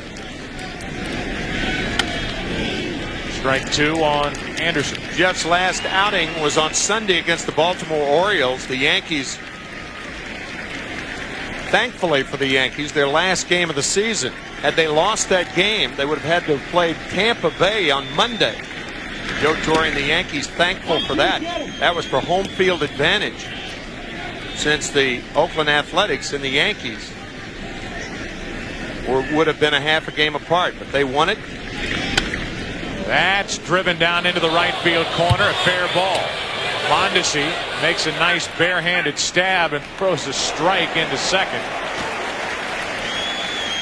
It's a hard hit single. Garrett Anderson not running that hard to first base. It was odd because if this ball bounces around, Mondesi made a great play, but he's not running that hard. Right here, a little timid going around first base. But in fairness to Garrett in that particular play, you are wary with Mondesi as the right fielder. You don't want him to throw behind you. If you get off too far, he can do that. Nice play by Mondesi. Here's Gloss. He's only hit tonight the home run last inning, which put the Angels on top. They hope for good. The crowd on the home plate umpire Doug Eddings.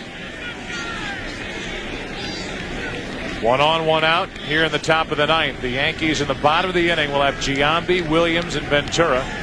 Anybody gets on Posada against Percival. 1 ball, 1 strike.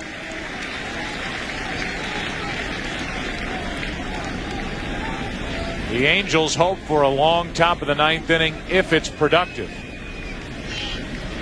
If it's not, and it takes a while during this at bat, it may work against Percival, who's sitting over on the dugout bench. That's low, 2 balls and a strike. And normally you don't want that unless you score a heap of runs. Bill Stoneman has done a terrific job in putting this Angels team together. A good mix of old and young. Apier, one of the veterans, started tonight. That is a rocket up the middle. Anderson will take the turn and go to third. Weak throw by Williams, and it's first and third, 1 out. The Angels have been aggressive running the bases since the game started last night, and it has paid off time and time again. I think especially tonight, Joe, with them taking advantage of Bernie Williams' poor throwing arm in center field. That was not an easy play to go to third because he had to hold up initially to see if the ball would have been caught. Well, Mike Stanton was in the game. Joe Torre elected to go to Weaver to start this ninth inning fresh, and Weaver is allowed back-to-back singles after Salmon grounded out. And here's Spezio's had a nice night with a home run and an RBI single, a chance to add to the 7-5 ninth inning lead.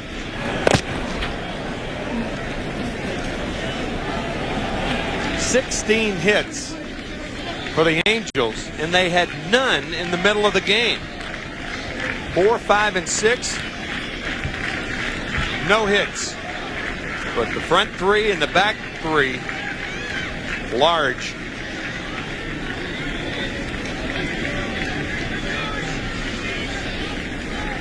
Spezio pops it foul. NLDS Game 2 tomorrow night, 8 Eastern, 5 Pacific. The Giants at Atlanta. And the Braves trying to win Game 2 to even the series before it goes out to San Francisco. Kirk Reeder, the left-hander. Kevin Millwood, the right-hander, will hook up.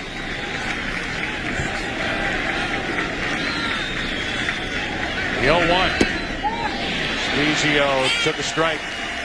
No balls, 2 strikes. These two teams meet again at 5 o'clock Pacific time on Friday night. Mike Messina and Ramon Ortiz. Good breaking ball from Weaver.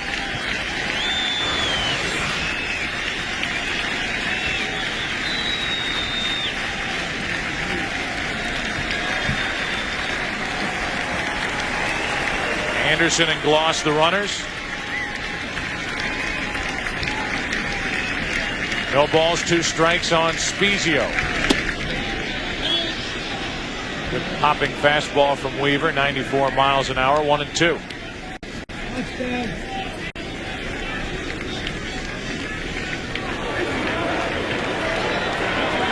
I mentioned last night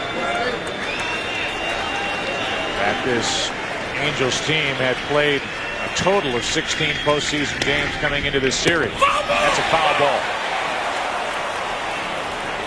And a good thing for the Yankees because the Angels would have tacked on another one had it not been fouled. Nice play by Nick Johnson, but if it's a fair ball, his only alternative is to touch first. In no position to throw, and Anderson would have scored easily. That ball fouled by about 8 inches. So the count's still 1-2 on Spezio. Fulmer is in the on-deck circle. Higgins was in that spot.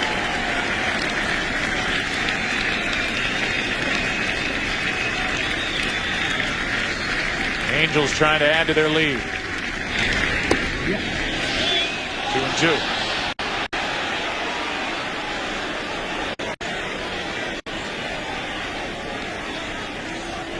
There's Brad Fulmer.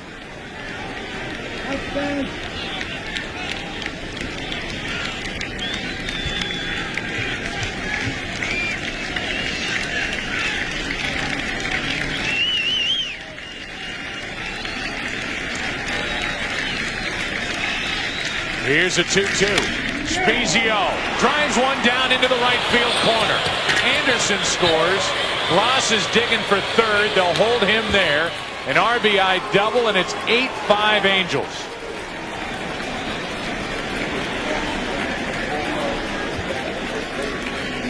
Scott Spezio with 3 RBIs, 3 hits, is singled, doubled, and homered. A flat slider from Jeff Weaver.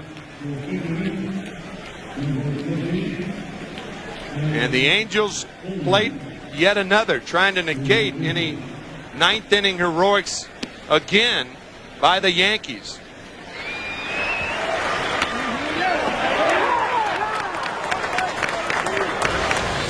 They're going to intentionally pass Fulmer. Load the bases for the catcher Benji Molina.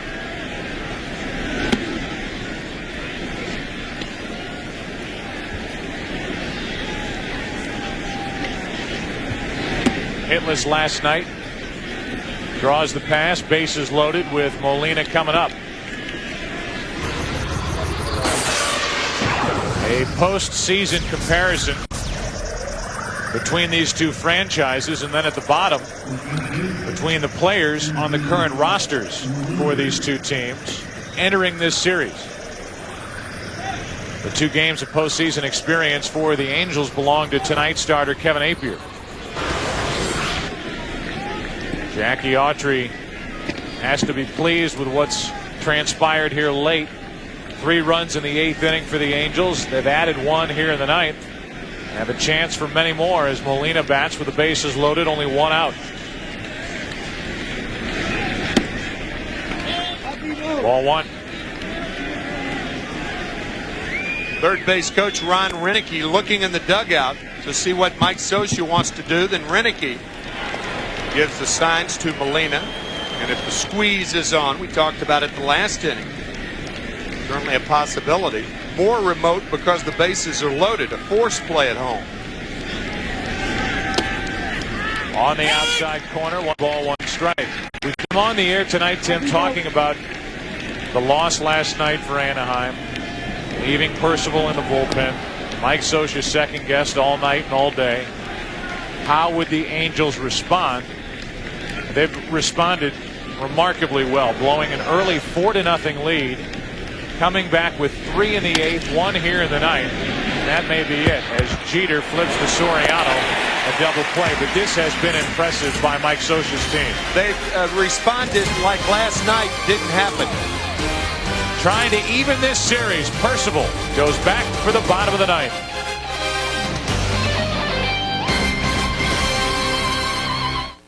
We keep it ghetto. Man, that's so awesome. Hanging out in the hot tub with Derek Fisher. Thanks for having me over, Don. Hey, no problem. I do for you, maybe you can do for me sometime. That's right. Hey, why don't you be on my show next week? Hey, you know what? That'd be superb.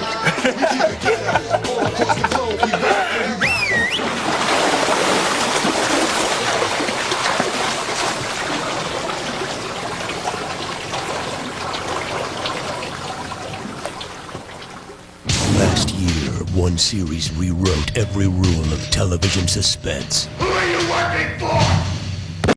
This season, 24 will break them completely. This cannot leak out to the public. No! Are you out of your mind?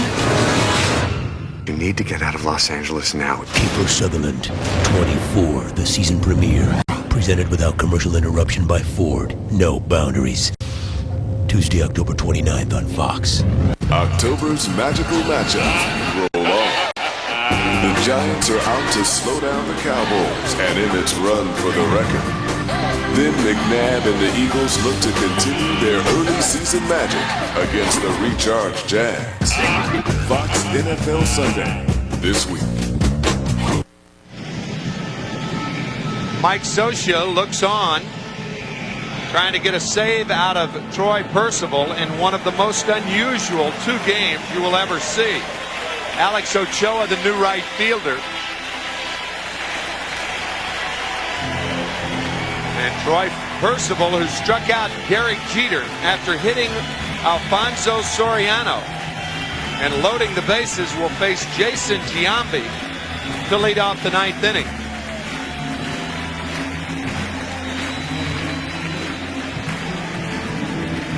We mentioned earlier 4 appearances in 58 of his 58 were in the 8th inning this year.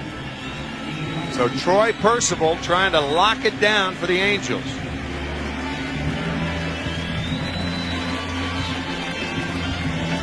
It'll be the heart of the order, so Percival will be tested. It starts with Giambi, it goes to Williams, and then Ventura. This would be a remarkable win by the Anaheim Angels if they can hang on. And they have one of the best in the business, Troy Percival, on the mound trying to do just that. Swinging at the first pitch and a base hit through the left side for Giambi. How about that? And one of the few times that the Angels did not employ the shift. That's the signal to play behind Giambi, of course. But Giambi, of all things, with a base hit the other way, and the Angels weren't employing the shift then because of the speed of Percival. Most guys can't pull him.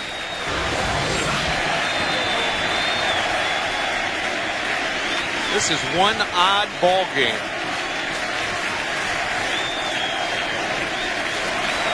A 4-hour game, game 2. It ended last night 8-5 in favor of the Yankees. It's 8-5 tonight in favor of Anaheim. First pitch swinging both Yankee hitters, with the Yankees down by 3 in the 9th.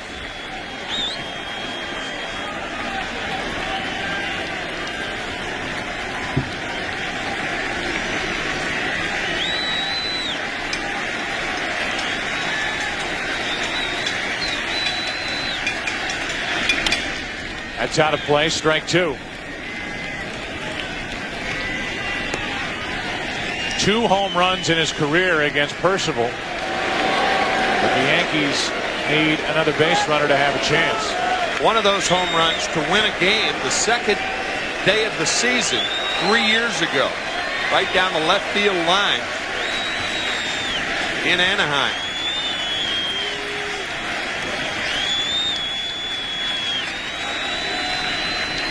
The 0-2.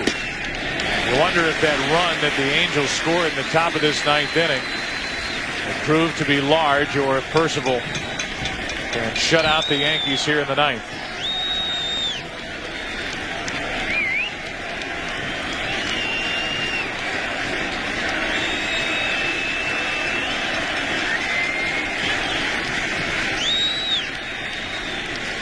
Mike Messina, the starter on Friday evening. Mike.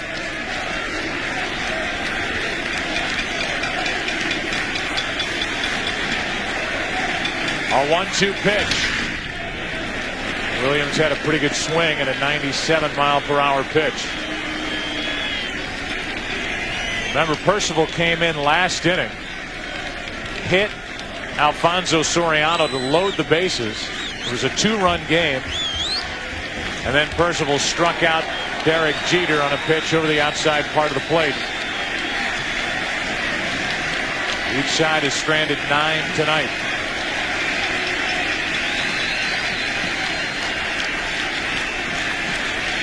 One ball, 2 strikes. 1 out.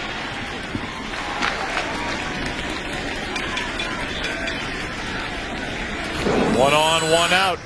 Here is tonight's All-State right hands defensive play of the game.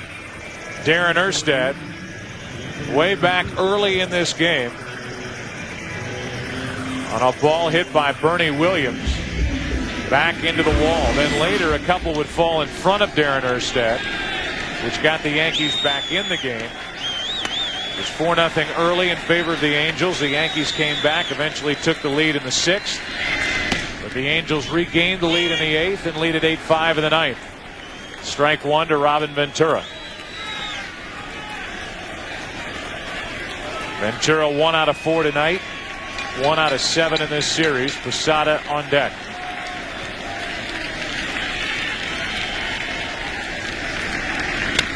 Into right field, a base hit. And the tying run will come to the plate. Giambi goes first to third. On Ventura's second hit of the night.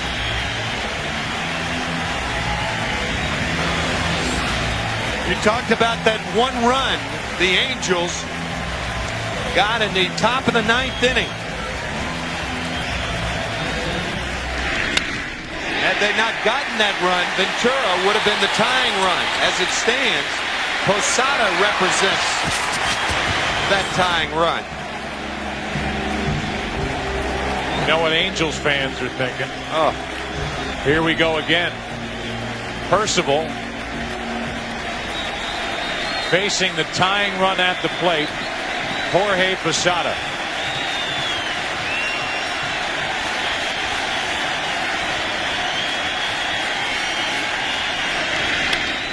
A little flare to left. That's going to fall for a hit. And now the tying runs are on. It's 8-6. And you may get a runner for Posada right here because he represents the tying run as Giambi scores. Enrique Wilson will be the pinch runner. The Yankees under Joe Torre have 57 postseason wins. 18 of the 57 they've trailed in the 7th inning or later. 3 hits in the inning. 2 on, 1 out. And the potential tying run is Enrique Wilson running for Posada at first. And Nick Johnson, who hit 15 home runs during the regular season, stands in with that short right field porch here at Yankee Stadium.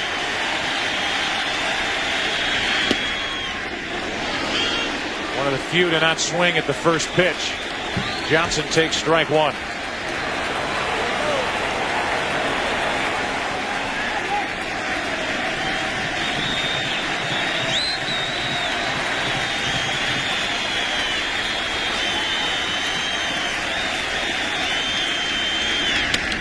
That's out of play.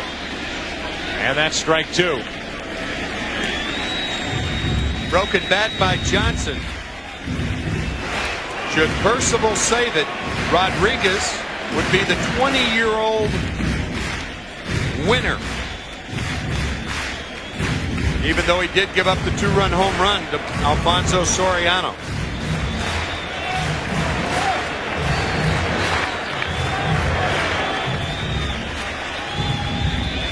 Percival relieved in the 8th. Got out of trouble. Right back in trouble. A run is scored. The tying runs are on. 1 out. Game 2 with the Yankees up 1-0. Raul Mondesi on deck. The 0-2 to Johnson.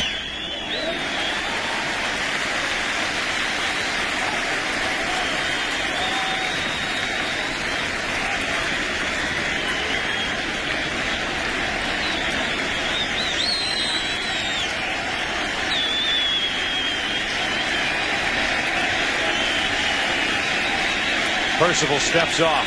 Johnson's long ball is Percival's weakness. Anything down in the strike zone to give Johnson a chance to golf it out of here. That's his strength. To the right side, it's a foul ball.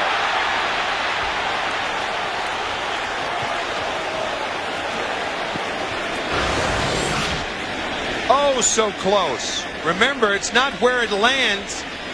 It's where it goes over the bag, and that ball was clearly foul.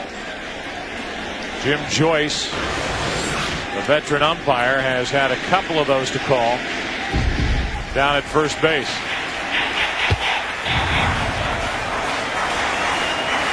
Still 1-2 on Nick Johnson.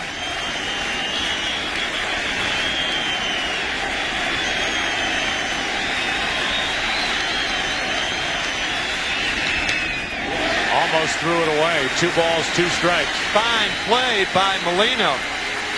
If that ball gets fine, then you have the potential tying run in scoring position. Nicely done.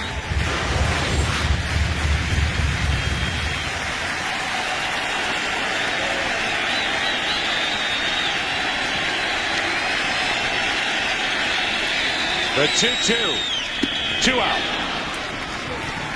97 miles per hour. And now Raul Mondesi, a mid-season pickup from Toronto, will be the last hope for the Yankees. A high fastball gets Johnson.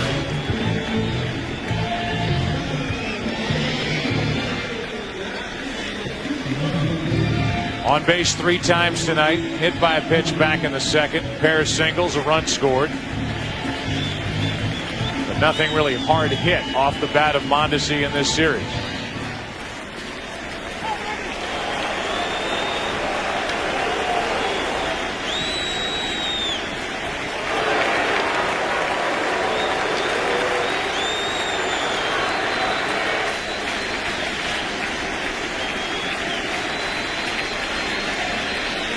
The longtime Dodger Raul Mondesi waits with 2 on.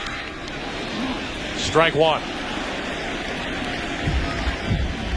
Consistent readings on the radar gun of 97 miles per hour from Percival. That's 97 and riding high to these Yankee hitters. No home runs. 26 career postseason at bats for Mondesi. Tying runs on, 2 out.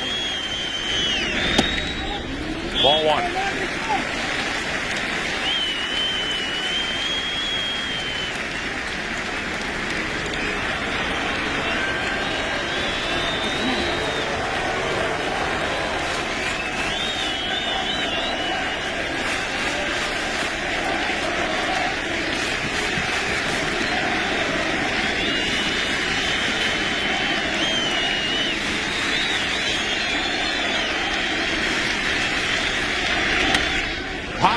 up. Who wants it? The shortstop Eckstein. And the Angels have tied this series at a game apiece. Percival relieved in the 8th. Ends up with the save working through the 9th. It was indeed an impressive win tonight from Mike Scioscia's Anaheim Angels. Getting off the mat and beating the Yankees and tying this series. Blowing an early 4-0 lead. Soriano put the Yankees on top in the 6th. But back-to-back home runs by Anderson and Gloss put the Anaheim Angels on top. A run later in the inning, another in the 9th. And the Angels and Yankees will head to Southern California with this division series tied 1-1. For more information on tonight's game and for the latest information on Major League Baseball, go to foxsports.com. For Tim McCarver, I'm Joe Buck. So long from New York. Jeannie Zelasco and Kevin Kennedy will be along in the Fox Television Center with some final thoughts after these messages. Mike Scioscia's team is scrappy. They were not intimidated here in New York. They came back to win game 2. The series tied 1 each. So long.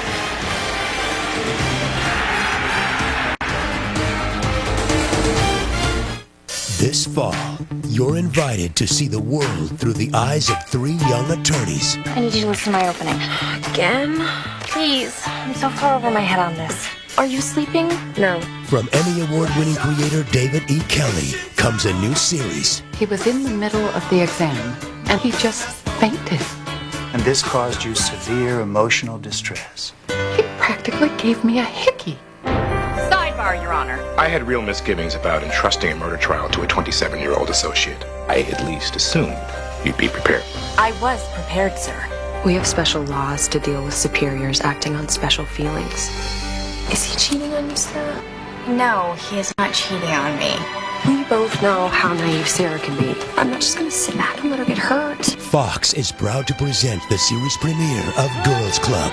You're ready, and you can do this. Monday, October 21st at 9/8 Central on Fox. This is John Beard. Tonight at 10, take a ride on the wild side. Why skydive when you can sky drive? Meet these daredevils with a social conscience as they make their political statement 2 miles in the air. Tonight at 10.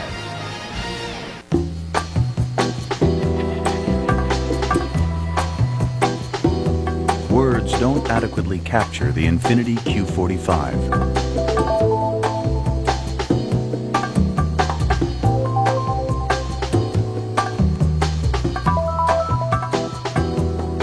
But some come closer than others. The 340 horsepower Q45 from Infiniti. What if the success of all your projects could be determined before you start them? What if your home could be a true reflection of you? Whether it's finding a right color, creating a unique look, or capturing a certain feeling, when you want to beautify and protect your home and you want to do it right, do it with Behr paint stains and waterproofers. Behr, get it right every time. Oh boy, the Angels are back. To back, no less. What a difference a swing makes. And it appears Mr. Scioscia learned his lesson. Not before he schooled us, Kevin. Percival's not in yet. After Donnelly comes in, finally Percival for the 4-out save. Bases loaded, strikes out Derek Jeter, finishes it off. The Angels, a big comeback win tonight after a great start. Percival gets the save. A little bit rough, though, in the bottom of the ninth. Game 2 of the ALDS in Oakland. Now we see the lefty from the A's. Yes, Mulder pitched today, 1 for 11. That's what the Twins were versus Mulder. They're going to see Barry Zito on Friday.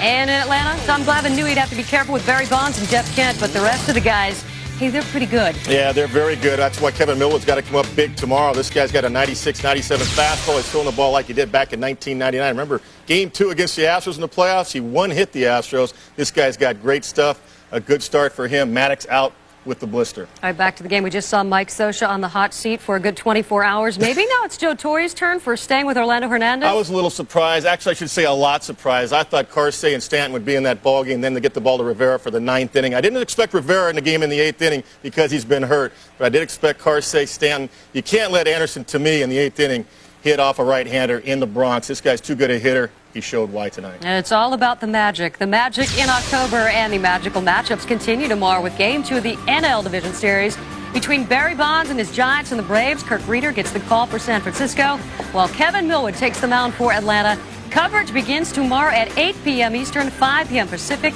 on Fox. The magical moments continue to unfold. For Kevin Kennedy, I'm Jeannie Velasco. More magic tomorrow. We will see you back here tomorrow night.